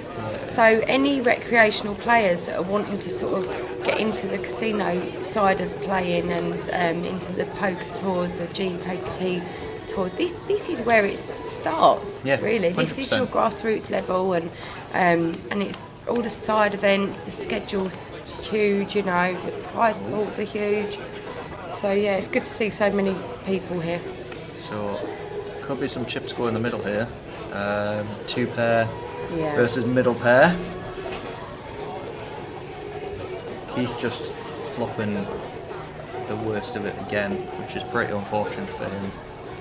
Interesting to see what Guy does here. There are a lot of bad turn cards for him, so he might look to raise. I could see a raise coming in here, but Has he just clicked it? Has he gone 400k? Oh no, there's a 500k chip now, isn't there? Or a 250k chip, so he must have raised to... I'm not too sure, in all honesty, what the Yeah. colour denominations Yeah. of the chips are, so we're a little bit... Oh, nice fold from Keith. Wow, okay. I think they must be 250k chips, because he put 4 out. Right, okay. I think there's a million, so... Yeah, we had Joker's Wild last night. It was just, honestly, so much fun. Anyone who wasn't playing that, make sure that's on your schedule for next year, because it is like, it's like the party night of Goliath. Yeah. Like we've got the DJ playing the music. Everyone's having so much fun. You've got the 10 jokers that they all have bounties on their heads. And I was doing something different with each of my tables that I sat on. So the joker is on each table just for one level, and then we have to get up and move, just so that all the tables have a chance, really, an opportunity of having a joker at their table and potentially knocking them out. But I was doing beer bomb pots on my table. You put a bottle of Peroni in the middle. Yeah, I was like, right, okay, so we all got a limp round pre-flop, and we've got to play it out post-flop, so we're all involved pre-flop, and they could win the bottle of Peroni, or I actually did it with bottle of Peroni a few times. I did it with a Jaeger bomb, one of them, and I did it with a 10-minute massage from Cara, so the nice. resident masseuse, that she's brilliant. So yeah, so I put a 10-minute massage in one of the pots, and someone got eliminated trying to get it, and then the beers. Yeah, it was just all so much good fun. Like, I really enjoyed Joker's Wild, and Vicky, who had won it the previous year before COVID, came all dressed up, and it was like really good fun. She cashed again last night as well, so that's like kudos to her. Yeah, really good fun event. So. I don't know what the top prize was for it. It was just under $9 grand. $9 grand for Joker's Wild side event. And that was for like a £75 buy-in. Like, it was crazy. Honestly, the side events have been incredible. Yeah. The best side event schedule I've seen. Yeah.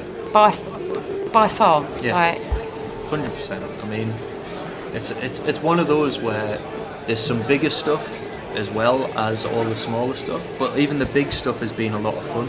Yes. A lot of the time, some of the big tournaments can be very, very serious. But at this festival, it's just been like so much fun.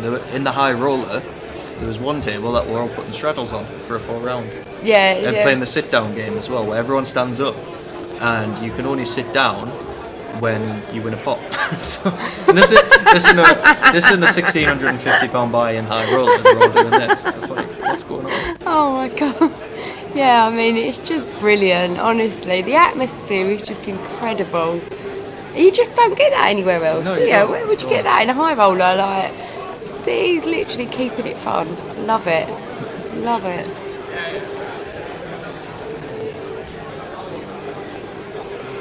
I was there for the free champagne. What a surprise. Is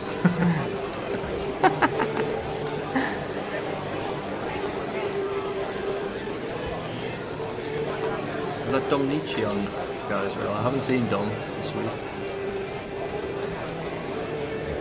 And he hasn't slapped a DTO poker patch on, guys, so I don't think it's Dom.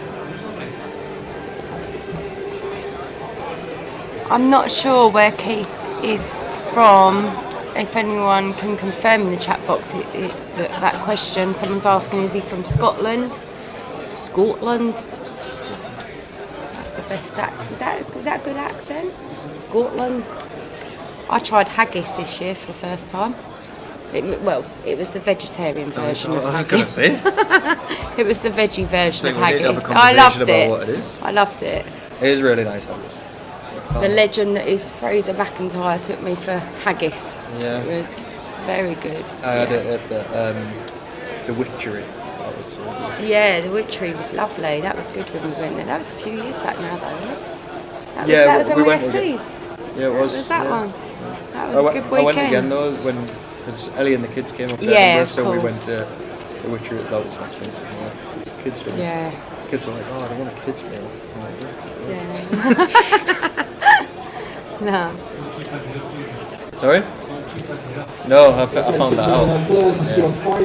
See, it's both the kids. No, Chef Brad. It was vegetarian haggis. That's what it was called. So that's what I'm saying. It was definitely. It was delicious. Keith changing gears here, and he's gonna fire again with 5-3. It's good to see actually. This I like to see this. This is what's going to win him pots, because he's now set up the image that he's only going to bet when he's got it. So he's levelled it back. Look at this, 13 million to 12 million. So yeah, so Keith has picked up that image. Maybe he had a few nerves at the beginning of Heads Up, which is very, very reasonable to have. I don't know anybody that's got Heads Up in a spot for so much money and not had a little bit of nerves. And now he's settled in and he's turning the screw a bit. So well played in that time. yeah, very well played. And he's waited for it to be like a bit of a chunkier pot as well, where he can get it levelled back. You know.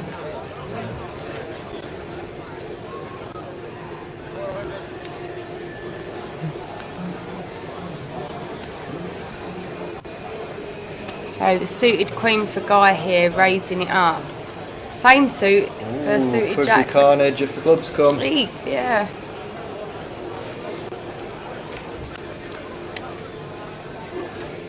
Okay, players, wow, look. 5-5-8 flop for the Jack 5. Yeah, but not really anything for Guy, but he's the pre-flop aggressor, so he may decide to c-bet it. I don't think he bets big. No. Is that 225, 250? What's each chip? So yellow is 25k. Right. Black is 100k, and I believe the 250k is the purpley. White ones. I might be wrong with the big ones though. They are 250s. Yeah. I've not been lucky enough And to have one the big. black ones are 100, yeah? Okay. Three different ones, okay. Okay. Keith has raised. I personally would have just flatted here, I think, and let Guy continue, or take a. We might have seen a check back on turn, but yeah, I can't see Guy continuing this. He's got one over and I suppose a backdoor, but it's. Oh, is he actually going for it? He's going for it. Wow, okay. Now, we want to see Keith flat here. Yeah. Because if he jams, he just gets rid of all of Guy's bluffs. So if Keith calls, he can then assess. The only thing is, he is out of position, so if he calls, the turn is going to go check a lot. But the thing is here, even if Guy has an 8, and Keith decides to jam, that 8 is going to fold a lot of the time. He's going to go for it, yeah. It's just an easy fold for Guy. Yeah. So big hand there from Keith. He takes back the chip lead. Guy applying the pressure, but just got the timing wrong this time, which is so key in poker. It's not that he's done anything wrong, but doing these things at the right time is very, very important. He was just unlucky enough to run into it that time. I think it's understanding your player as well, is that would Keith be raising, check raising on that board without having it? I mean, he could have a draw. There are quite a few draw possibilities out there. But I'm not sure if Keith is the type of player to be raising on a draw. We know that Guy would. Yeah, I mean, there is that, but is he also the type of player that would raise with a 5? Or would he feel like he has to trap with Yeah, that he is, as well? because he just did that, well, that is very he true. did just do that. But this is what Guy might have been thinking at the time. He might have been thinking, would Keith just flat with the 5 and let Guy keep bluffing off? So it's one of those where Guy's got his answer now. Yeah, exactly. But the thing is, now Guy knows that. Guy will do that at other points and it will work. Yeah. Because Keith won't potentially do that without hands. So yeah. I haven't been timing it, have you? Timing what? The heads up? Yeah. No. I want to know if I'm going to be closer or you're going to be closer. I think you're going to be at this point. Yeah. Unless I win something this week. That could have ended with a 10-1 chip lead in Keith's favour. It could have. But they're still pretty deep. Guy with just under 40 big blinds. It's just going to be a call from Keith, I think. Yeah, carnage in English means basically what you said. It's kind of not a disaster. It's just a bit of a bloodbath. Things are going a bit crazy. It's gonna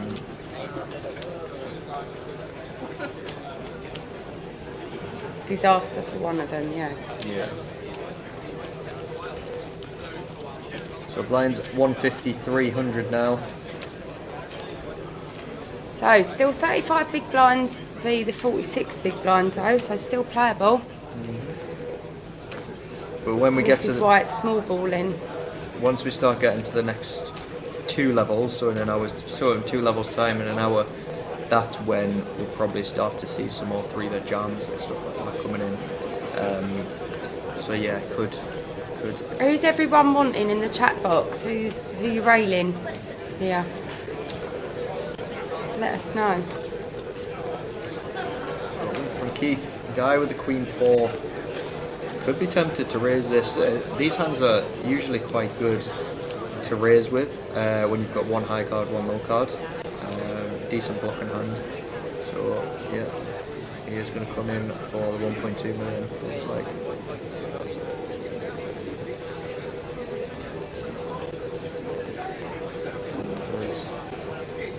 Gets out the win. Really nice raise from Guy, just understanding that there was a good hand to raise with.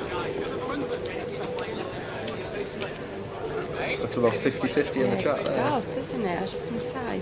We're very neutral, us. We remain neutral. Definitely neutral. What's the prize pool? We'll put the prize up on the screen. This was a £440 buy-in, 400 going into the pot, and we got over 800 runners.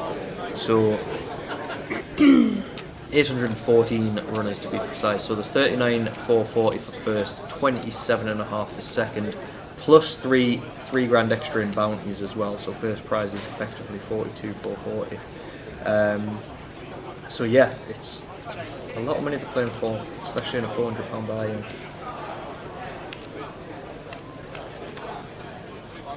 I can see next year there being more day one flights for this. If I'm honest, I think that it's had such a good turnout that if they can do it on the schedule, I can see it being even bigger because of that. Yeah, definitely. I mean, mystery bounties are it's a very new format as well. So, but they're so popular. I haven't played one yet, but they're so popular. I can't wait to play one actually. But like I said, I gave it a miss this time purely because of the jokers. There'll be loads more coming up because they are so popular. Yeah. I'd be surprised if you don't see one at every festival.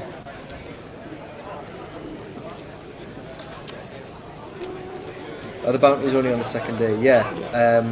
So you made day 2 and the bounties came in from them. As I say, mystery bounties are still fairly new. There's lots of different ways of them being done. Some places you can buy into day 2 and you can win mystery bounties from then. I personally don't like that format. Another one is where day 2 bounties come in. It's completely standard. Other mystery bounties, when you're in the money, you can win bounties. It just depends on the format. But I think over time, as with all new formats, they'll kind of become a standard that every mystery bounty follows. Similar to the way that the big blind ante came in. Some places were doing button ante for a while, and some places were doing big blind ante. And then over time, it just kind of became the standard that it was big blind ante. I think a similar thing will happen with mystery bounties, where there's a standard process in every single one. And anyone who wants to find out a little bit more about mystery bounties and the sort of the tactics behind playing them, I suppose, my friend Dara O'Kearney actually did a Mystery Bounty course on it, which I know it's available to purchase. So get in touch with Dara if you're interested in learning a little bit more about them. He always does some really good courses and books. It does, yeah. Big shout out to him, because I actually he's been really good with a lot of my ladies group and has donated some books to me to give away to my little community. So yeah, he's a good supporter of everyone in poker, really, from all across the board, and he's a lovely guy. So big shout out to Dara.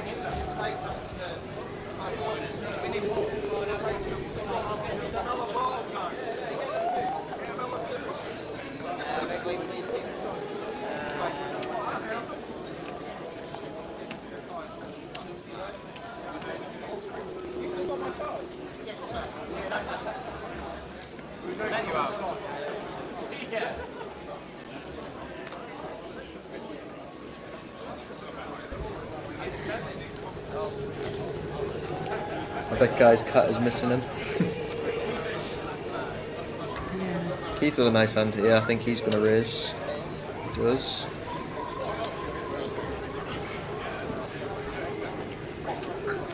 Will there be a book on Saturday or Sunday? Sunday there will be for day 3. And just to answer Josh McDonald's question in the chat box, tomorrow morning it starts at 11 AM. The first flight tomorrow is not a turbo, it is standard.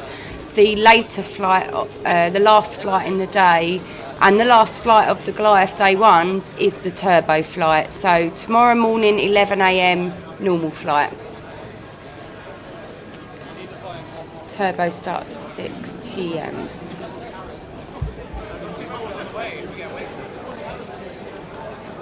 Just heard the gong for Goliath, the blinds are going up. For those of you that haven't been before, music plays and then there's a massive gong being hit at every start of every level. Have you done it? I was the gong girl yesterday, yeah. The gong girl. I was the gong girl. Is that my your new nickname? my new official title. Yeah. I haven't had a go at the gong yet. Yeah, they came up to me with a stick. I don't know if that's the official name of the bat thing. Yeah. Let's just call it a stick. The stick, yeah. The gong stick. The gong stick. Yeah. And Ewan was there and he was like, whack it as hard as you can, Kate. Yeah. I think I did it a bit too early, but yeah. Ewan said he did it and he was like, I've done it the loudest out of everyone. Like, yeah, I bet you well, I have, mean, anyway. but he's massive, he's gonna, like, I'm only titchy.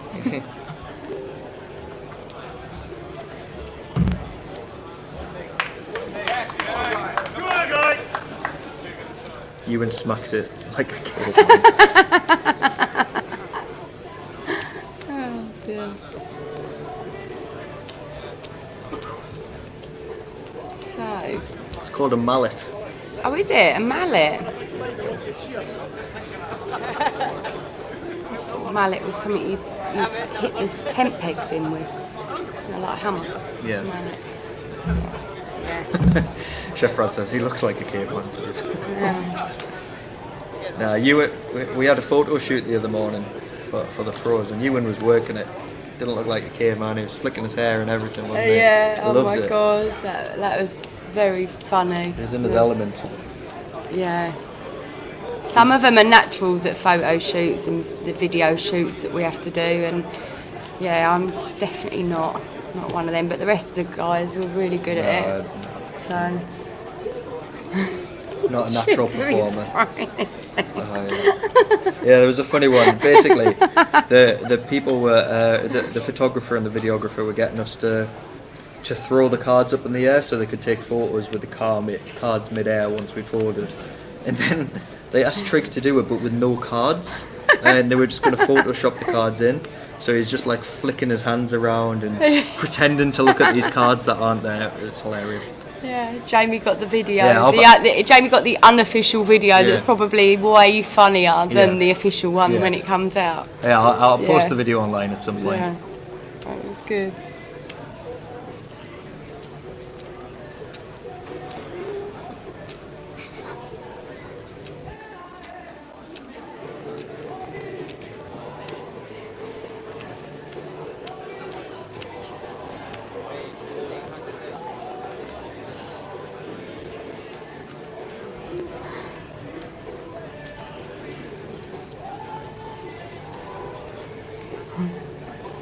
I'm staying away from the gong then, if that's what it autocorrects to. Or it's a mallet or a beater. Oh. Okay. Yeah, you'll have to have a go at the gong. I got my mum and dad to hit the gong. Did you? A few years back on their 40th wedding anniversary. Oh, nice. Yeah, they hit it together. I think it was at the start of day 2 actually. I think they Yeah. sort of opened day 2 and they nice. ran off to their table. It might have been their day 1, but it was at the start because then they ran off to their tables and was really embarrassed. And was like, if I make you do that again. She was unlucky in day 1 when she was on my Yeah. table. Yeah, I haven't spoke to her about it, but a few people have said to me she walked into it. I can't remember. I just remember her being unlucky. I think did she have like 9s against jacks or something?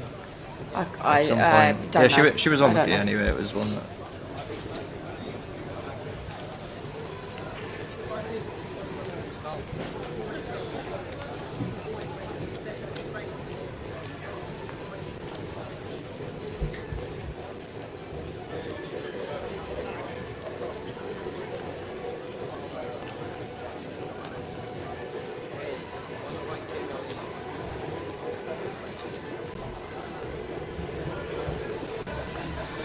So we see Guy here has got pocket 9s. He raises to 1.2.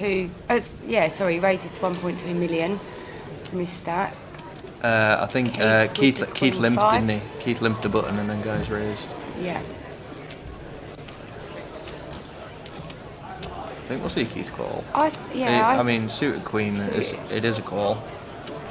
Although he's got the chip lead as well, so he could afford to call it. I mean, I know it's a bigger raise, but I feel like is he counting out? that is. The Oh big no, they're the chips, 100. yeah? No, they're the 100Ks. It's fine. He's going to call, I think. Okay. I mean, he's not looking happy about it, so he's giving a bit away to Guy here. I mean, you can't really then come in with a raise when No, you no, when you you can't. look like that. So yeah,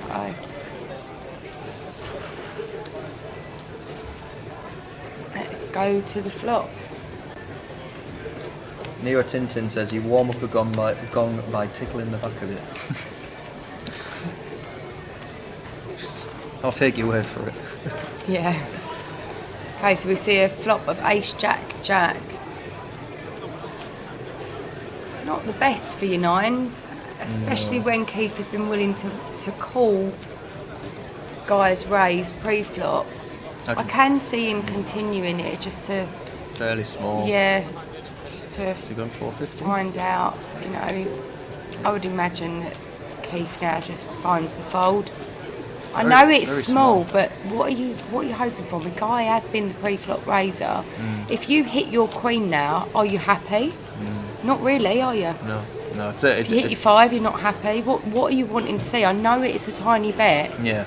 but it's kind of like you've got to think about why you're going to be calling and what you want to see. I mean, it looks like he is going to call. That is just based purely on the size of the bet, in my opinion. Because I don't know what turn you're wanting to see with your queen. That's probably about as good as it's going to get because it gives you a draw. But Yeah.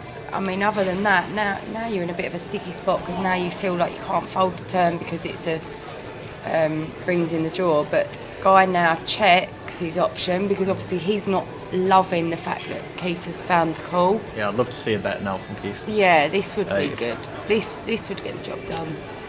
No chess checks. Oh, and he my gets gosh! Wow, what a run out! The thing is, now he's not going to get value because the guy's going to check again a lot of the time. Yeah. And Keith can just he's going to bet, but it's going to be really hard for Guy to call. The thing is, though, actually, no, I was going to say, could Guy ever turn his hand into a bluff? But heads up, he's not going to do that. So, not against this. No. So it's just going to be bet fold, I think, all the time.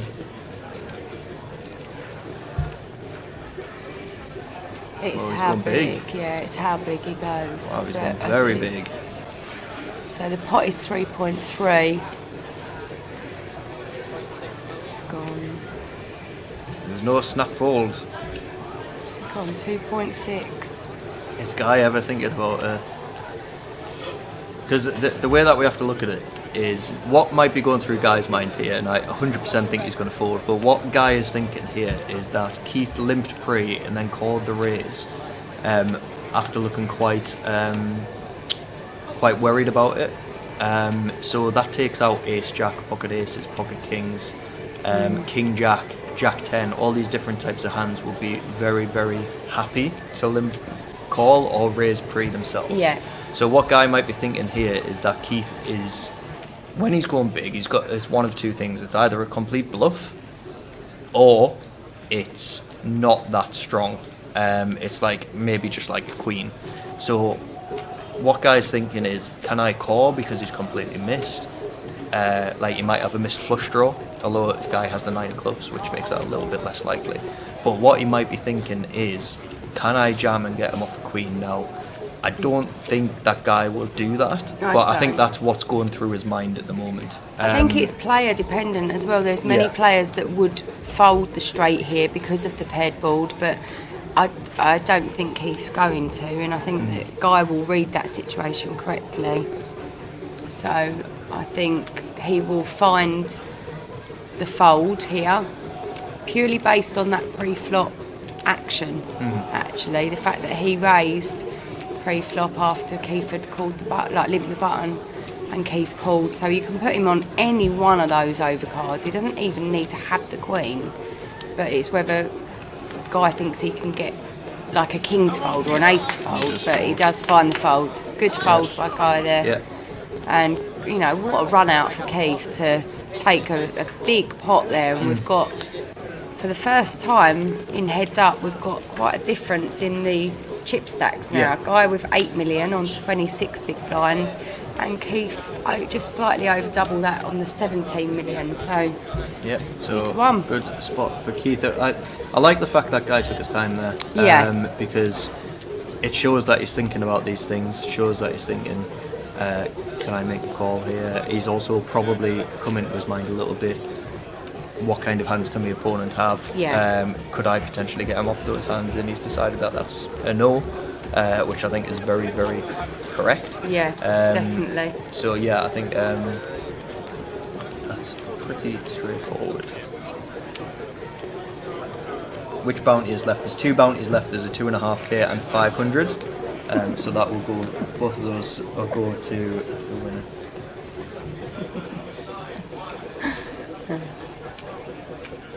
Guy with the very playable Queen 9 here.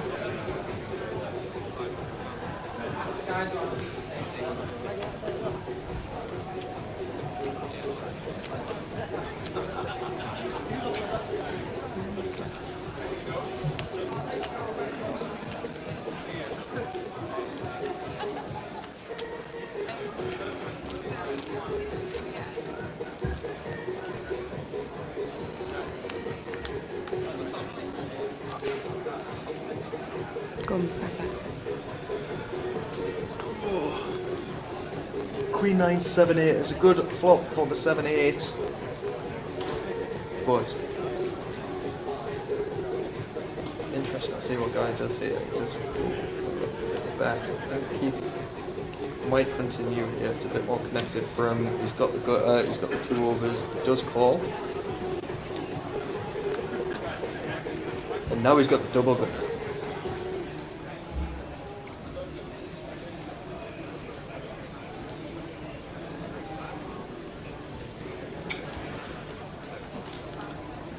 Just go check now. And the king. So Keith has 8 high here. It's going to be interesting to see whether he pulls the trigger on a bluff or he just gives up. It's 2.1 million in the middle. Could get the job done, but doesn't go for it. Guy's probably just going to take a showdown with Queen high. Yeah, I think so too. It's kind of good enough for showdown as well. Yeah, just good enough. I think if he had Jack high, he bets. I think so. Queen high is going to do. Yeah. And he takes that pot, a critical one really.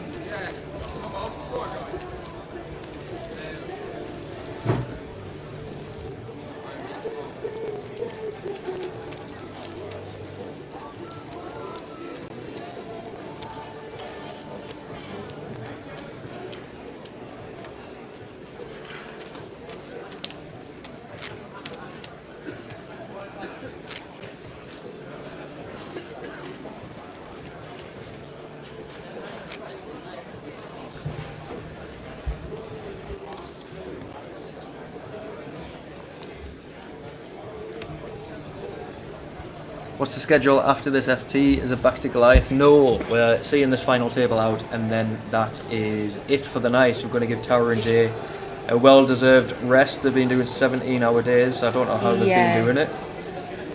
Yeah, I mean, we've come in just so they can get off a bit earlier tonight. So we've got myself, Katie Swift, and you've got Jamie Nixon in the booth commentating on this final table for the Mystery Bounty comp at Goliath.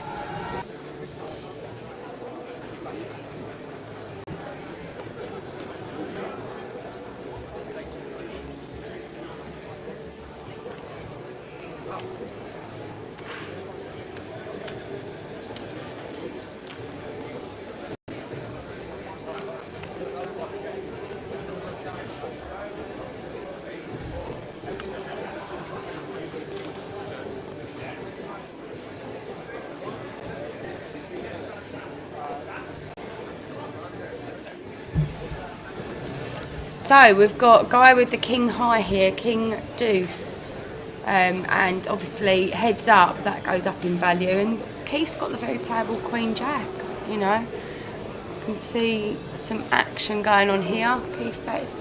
Guy just folds it out, probably just based on stack size at this point rather than the cards, because there you could easily still call the king high on that paired board.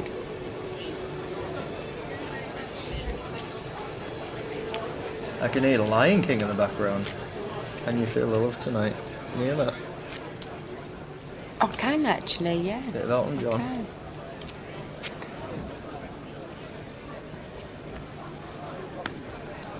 Big shout out to the dealers and all the staff involved. Yeah, I mean, they're working such long hours, and like, I'm not just saying this, but the dealers, I have not had one bad dealer yet. Every single dealer has been really, really good.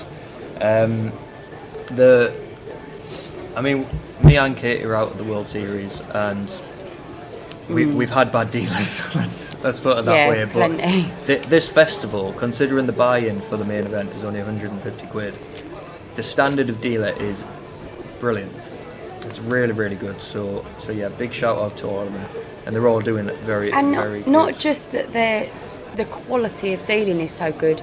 The dealers are all happy, they're smiling, they're friendly, they're fun, they're engaging with the players, they're helping any players, they're constantly helping the action flow. You know, they're genuinely pleased to be here and enjoying themselves as well. Like, I've not had one bad dealer in terms of the actual dealing quality, but as people either, a lot of them are players themselves, which always helps. Like, they know what they want as a player and what they expect as a player, so therefore they provide it as a dealer. It's just really good. It's like one big happy family. It is as well, and the good thing is you see the progression as well. So you can see Michael stood there with the microphone in the suit. A lot of the guys have come up from being dealers, so there's a lot of the dealers here that are dealing. They'll look up to these guys who have moved up. There's Michael, there's Simon, all of them, they come up through the ranks, and it's really, really good to see. So do you know what, when I walked in and see them all in their suits, it was like, it's like they've all, you know, grown up, and they're all flourishing. It's so good to see. But they're all really happy to be there and helping it, you know, all of the players. If you've missed the start of the comp and you don't know where you're sat, you just go to one of the guys in the suits with an iPad. They will tell you where you're sat. Like, there is no problems with locating anything like that. And then you've got the balloons on the table, so you can clearly find your table number. Like, it's just the whole setup is pure quality. So we see guys hit his 4 here, not that he needed to, but the river, brings the wheel in. So Keith has now rivered guy again and finds a bet after guy checks to him. Looks like a thinner value bet. Oh no, he's gone. Sorry, I'm not aware of all of the chips still on this. That happened quite quick, but yeah, he's bet and guy snap folds there, no decision.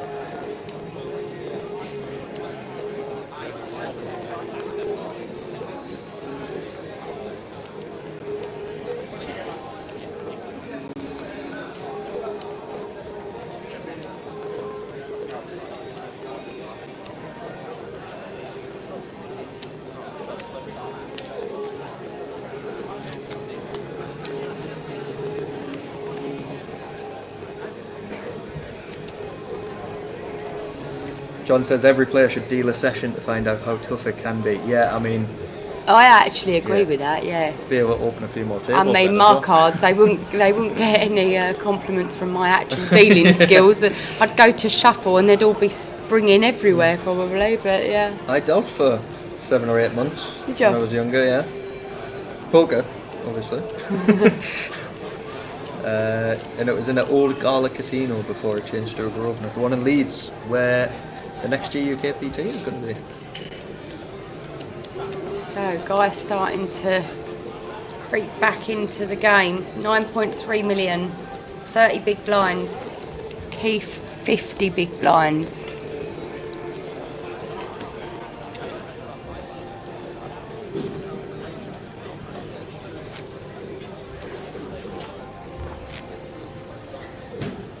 I love Frankie's suits and shirts in the background there. Yeah. It always looks class. He's got style, hasn't Yeah, he has.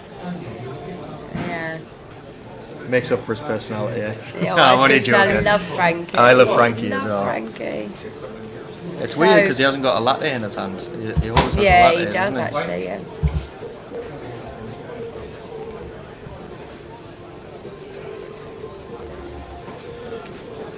So, Jack 5 off here on the button for Keith.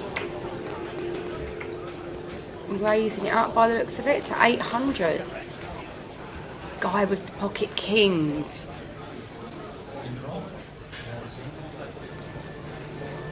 With a stack of 9 million. It's quite a big raise as well. For considering Keith hasn't been raising like that much, and they've most of the time just been like either limping or min raising. So to come in with an 800, Guy's kind of hoping now that Keith's got some sort of hand that's able to call his 3-bet here. What's he gone to? 2.2 million? Yeah, looks like.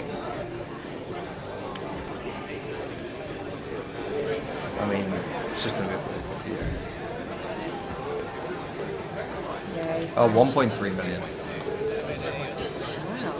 Nah, it can't be 1.3. That can't. No, it's not, because these are... Yeah, that seems it's not, yeah. far too small. Yeah, 2.2, yeah.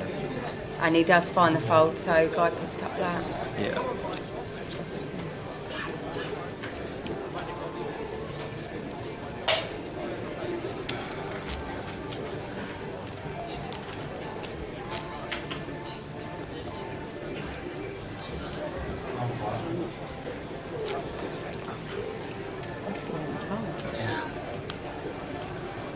It's good to see quite a big rail gathering now as well. Yeah. I'm just going to give a shout out to a very special man in my life as well. Oh, thank you. I'm blushing. Oh, sorry. Go on.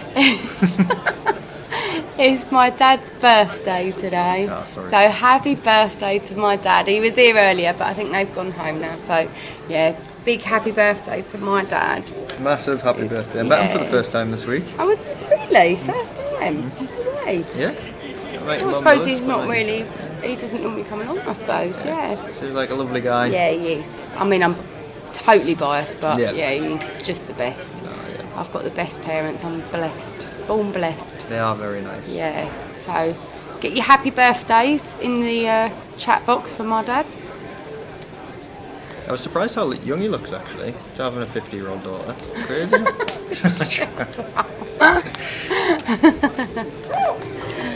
I'm only joking. Katie is nowhere near that. Well, getting there. We all are. I don't mind. I don't mind. Oh, loving the chat box. Yeah.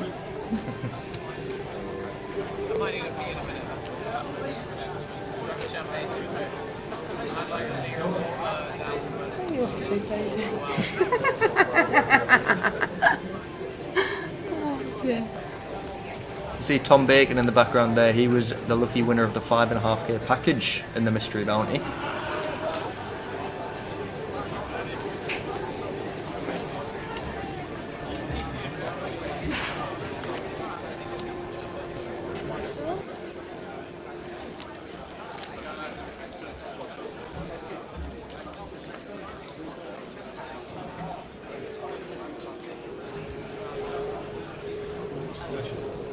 What's the... Does that mean that that's on? Huh? What?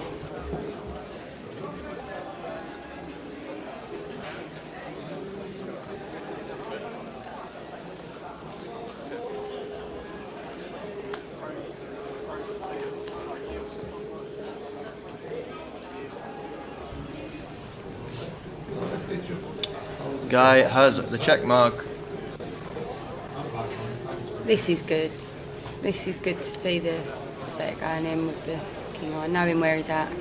Stu Rutter says which bounty is left. There's 2 bounties left because there's a bounty on everyone's head. So the bounties that are left are 2.5k and 500. So the winner will get an extra 3k on top of the 39.4k first place. M10 Dembele, that is Dan Gormley, who finished 7th, I assume, or 8th, I assume. The ticket is running across the bottom of the screen, mate, so you'll be able to see the finishing positions. Well, well played, mate. Another deep run for you. We can see now the chip stacks are sort of getting back towards the level. Guys chipping away again. He's gone back to that chip away kind of strategy, which is great to see. He never just gets short and goes into that, oh god, I'm panic shove. Like, it's good. He knows his chip stack size, what it's worth in terms of blinds. He's happy to play it out. He's happy to go for the long game and kind of not take on high variance spots, which is what you want.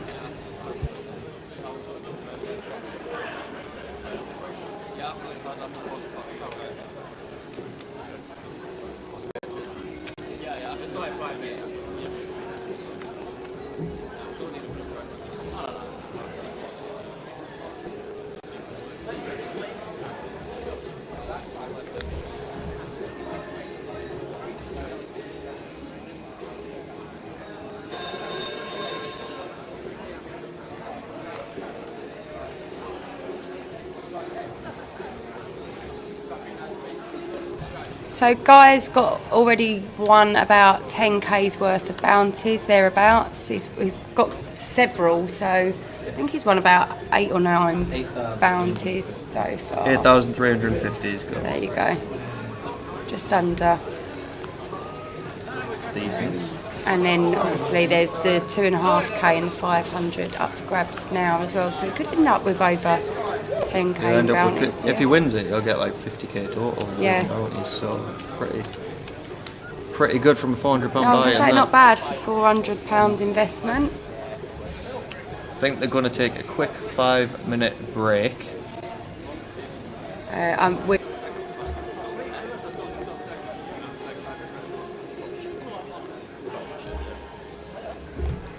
We're just going to take a quick 5-minute break. We'll be back very, very shortly. These guys are just going to quickly run to the toilet and then they'll be back to play out the rest of this heads up. So stay tuned. See you soon.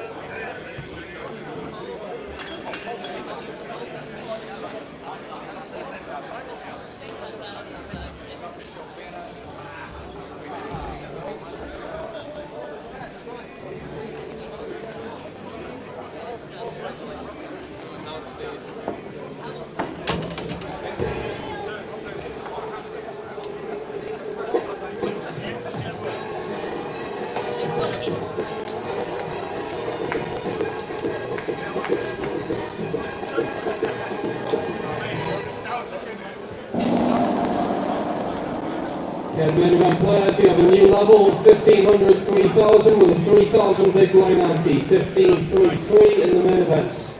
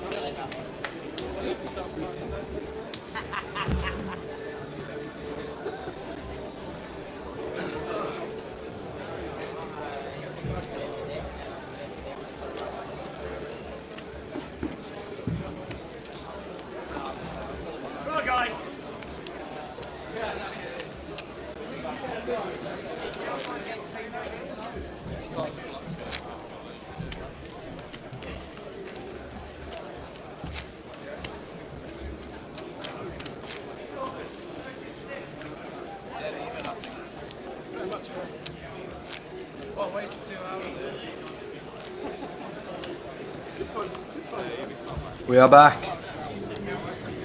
And this... Heads up battle. That's what it is, yeah. Yeah. It's a heads up battle. That's why I called it that. Yeah. So Guy's been chipping back to try and get back to even. And Yeah. it looks like they are going into heads up hand 177. 177 in the final table. Final table, yeah, I was going to say that's not off the heads up, but Yeah. we are back to even stacks, so And this is where we might start to see some big hands happening. So we're 200k, 400k now. 30 bigs effective. We're going to see some 3-bet jams. We're going to see somebody extend to a chip lead fairly soon. I think they've been testing the waters with each other, haven't they? And Guy's sort of been trying to chip away. He lost the chip lead in that hand where Keith rivered the straight with the queen. You know, he was unlucky there with his 9s that it did run out the back door for Keith straight, but we see now Guy's picked up a monster hand here, heads up. Ace queen off. So yeah, I expect a raise incoming. Keith wants to hope he doesn't find a hand here. So we do see the raise. Blinds are 200, 400. He makes it min raise up to, oh yeah. Oh, this could be carnage, as we were saying in the chat earlier. So he's min raised it to 800, pretty standard. Keith picks up the suited ace 5 in the big blind. 400 to call. I can see a free bet coming in here. I can as well, and then it's going to be very hard to get away from. 30 bigs effective, heads up. Yeah. Is he jamming? Oh no, He's I thought he was going to jam there. Free bet, he's put that. It's a big old 3-bet. It looks like 2.4 million. Maybe 2-2, 2-3.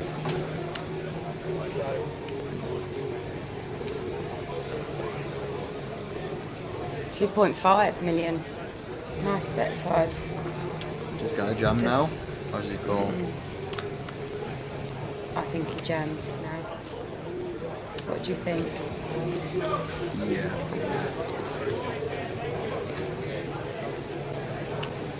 Do you think Heath calls if he jams? It's hard to find a fold really with a suited ace. Yeah, he does go, pulls the trigger. He's all in.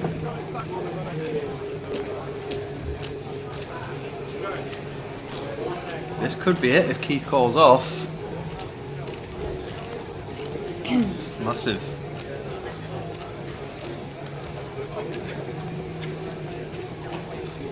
This could be the final hand in the battle of the top knot versus the former top knot.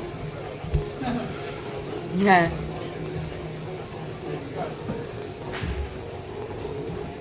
He's considering it, isn't he? He's like having a little swing round on the chair, asking for the count.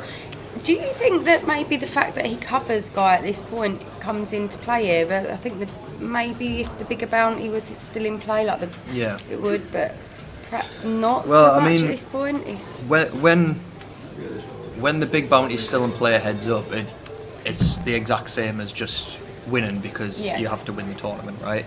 Yeah. I think if the big bounty was still in play, they'd probably chop it quite a lot of the time. But in this scenario, it depends a lot on how Keith perceives himself skill-wise up against Guy.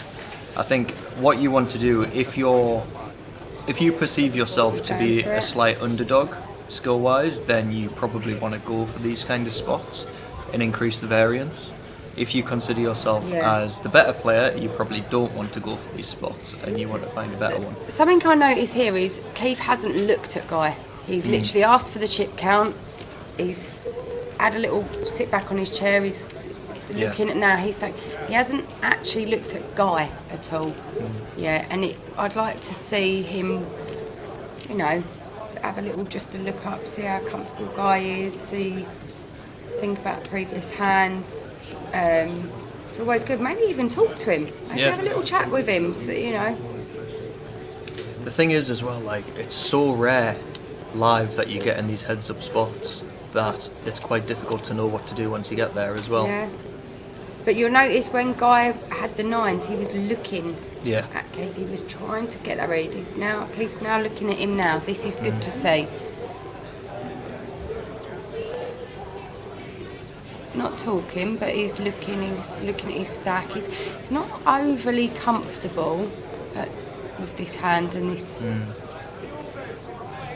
how to proceed with it, but Guy at knows the end of the day, it's his tournament life on the line as well, effectively, isn't it? It's going to be really hard to come back from this if he calls and loses. So it's, it would be good to know what Guy's feeling right now. Is Guy we can't is like he knows that he's got the best hand most of the time. The only thing that I'd be worried about is if his opponent's got like pocket fives and is thinking about it. But Guy's wanting the call so badly now, and he gets it. He gets it. This could be the tournament over.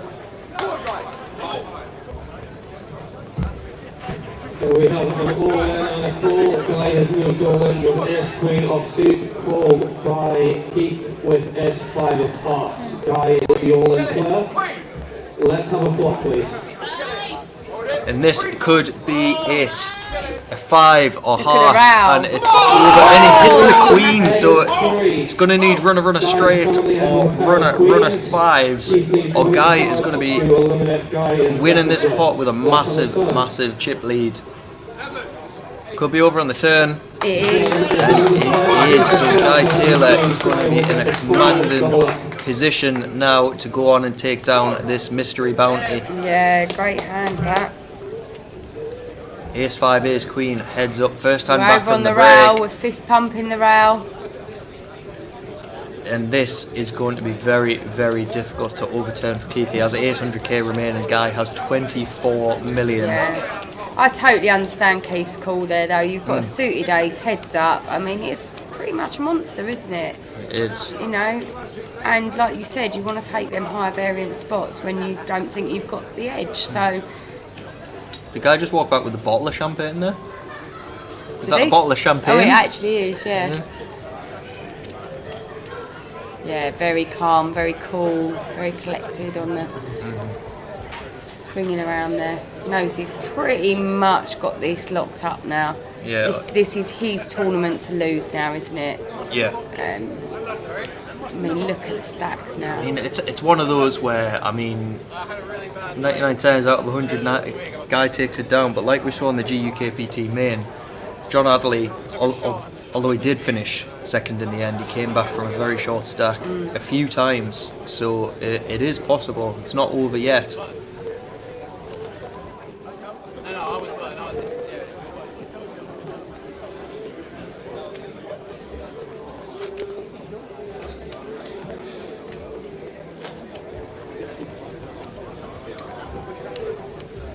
We see our fellow sponsored pro Ewan McNicholas there in the background, getting the camera time. Lovely guy, I love He Ewan, is. honestly. He's just such a diamond geezer, he really is. Lovely Looks like another- addition to the team this year, it's been having him on board. Really has. Looks like he's got another Yeah. new buddy there and some new trainers as well. Spending all Has he? those winnings. And his jeans. Yeah, really nice. Queen guy. 10 suited, this is in. Oh, Keith has 1.5 million, not yeah. 800k, but still going in. This is And it. Guy has Queen Oh, 10 okay. also. So this probably won't Look at be the Kyla. final hand. Queen 10 spares, 4 by Are we going to get a sweat though with the flushes? Let's have a flop, please. I mean, if he hits his flush and he doubles up here, then, you know, a couple of double ups, he's back in it. But no, that's No. going to be it. Chop it up. Going to be chopped. And the winner is The diamond would have done it. And we go again. Lovely to see him smiling and having Yeah. fun with it. It's yeah, look at this, 59 big blinds to 4 big blinds. I've been in this spot. Yeah. I was the 4 big blinds. Yeah. You're just hoping you get some sort of hand that you can double up and manage to try and get your way back in it. But it's good to see him smiling and enjoying it. Yeah. Will this be You Guy's know. biggest win? I don't think so. I think he's had some bigger No. ones online. Have a quick look. I think he's had some bigger ones live as well. Yeah, probably. Quite has, yeah. potentially. He's been around forever, Guy. Yeah, He doesn't look very old, but he has been playing for a number of years. So yeah. So he doesn't pick up a hand here. He's got 7-3 off, but Oh, yeah. for the stack sizes, I mean, Has he Keith put 'em in? with- Oh, it's in. well, I mean, This he's could got be it. 4 big, so he's kind of 7-3 has to be. versus Ace Jack. Okay, so Keith's got an opportunity here to get the double up and get back in it. This could be it. If Guy was going to pick a hand to be in his winner's photo, it probably wouldn't be 7-3, but it could be the case if he gets there. And he does. Hit 7, this could be it. So Keith now needs to hit an ace or a jack, or he's got a few running outs. It's one of them. Ace, Jack or King. Otherwise this is going to be Guy Taylor's title. It is! Wow, just a 7 on the river to... So there we go. These two players have both played really, really well throughout this 3-day tournament. Keith unfortunately fallen at the final hurdle, but massive congratulations Yeah, to Guy Taylor. to Guy Taylor. They're giving each other a Fantastic comp put on by Grosvenor at Goliath, and yeah, congratulations to all the final tablists and to Natalie, who won the top bounty, £20,000, and now congratulations to Guy Taylor, who takes down the title of the mystery bounty winner. He's going to have £39,440 plus around about 11.3k in bounties as well. So he's going to be taking home just over 50k. Really good title. We're going to be passing over to the tower for his interviews. Yes. This is the best bit. What a game. What a game. Mystery Bounty, 814 runners that nobody would have ever envisaged. Yeah, cracking tournament. Absolutely unbelievable. Cracking tournament. Yeah. Bounties throughout the tournament, how many did you get? Like almost 5k. Oh, nice. So it's nice not too addition. bad. Not too bad. 27 for second as well. Yeah, I'll take that. It's been a good 3 days. And a pretty rapid final. Yeah. I knew it was going to be quick. We're quite quick players. Yeah. It could have gone a long way. We were both like 60 bigs deep at one bit. Yeah. But it's honestly a couple of hands that changed it for you. You've got to win the flips, Tower. You have You've indeed. got to win the flips. You have indeed. But he played well, so Yeah. I'll give it to him. He played well. Yeah. Well, this was a side event. Have you flicked in the Goliath itself, which is why we're here? No, I've got a wedding Saturday, so I'll be going you home. can't make day two? No, so I'm not playing. Well, this is a little bit of consolation for you. Absolutely I came brilliant. down for this event, so I'm happy. Yeah, absolutely fantastic. Second place, 27,000 pounds, plus 5,000 in bounties. I'll take that. Nice one, Keith. Absolutely fantastic. Thank you. Top, man. Where is he? Where's Mr. Guy Taylor? Where has he gone? No. Here he is. Mr. Guy Taylor. How are you, sir? Feeling better, are you? yeah. Feeling better? Yeah. It's, I've just been saying to Keith, 814 runners. One of the biggest side events we've literally ever had. Yeah. A lot of guys know how you play. Well, they do. Yeah. But the winning hand, 7-3. That looks sick, actually. I'm never going to get another chance to get a winner's photo with 7-3 off. So Absolutely. Probably anyway. So absolutely. yeah, How's the week pretty sick. been so far apart from this? I mean, this is. I came here to play the high roller. I late reg the Tuesday with 10 bigs. Didn't go to plan. Reg this, immediately bust. Very nearly drove home because I wasn't feeling great. Really run down at the moment. Been putting in a lot of hours. Yeah. And then just fired another bullet and just bagged a pretty minimal stack really. But then just found some run good yesterday. Won some bounties. How many bounties in total? Well, now because I get 2 now. I had 1 earlier. Have you opened them? We know what the last we know one what is. they are, yeah. We know So what there's they are. 2.5 and a 500. So in total, I think I've got about 10k in bounties. Beautiful. So one of them's a ticket for a tournament, so that's fine. It's all good, yeah. Yeah, and the top prize obviously 39,000, Yeah, so which is absolutely fantastic. Yeah. Quick message to the rail as well. Oh, the boys. How amazing was this rail, man? The boys. The Peterborough Mafia's here. Peterborough Mafia. When you're supplying them with champagne, let me tell you, there'll be a bigger rail. Well, I mean, I hope I'm going to see you at the bar later. Oh, so well, it would be. It would be rude not to. It would Exactly. be rude Yeah. not to. It would be rude not to. We're going to get the trophy presentation. Where is? Is it me again? Are we going to do it again? There we go. I like doing this. I can do this on a regular basis. I'm going to hand over the trophy to you, and I'm going to give that to you. And then I'm going to announce the winner of the Mystery Bounty as Mr. Guy Taylor. Congratulations. And then I'm going to announce it to the room. You stay there. Just hold that trophy. Hold that trophy. Ladies and gentlemen, big round of applause for the Mystery Bounty winner, Mr. Guy Taylor.